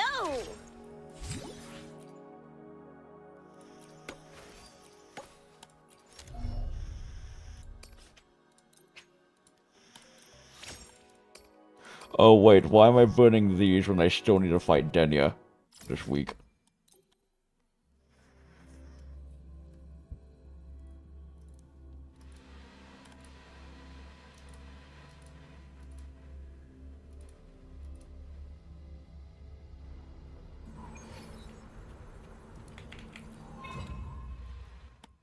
Hires is the fusion damage. Good thing Monier doesn't do fucking damage anyway.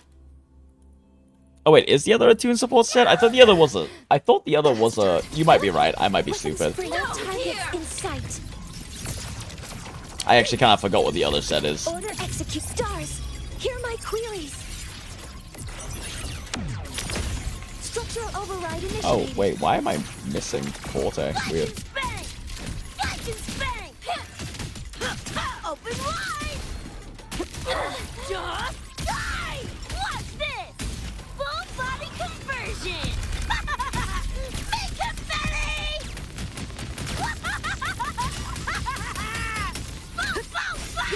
You like that? Found a soft spot. Not bad.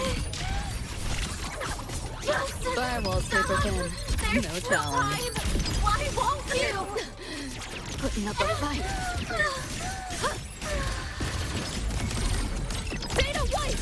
Time to crack. We still get an ult, let's go!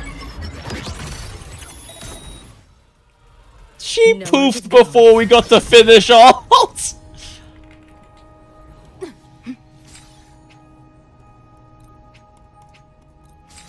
Still got a lot of stamina items, so we'll probably just be burning them.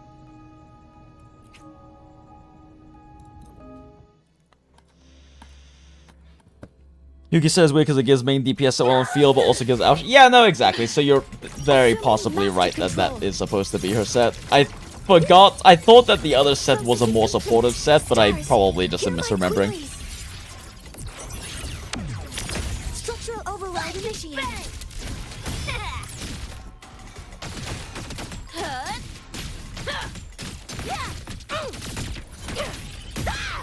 Come on! Eat less, loser! Eat lead! System sync. Hold still. Found a soft spot. Optics override.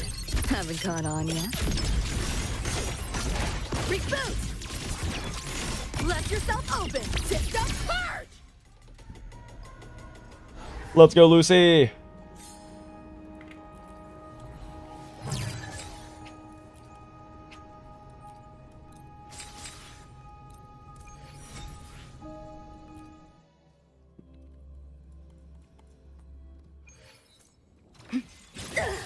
Ow. Assuming master control. Leave it to me. Guidance ready. Order executed. Initiating criticality protocol.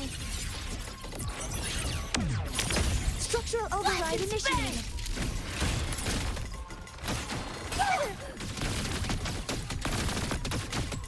No, here! Open full body conversion! It's whack! O'clock!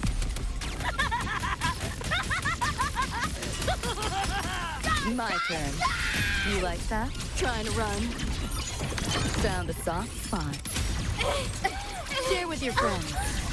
You seeing things? God, Danielle loves modding. Overwrite! Run. I'll erase you at the finish line. I think animation counts on it to lose enough damage I can actually delete her ass. Pick up the pace.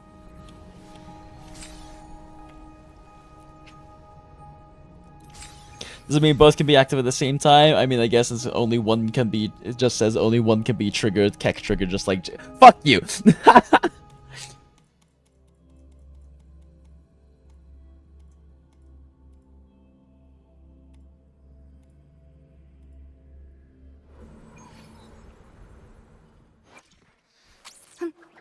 Need something? Okay, let's go ahead and get Bex go a bit more going.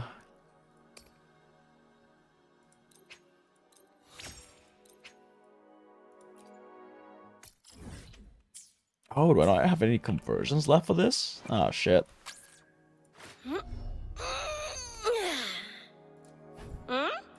Yo!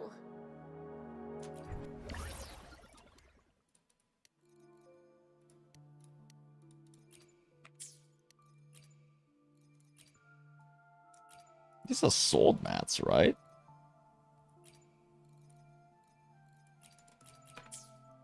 shit. Which ones are the sword mats? I don't remember. Let me check. Oh, we have 2 more poles.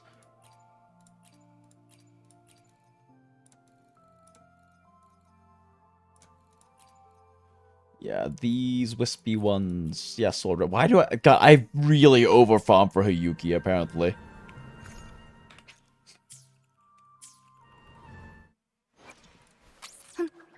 Need something?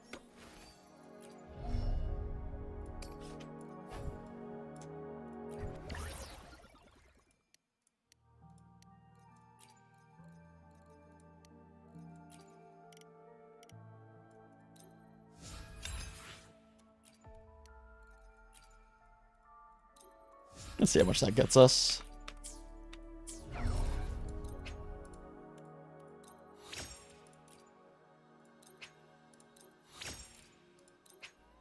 Not quite enough.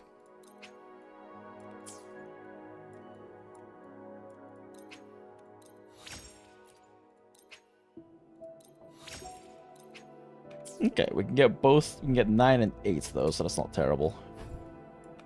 Alright, I guess we just gotta, like, actually... I'll probably just go ahead and just burn stamina on getting the mats for that.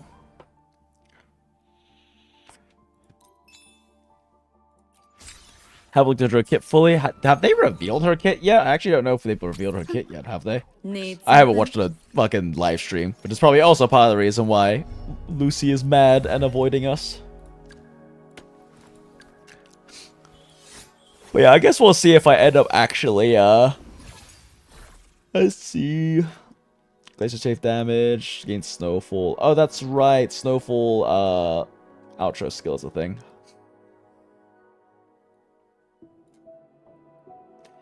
The problem is, in order... Only while the effects can be triggered.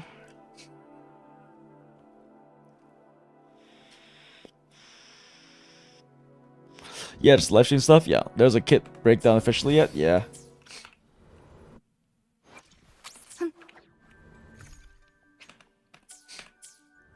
Yeah, what does the other sets even do? I forget.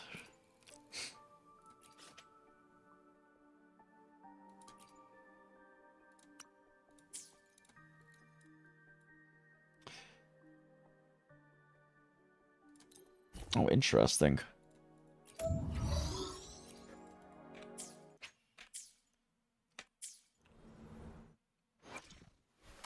Power levels.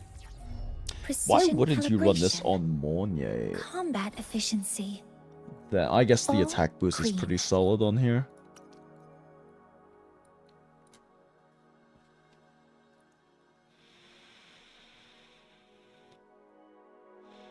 Huh. I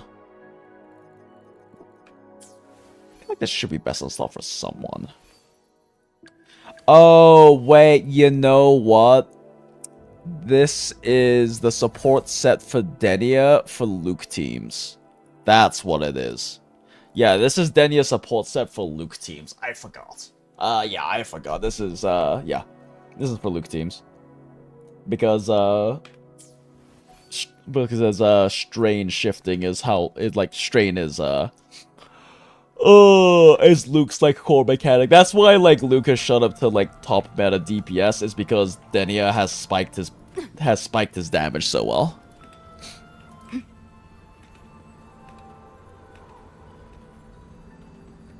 You wanna pull back a Sig because you want extra DPS with Sig? Yeah, but Becca's not really a DPS.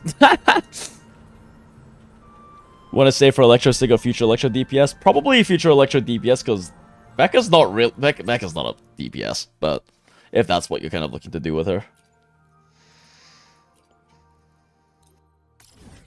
What do you mean the new? Why are you giving me the red dots? We done killed his ass.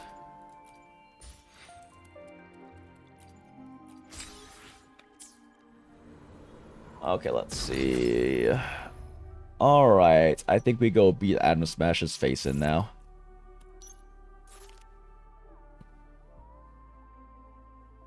Or we'll keep rerunning. We don't have the collab. We'll rerun ever again. Yeah, that's fair. I mean, if we're talking about getting it to get it, then for sure. You won't be. We don't know if you'll ever be able to get Becca's gun again. If we're talking about like actual like, what is the smart choice though? That is not the smart choice. Why the fuck did he just waste 5 seconds? Is it my turn?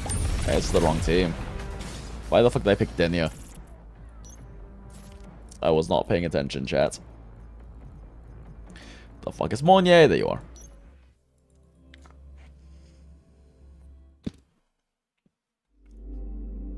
Well, I don't have an outro for Monnier anymore. I do like the little zoom out though. That's pretty cool. You like that? Assuming master control. Oh wait, nope, I do have it. Processing authorizing maximum. That not parry? Is this gonna parry? There's no way that didn't parry. Fuck you.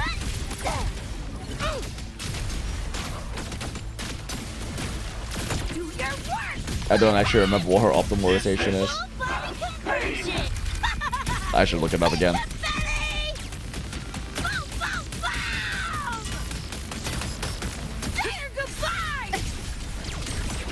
Not bad. Pop. Big number. Impossible.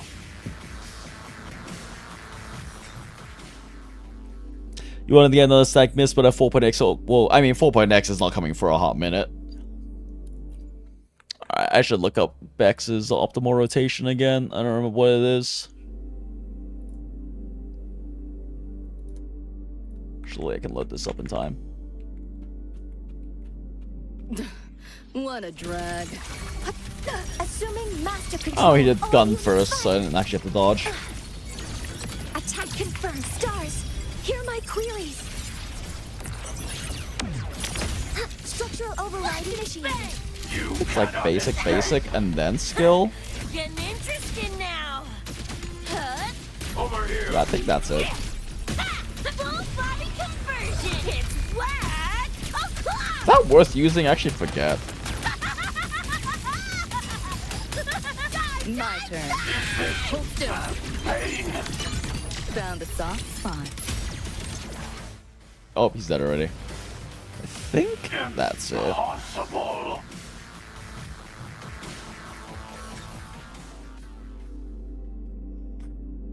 Yeah, intro, 3 basics, skill, 2 basics into heavy, ultimates. Yeah, Boomflex to expand your rotation for about 1.03 seconds, spend casting additional hunter basic, extending a 0.4 seconds save time on the first rotation, and 1.43 seconds on the following rotations. Yeah, you do a few extra basics to build up a little bit of extra forte. Because there's a neat trick that Grim explains in here, where if you swap cancel out the ultimate's finisher attack, it brings over 10 Concerto to the next rotation and letting you speed up her future rotations. Because then you can, on future rotations with the 10 extra forte from her ultimate finisher, then you can just skip straight into you can just skip straight into like you can skip straight into skill, into heavy forte.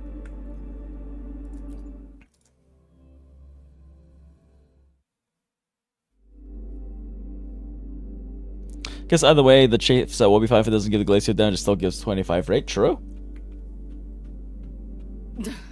What a drag. Assuming master control. I love when he starts a gun.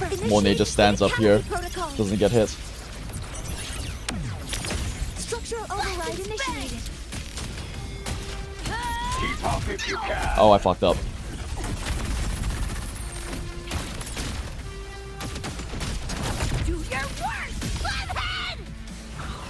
I forget, you actually cast that? I don't think you cast that. I think she's on the wrong main echo.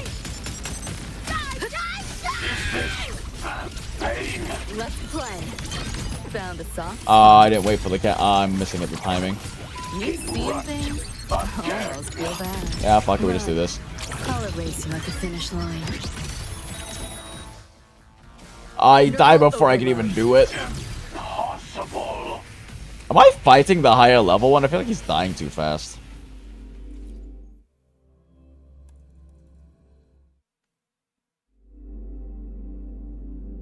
This is the we are going up in difficulty, right? He's dying really fast. What a drag. Assuming master control. Yeah. Is he? Is this actually the higher? Yeah, okay, he's actually getting in higher level. Okay, sure, whatever. Why can I never find Mornia? There she is.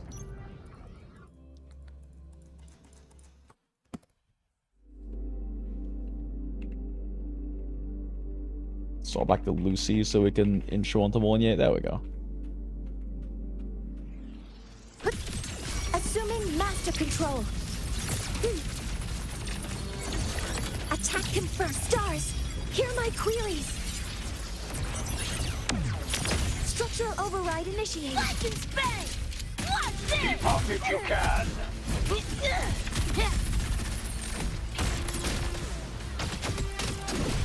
Do your work, flathead!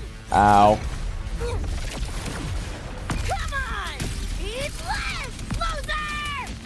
Boom, boom, boom! Get System ready for sync. fireworks! Is this Not bad. pain? Found a soft spot. Firewall paper thin. No challenge. King Runt. Motherfucker's dying way too fast. Glitchy? System? Oh, do I actually get the ult? Your place. Neural overload. Oh. Oh, he has a phase shift now.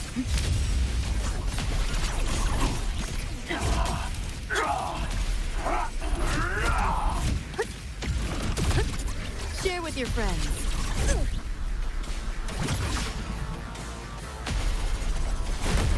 Oh, okay, he kicks instantly, gotcha. Vermin must be exterminated. Fuck you, Smasher. Get him, Bex. I crush your every organ, shatter your every bone. Not this time, let's go! Get him, Bex! Impossible. Satisfying.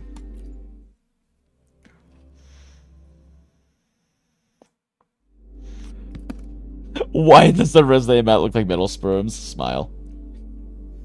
Actually, yeah, is Lucetta the first rectifier from 3.x? Assuming master control.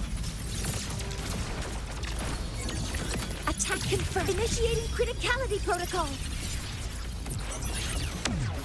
Structural override initiated. Oh, what? Huh. Shut your stinky thigh hole!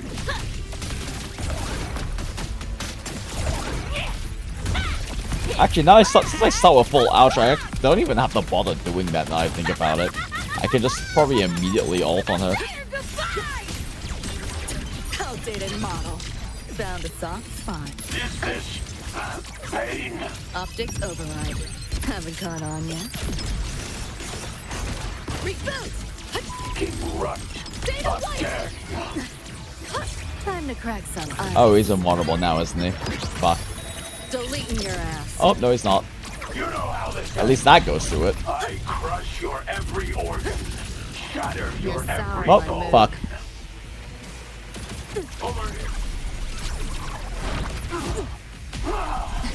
Let's calculate it. Assuming master control. I just float up here.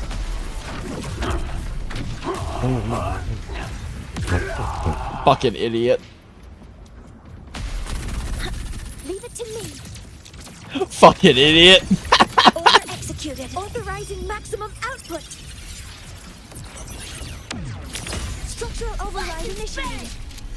Yo, look alive. Sit. Ha! This rodent can scratch. Oh, I can't build up Forte because he's in his fucking fancy mode.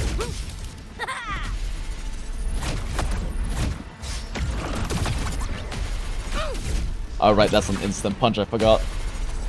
Instant kick? Yep. Vermin must be exterminated. Fuck you. Oh, wait, what? Oh, that didn't... Alright, whoops.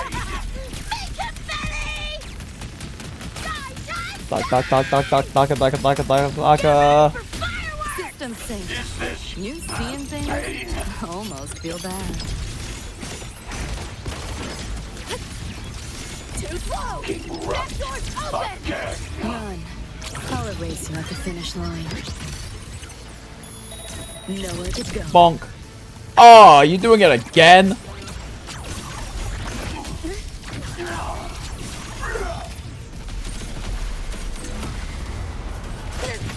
Oh shit! That's new. Oh, that's new. Oh, that's new. Oh, that's new.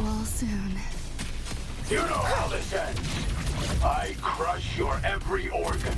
I guess it's like a forced parry. You have to time that parry, otherwise it's an instant kill, just like with Sigilum. Well, this might be a problem. Hover modules ready. Gotta time that to not get hit. Processing complete stars. Question is, can Bex still carry this now that Lucy's fucking dead? Structural override initiated. Actually, with the hack Toon Break, yeah, she probably can.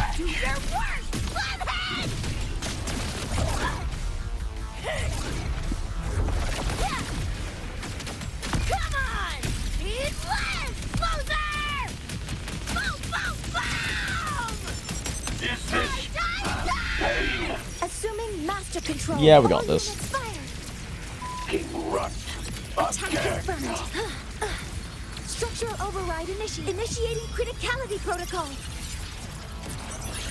Yeah, the hack does so much damage, even though Bex doesn't have much raw damage. This is enough. Impossible. It's actually really nice that this team is able to still output the DPS even after death.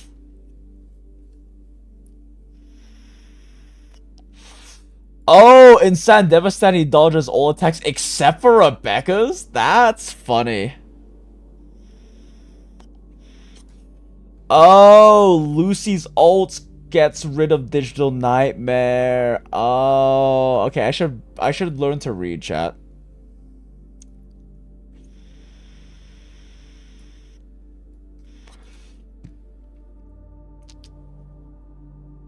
Oh, okay, interesting. Lucy's ult or hack will increase his damage taken while he's shielded. And Rebecca deals 100% more total damage when he's not shielded. That's so funny. 667 job, she gains 1 stack of 0 to heroes. Reduces the damage taken. And more resistance liberation damage. Interesting. Okay, so you have to basically Lucy ult as... You have to save Lucy ult for when he hits 0 HP. Gotcha.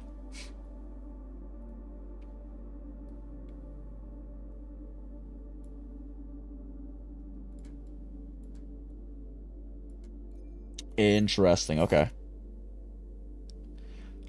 Rebecca's in the DPS proceeds to use her as DPS. Look, Morny would have also been able to deal the hack damage, okay?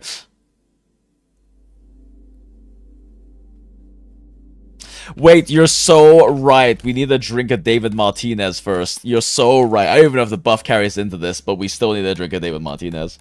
It normally does in these, holograms, though.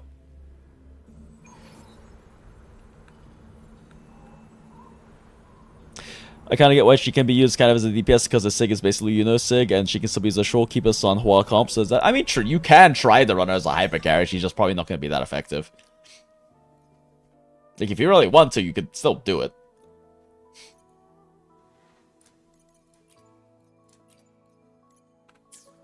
I gotta craft.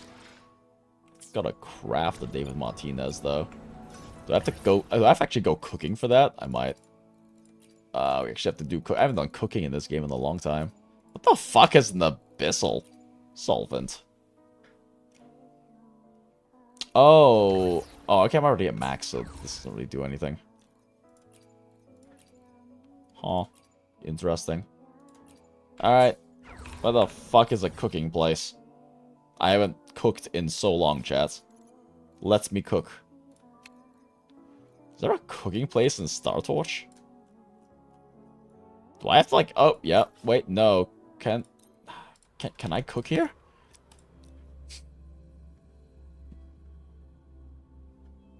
What is proficiency for? It's how you level up your synthesis level, which gives you rewards. I just maxed it out in like fucking 1.0. Yeah, there's cooking synthesis levels. It's just that I've already maxed mine out. Ooh, you can buy foods too. Ooh, it's recipes. I didn't get any of the Lahai Roy recipes yet. I love recipes. I enjoy cooking in games, even if it's silly little things like this. I always enjoy collecting all the recipes and stuff. Yeah, my chef level's been maxed as a problem, so proficiency doesn't really matter. But either way, we make a David Martinez. The fuck is this?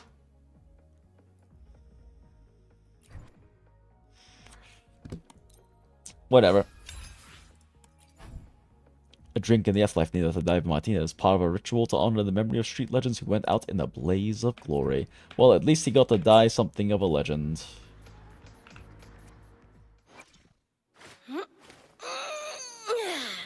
Now that I think about it, I just realized someone talked when you do the Easter egg for David Martinez in 2077. Someone talks to you. Is that Lucy? I didn't actually register that when it happens, but I think it has to be Lucy. Or maybe it's Falco, because it didn't really sound like it was Lucy. I have to look into that. I think we're gonna play Cyberpunk 2077 on stream at some point, chat. That's happening. That's definitely happening. My David Martinez. David Martinez. Stop telling me that. Fuck you.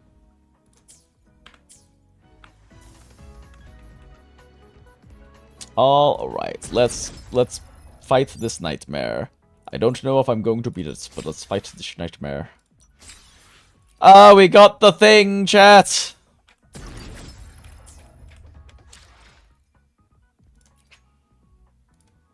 Wait, can I change it?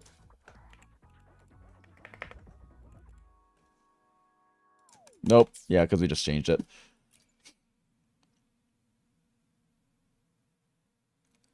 Alright, Frolova. You're still my absolute favorites. You're still my absolute favorites in the WuWa character. But unfortunately, let us finish this Lamau Legend Smasher. Sure, fuck it. Together.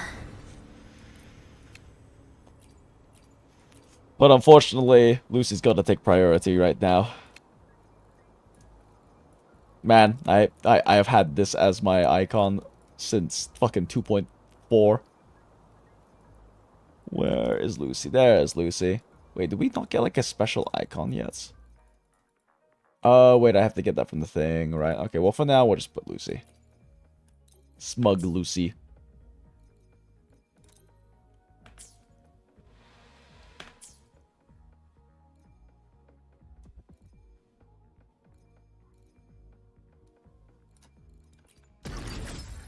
I totally forgot to end that recording. Whoops. Alright, let's murder Nightmare. This might take a few resets, though. I might skill issue here. I'm not super familiar with his moveset yet.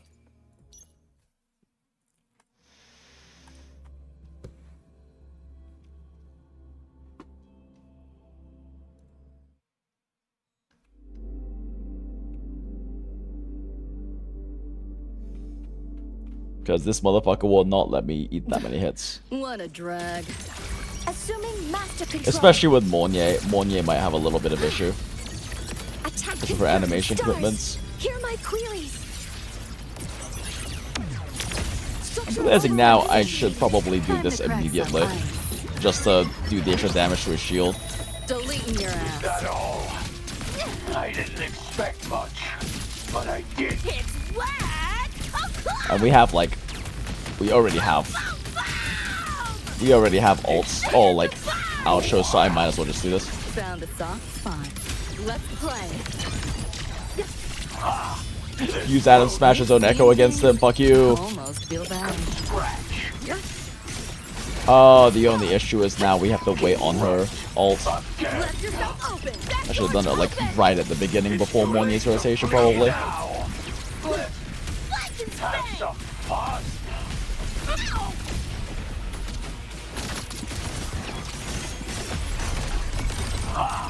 This rodent can scratch.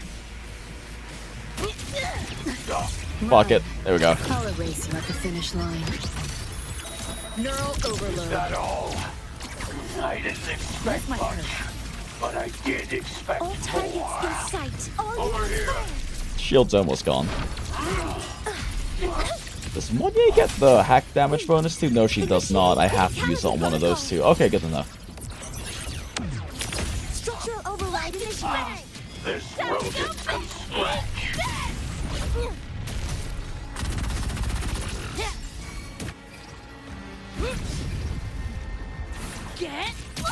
It is kind of, it is, I don't know how I feel about them QTEing that to make it so easy to dodge. It'd be more satisfying if you couldn't. System sync. I fucked that up. I should have swap cancelled it. Outdated model. Share with your friend. Firewall's paper thin. No challenge. Reboot! Put me up a fight. I need to save for ult when he hits 0, but he's not at 0 yet. You're under new management. Nowhere to go. Right, he's in Sand Devastat mode, which is why she didn't want to damage him.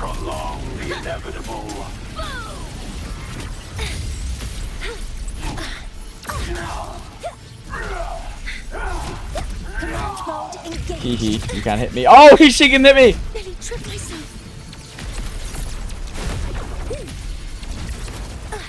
Vermin must be exterminated.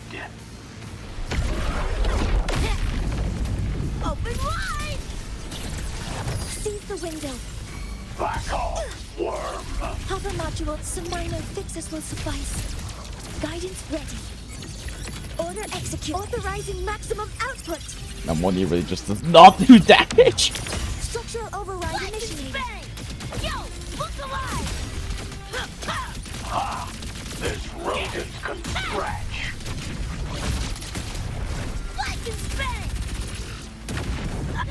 Ah, shit, I ran out of air dodges. Whoops. So rotations are very messy. My turn. Try and run. Bastard. Optics override. Haven't caught on yet.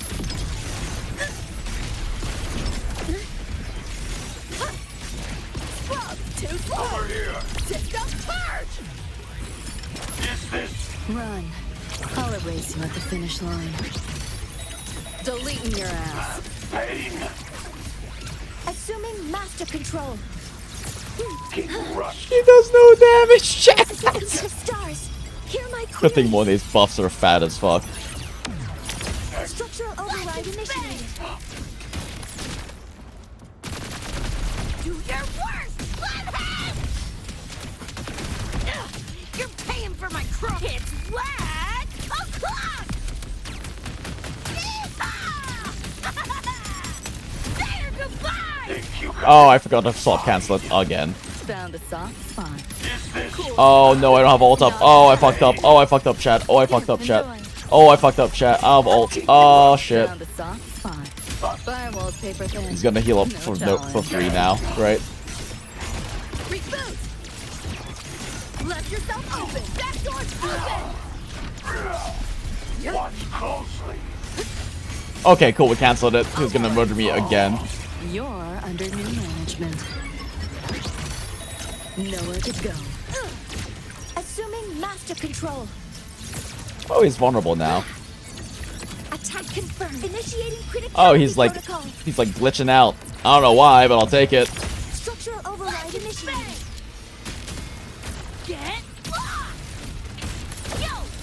Get him, Bex! God damn, that hack damage is fucking fat.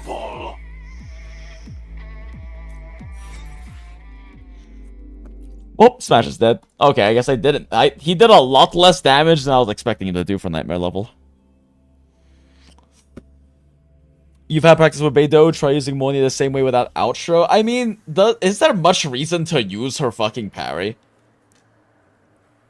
Like, she builds up her forte so fast. Is there actually any reason to use her parry other than style points? I mean, sure, style points are cool, but like, is there actually a reason?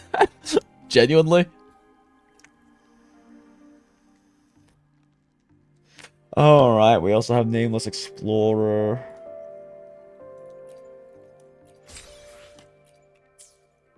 No, have not tried Spaceman Hollow yet. That is next. I just wanted to beat the shit out of Adam Smasher real quick. Wait, what? What do you mean? What do you mean? There's another Breach Protocol in there? What's this? With only Lucy or Rebecca? Bet? Fucking bet? Hell yeah.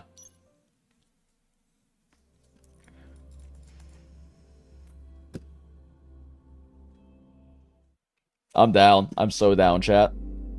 He actually dies pretty fast, so this shouldn't be... Actually, that explains why difficulty 5 is so fast to die, so you can solo them. What a drag. Trying to run. Back off, worm. I might as well ult early, actually. I'm gonna build up another one during this phase. Is that all? I didn't expect much, but I did expect more. Optics override. Fuck you, Smasher. Oh, I thought it was an attack animation. Whoops. Oh, that's an attack. Oh, that's an attack animation. Oh, I should not have eaten that. That wasn't worth it.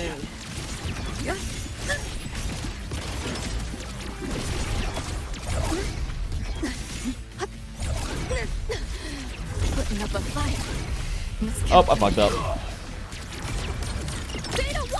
You know how this ends. I crush your every organ, shatter your every bone. Firewall paper thin. No challenge. It's too late to bleed now. Let's have some fun. Damn it. Okay, I'm skill issuing kind of hard here, chat. Over here. Time to crack some ice. Nowhere to go. Found a soft spot. Outdated model. This might be.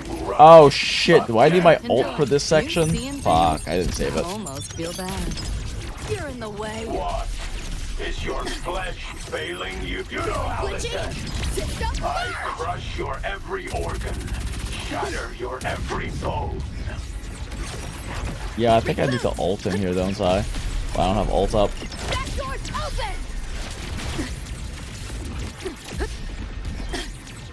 Optics override. Haven't caught on yet.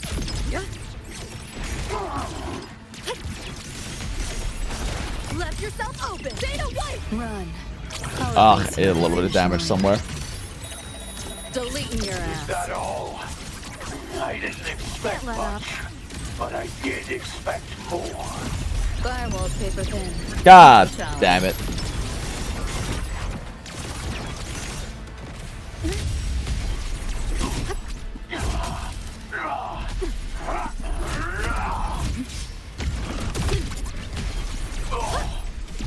Fuck. All right, let me actually lock in, and also remember to save my ult to cancel that shit.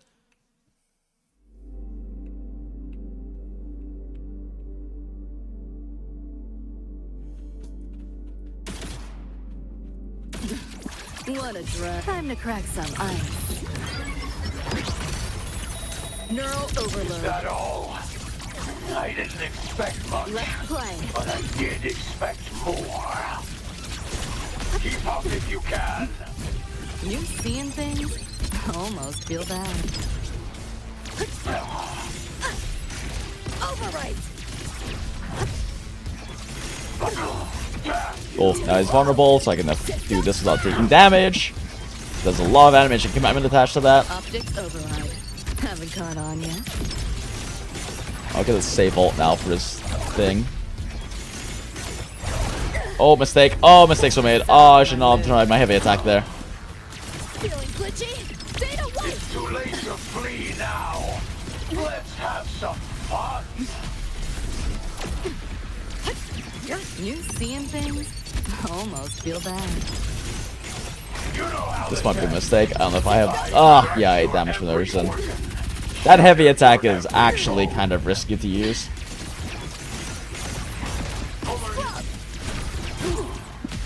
Yeah, I keep eating damage trying to heavy attack. No challenge. Is this pain? Back door's open. Yeah, her Tomb Break buildup is kind of slow without Mornier. Oh, are you doing a thing yet? Over here. This rodent can scratch. Putting up a fight.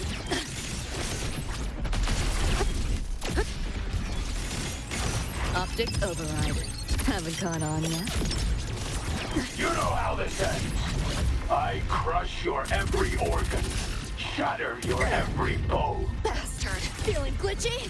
System purge. You're So this should get rid of his, like, invulnerability state, right? That's how it works? Is that all? Or not. Okay, I think... Oh, I guess you need Becca to do it. You just wait now. Here, enjoy. Back off. You seeing things? Almost feel bad.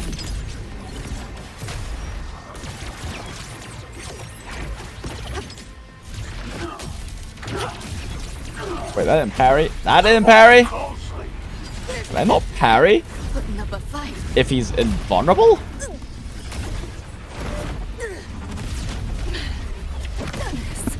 Do I need hacks to cancel this mode? What the fuck do I have to do to cancel this mode on just...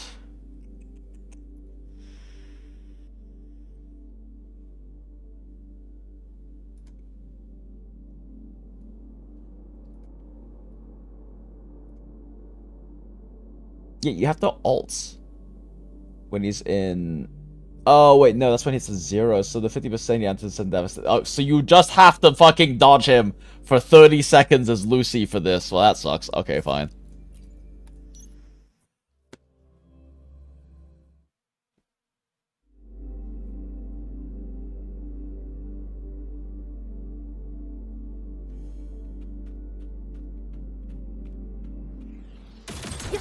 Run.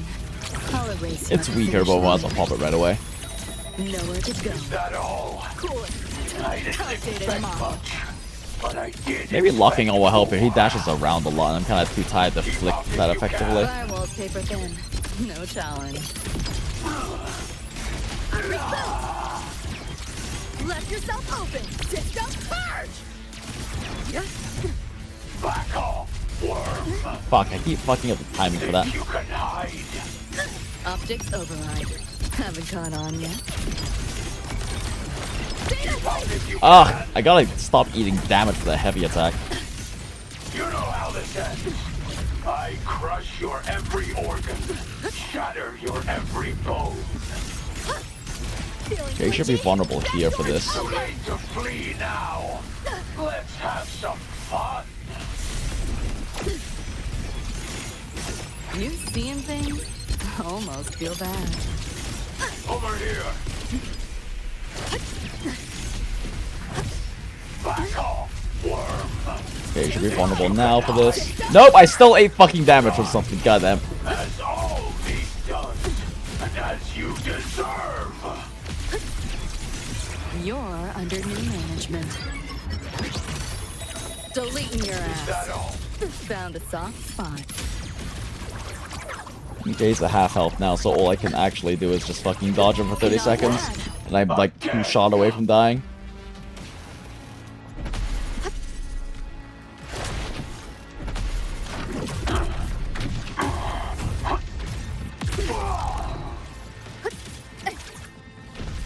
Oh, I should probably building like alt energy up at least, though. You can hide. Firewall's paper thin. No challenge.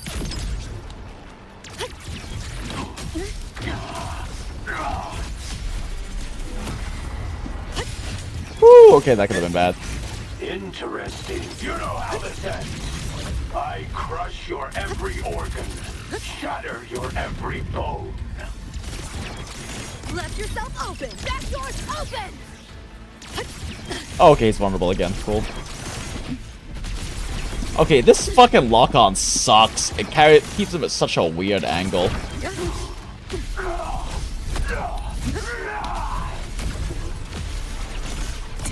Surely I can do this without taking damage, right? Cool. You seeing things? Almost feel bad. Time to crack some ice. Okay, I should be able to build another ult up before he dies. Neural overload. Go on, try. Let's see whose brain fries. Just getting started. Optics overload. Yours is gonna fry first, fuck you. Oh, I don't want to activate this yet until I have ult. This might kill him. This will definitely kill him.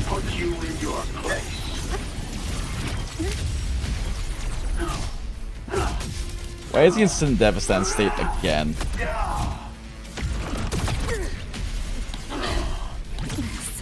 Fuck!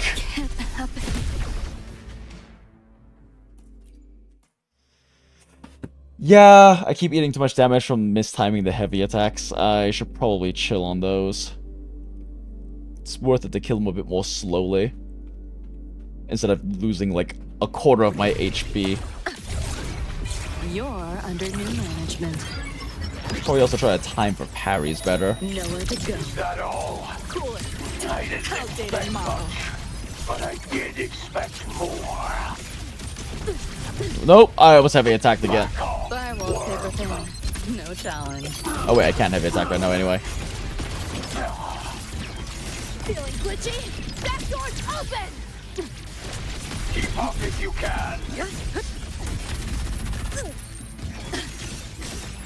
Optics override. Haven't caught on yet. Oh shit, that's a jet punch. I thought it was out of range. Fuck. Damn it. Okay, that's a reset. That's all my HP. The guaranteed wombo combo is deadly.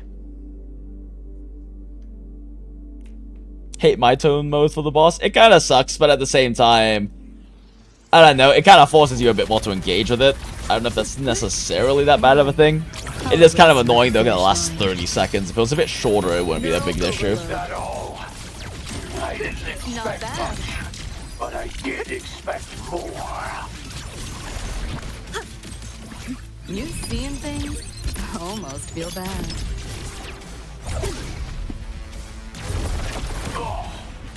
Oh, he did an instant big punch then instead of pull-up dashes. Interesting. Yeah, okay, that was a mistake. Why did I take damage there? Firewall's paper thin. No challenge. You know how this ends. Overwrite! I crush your every organ, shatter your every bone. Data wipe! Okay, I need to fucking learn to parry that. Too late to flee now. Almost feel bad. Let's have some fun. You're souring my mood. The amount of fucking dodges needed there is insane. Time to crack some ice. Deleting your ass. Is that all? Here, I enjoy. didn't Hold expect still. We Share build with up your this friends. first. Found a soft spot. Firewall's paper thin. Ah, should I have waited to put it on stagger? Does more damage if he's staggered, but now I don't have stagger damage built up. Over here. Die. As all meat does. And as you deserve.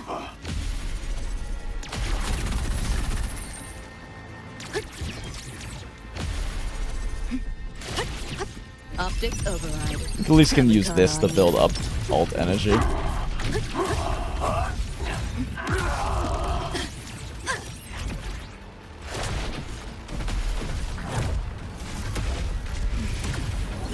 Think you can hide? Done being your turn? Okay, it is. You like that? Share with your friends. Watch closely. Oh. Firewall's paper thin. No challenge. You know how this ends. I crush your every organ, shatter your every bone. Bastard. Why doesn't that hurt me when it hits me? Feeling glitchy? Data white!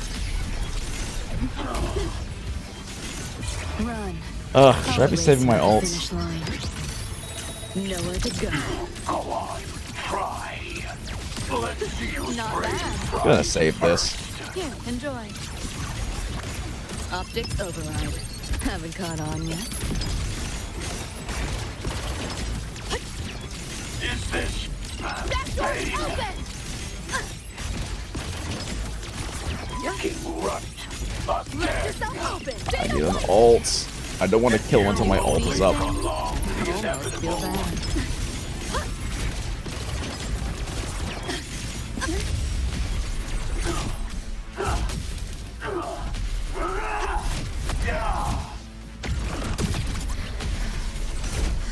Damn it.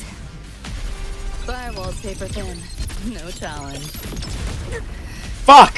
See you all soon. Ugh. Vermin must be.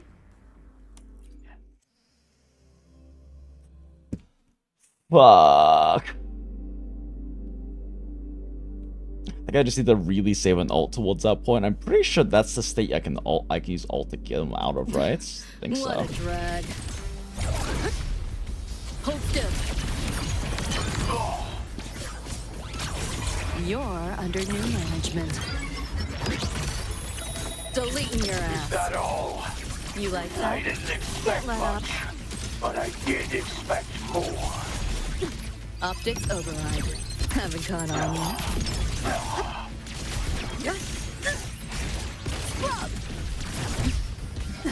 Back off. Be vulnerable for double heavy now. Oh shit, he almost hit me. You seeing things? Almost feel bad. It's too late to flee now. Let's have some fun.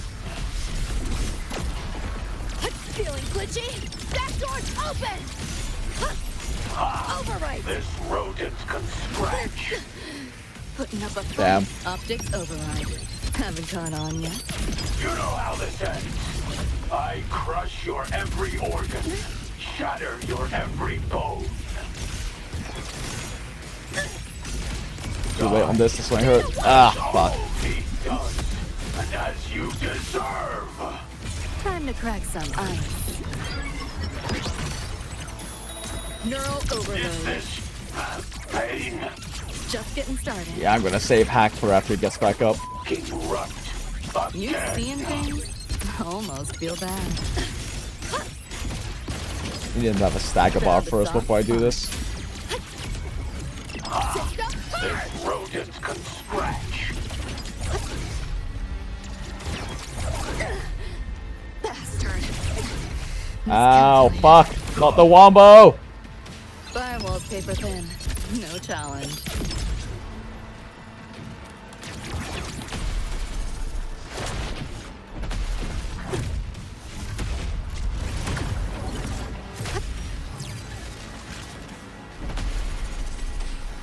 Over here. You know, for a guy using Send Devastate, he's having a hard time getting close to me. Fuck, this time. Up a fight. Damn it. Well, Lucy's dead. See you all soon.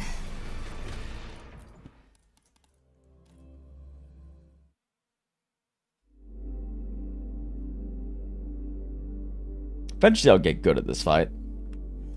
Okay, real quick, let me look at his fucking mechanics again. Okay, let's see. Anderson Devastan. What had 0.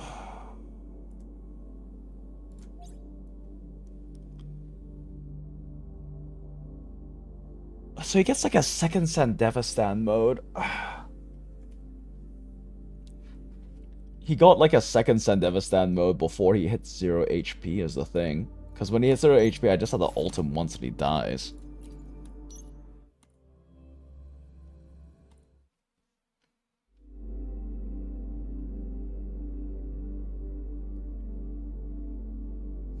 So I guess he gets another Sandevis stand, even though it says he only gets it at 50%.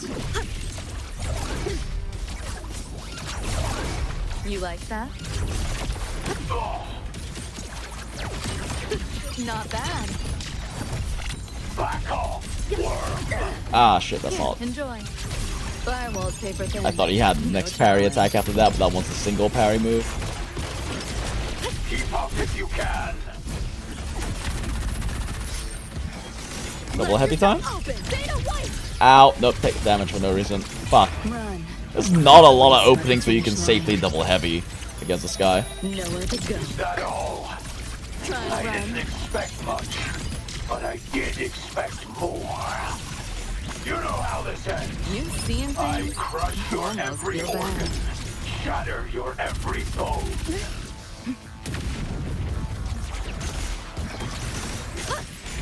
It's too late to flee now. Let's have some fun. We'll do double heavy after this. Optics override. Oh, he about to punch my ass. You're souring my mood. Die. Man is like actually tickling me to death with his fucking guns. You deserve. Feeling glitchy? That door's open!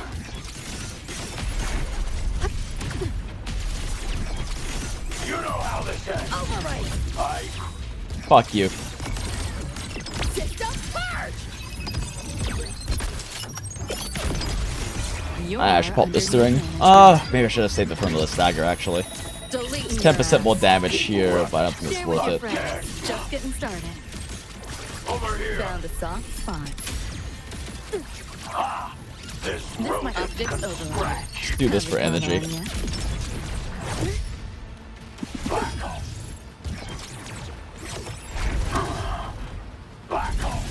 I am gonna back off because you're in Sandevistan mode. I don't want to be near you right now. Yeah, do your slow ass coming at me fucking shit. I need to watch my energy. Oh, my stamina though.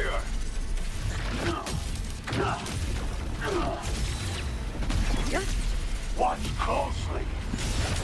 Got him. You know how this ends. I crush your every organ, shatter your every bone. Oh, he's vulnerable again. Cool. Almost feel bad.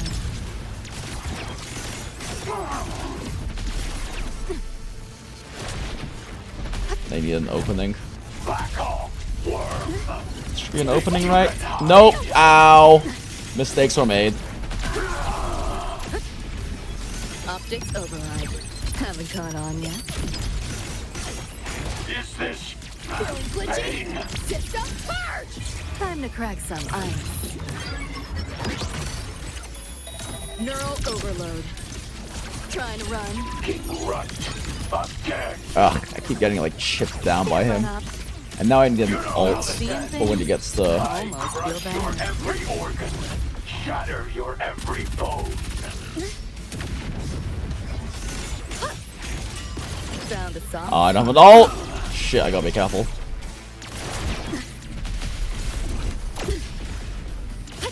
Can I land this? Yes. Firewall's paper thin.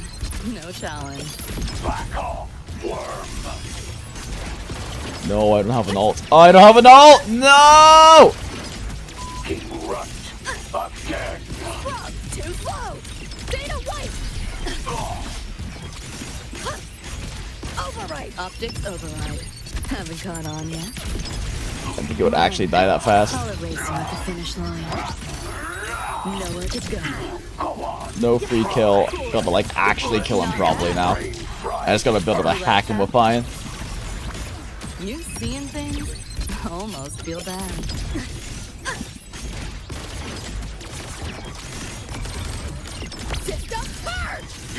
There we go. Oh no. No, no, no, no. No, no, no. Don't you fucking dare. Okay. Impossible. Well, that was rough.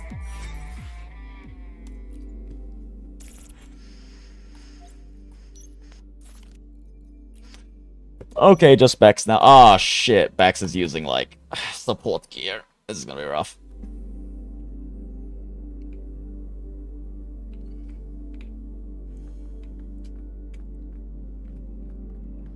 Come on! Eat less, loser! Die, die, die! Okay, so that does not have iframes. Interesting now.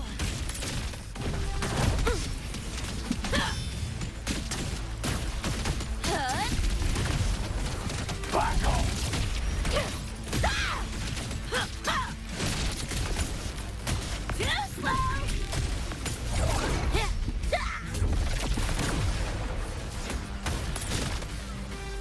It's too late to flee now.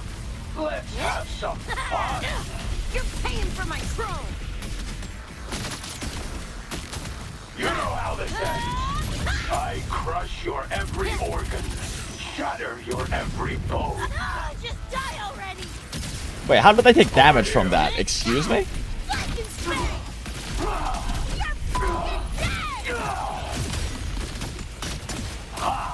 Yeah, my Bex does not do fucking damage, holy shit. As all meat does, and as you deserve. It's 1 o'clock. Just getting warmed up. Is this pain? What's this? King Runt again.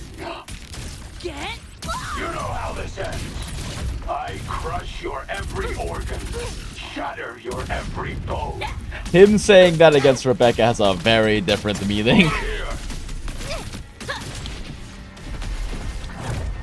Back off, worm. Think you can hide? You're worse. Open gonna be. Fuck. Think you can hide? I thought I could animation cancel that with the hack.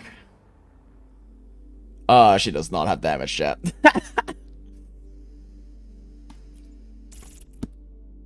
Think I need to change her gear for this.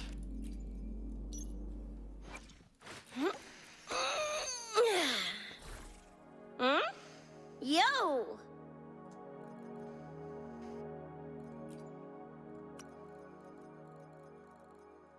Let's for now just give her Lucy's on this. And then just some random fucking Void Thunder pieces I probably have on other units. Wow, these are ass.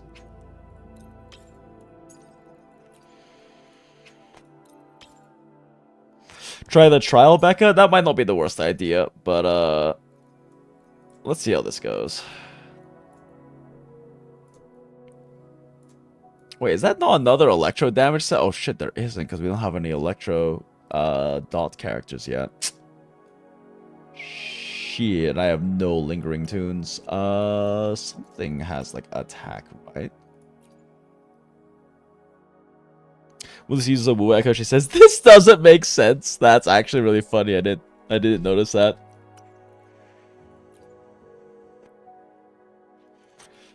I know one of these has attack as a 2%. What is it?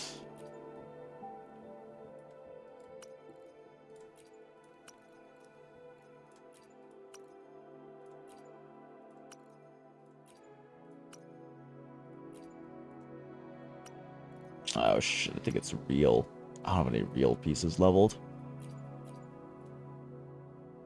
Whatever. This is fine.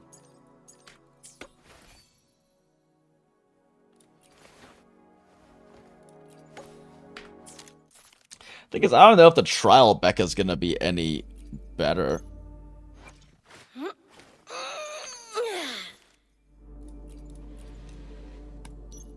Oh wait, my Becca doesn't have her skills leveled up. I forgot. Okay, yeah, no, we're using trial Becca. I completely forgot her skills aren't leveled. Yeah, this ain't gonna work.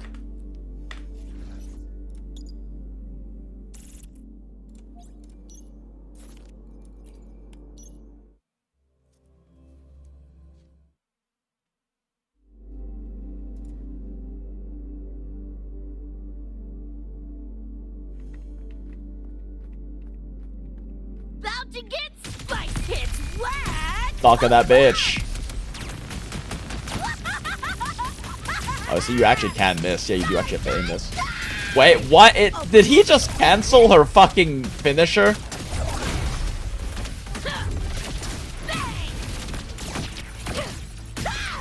to go big! Keep up if you can.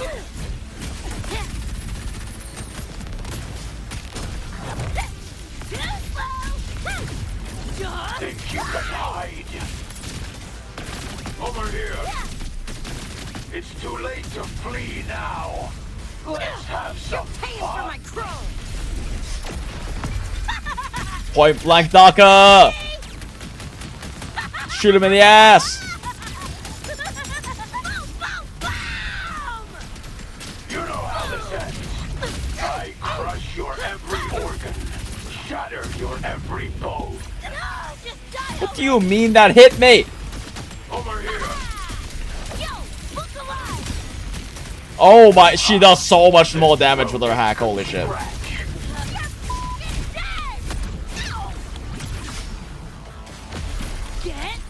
Is this pain? Come on! Eat less! Loser! Just getting warmed up! Say your goodbyes! King Runt. Again. Over here. You know how this ends. I crush your every organ, shatter your every bone. Shut your stinky pie hole! True, shut your stinky pie hole. Time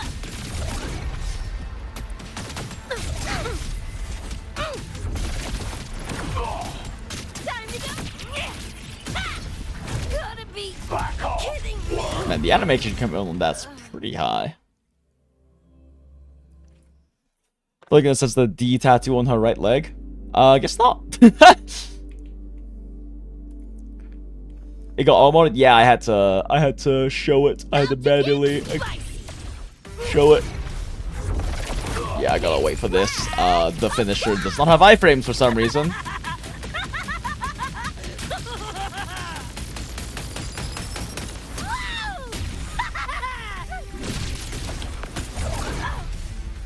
Huh. Interesting.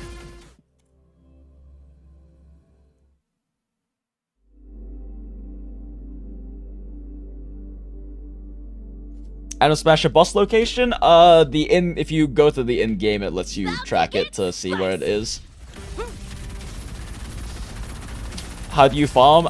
You have early access. You can farm as soon as the patch begins because you have early access.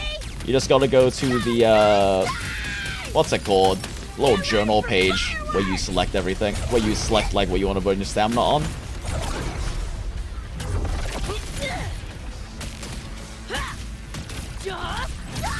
Ah, the animation equipment for that. I really gotta pick and choose when I use that. Think you can hide? Yeah, I'm gonna use pistols. Fuck. Is he on the map? He's on the map once you finish the, he's on the map once you finish the collab event story, yeah. But you also can just early access at any time if you want to just farm his mats. About to get spicy. Too slow. Ah, 8 damage from no reason. Ah, I didn't finish his Daka. I might eat damage from this. You cannot escape. Yeah, not too much though.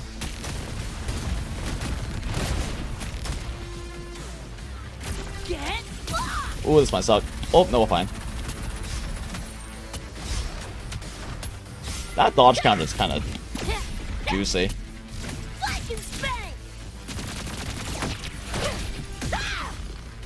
It's too late to flee now. Let's have some fun. Oh, these fucking missiles, I swear. Oh, this might hurt. I think we should be fine.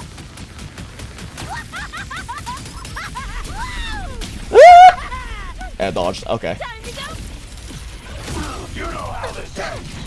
I crush your every organ, shatter your every bone. Do your worst, Ah, this rodent can scratch. You're paying for my chrome. Wait, I dodged that. I just missed time to dodge. that a twins moment that you have to time dodge perfectly? Over here.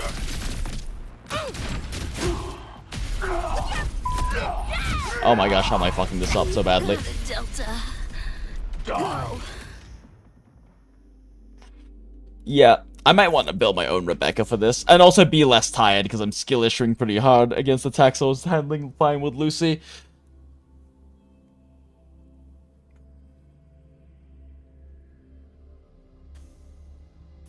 What map do we get? Can we just roam around just the market? The market is the map that gets unlocked, yeah.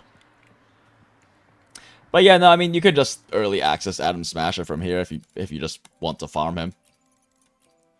They give you early access right here. I don't have early access anymore because I unlocked him on the map. He is actually on the map too, but they'll tell you exactly where he is if you just go there.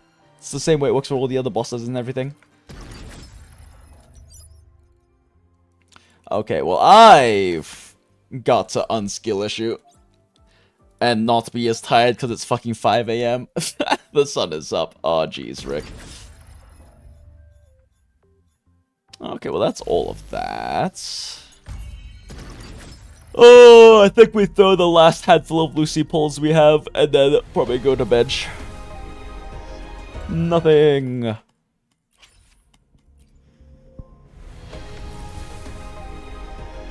Nothing.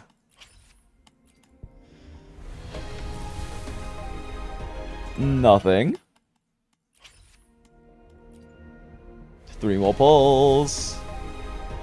Nothing. I thought it went yellow there for a second, but it was tricking us.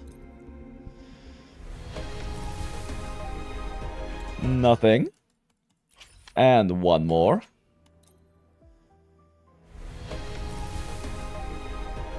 And nothing. Alright. Fun, fun, fun.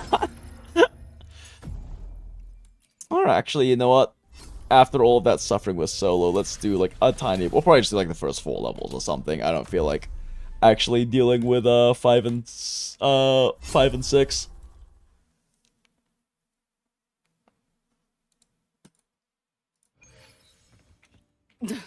What a drag. Deploying force field. Command mode engaged. Am I even gonna get a full Lucy rotation off of this? Order executed. I don't know if I am. Hear my queries. Oh, shit. I didn't fix their gear after I tried equipping Rebecca with random bullshit.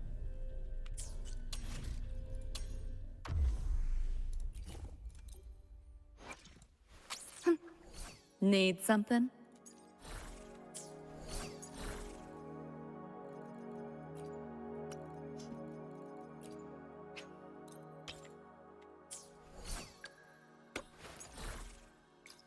Is Heron the right one? I swear there's a better one. I think it is just Heron though, isn't it? It's either Heron or Bellborn.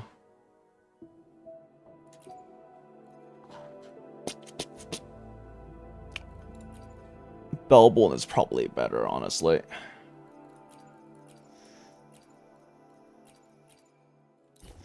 Question is whether I can actually even roll a good one with the shell credits I have left. Well, that's not. That sucks ass. Oh, I do not have a lot of Bellborns.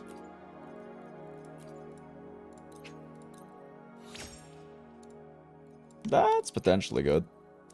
That sucks. Oh wait, that's right. No, she's a fucking basic attacker, not heavy. That's Rebecca. Oh, that's Lucy. Surely this one, chat. Fuck. Alright, we start modding these into the crit rate, I guess.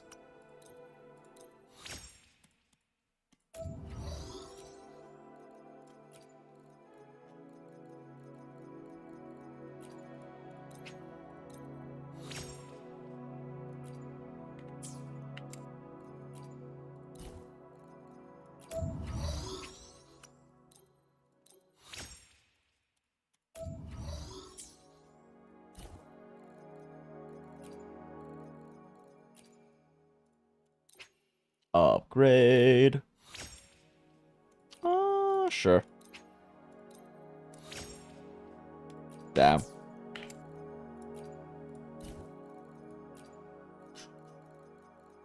Oh shit, almost forgot to change the main stat.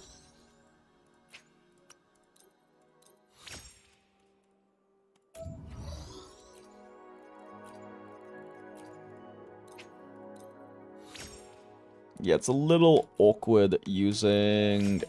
2 is better than nothing, but not good. It's a little awkward using Heron. Because normally you can just swap cancel Heron's echo casts on sub DPSs, but you can't really on Becca because you want to swap cancel her ult finisher.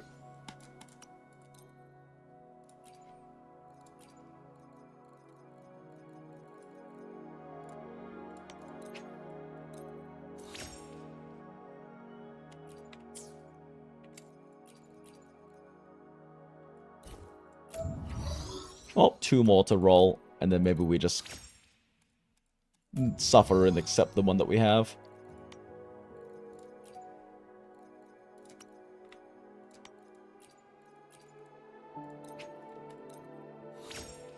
Shit, yeah, we might just have to suffer and accept the one that we have. I have not farmed Bellborn in a very long time.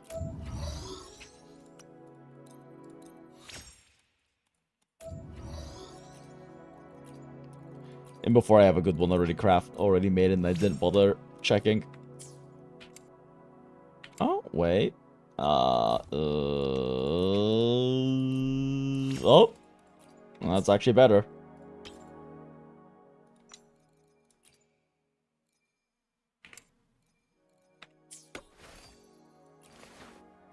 Oh, her crit rate went down so badly. Oh, wait, no, her crit rate's down because I'm using this shit. Maybe? Maybe.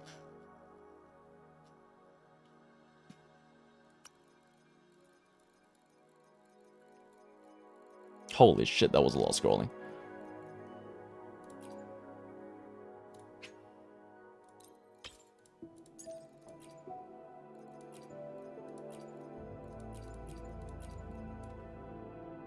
Wait, where'd the fucking other one go?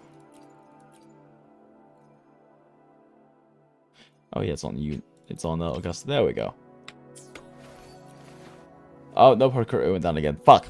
Her crit rate is so bad. Girl needs crit stats.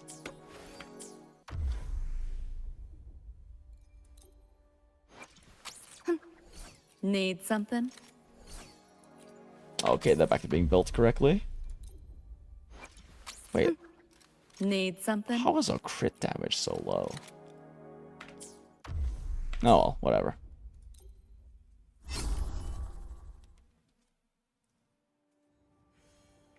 Threat detected.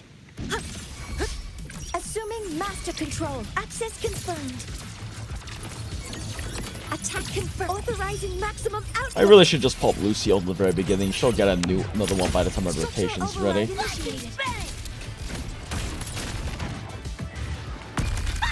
Daka him! Oh, she's just fucking murking him. Get ready for fireworks! Level 1 sim, I guess.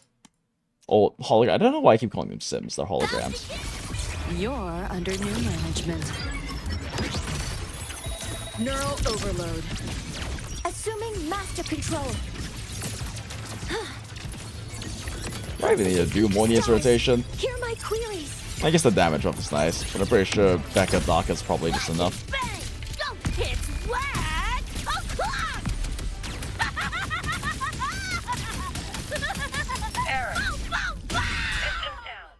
That's such a nice way to finish enemies. The slowdown frame on Becca finish is really nice. What a drag. Run. I'll erase you at the finish line. These other ones do. Nowhere to go. Share with your friends. Let's play. Assuming master control. Order execute. Initiating criticality protocol. Structural override initiated. Come on! Oh, he's in mid-punch. This is gonna suck.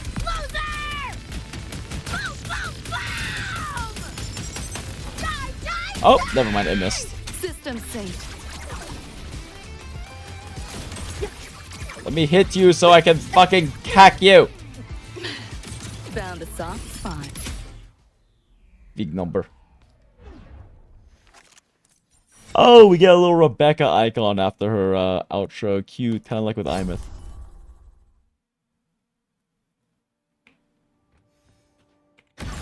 Time to crack some ice.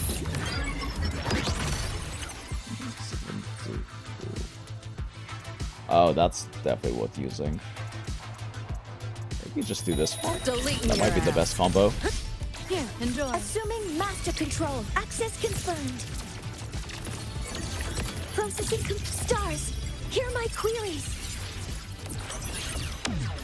Structural override initiated. Go! Daka, daka, daka, daka, daka, daka, daka, daka, daka. My turn. Found a soft spot. Oh, I just cancelled. You like that? Whatever, doesn't really matter, I guess. You seeing things? Almost feel bad. Overwrite. Feeling glitchy? Back door's open!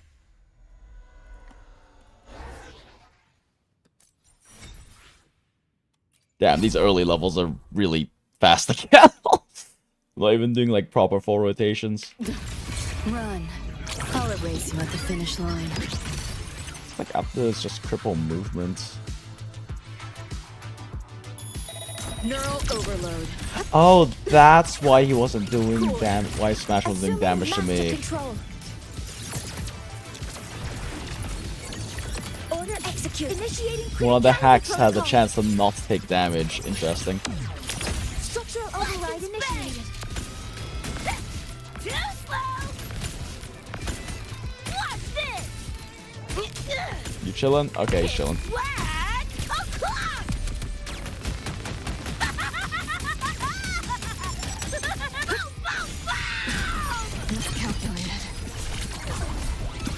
It's so quiet. Whoops, that is not the dodge timing.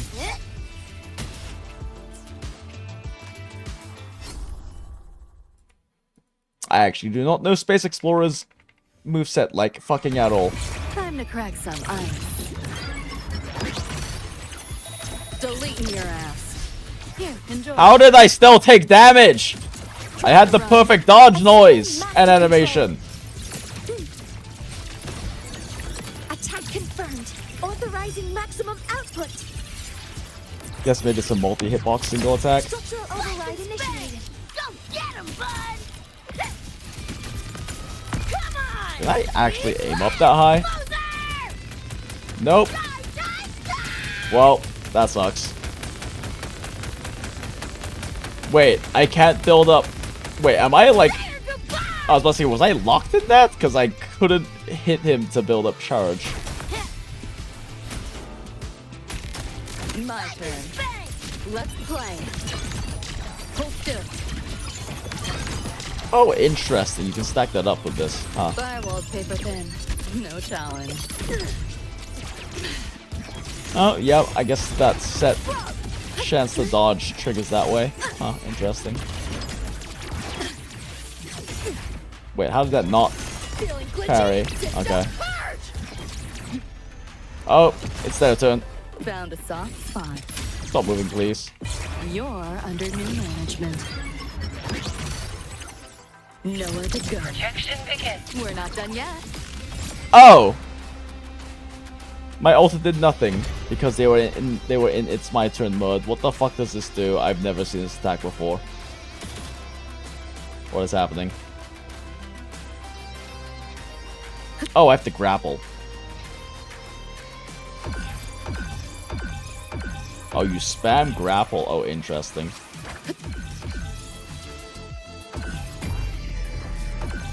And if you fail the grapple spam, you die.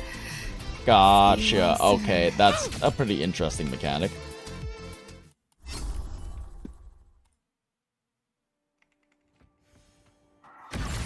Time to crack some ice. Neural overload. Assuming master control. God damn it, Lucy still took damage from that. Attack confirmed. Authorizing maximum output. Structural override initiated. Come on! Eat less, loser! My turn. Share with your friends. Sit down. You like that? Can't let up. Not bad. Wait, are you already doing the move? What? That was fast.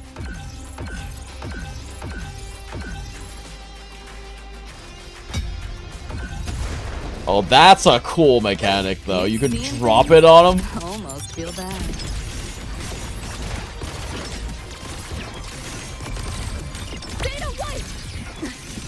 Oh, okay. I bet I can't build up energy fast enough. Too slow. Back door's open.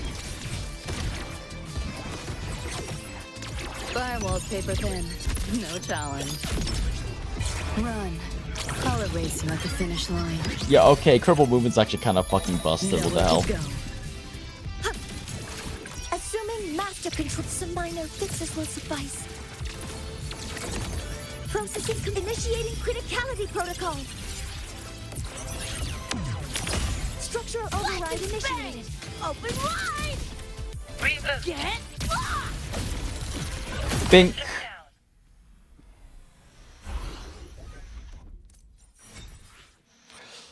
Okay, probably call it there. It is getting very late. And that was difficulty 5. Oh, I guess it must have been. There's a new mechanic. Huh.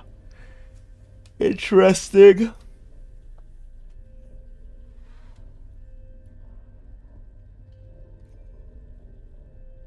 Oh, so the mechanic is just break their backpack. Interesting.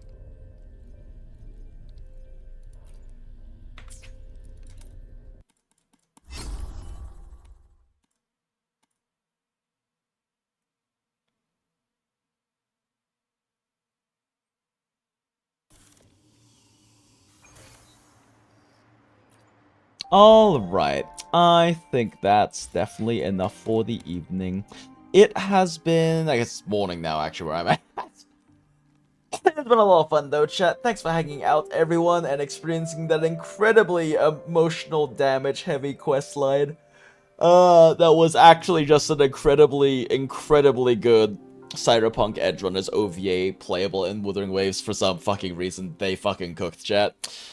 But if you had a good time tonight and you want to hang out with a bunch of other gacha degenerates, the Discord server, the Goondola To Gacha Hell, is in the description of this live stream or the VOD if you're watching all the way to the end of a 5-hour and 30-minute long, oh, exactly 5 hours and 30 minutes, actually, long VOD for some reason, you weirdo. We love Hags here. And don't forget to live your most authentic life, look respectively, and goon from the heart. Okay, bye!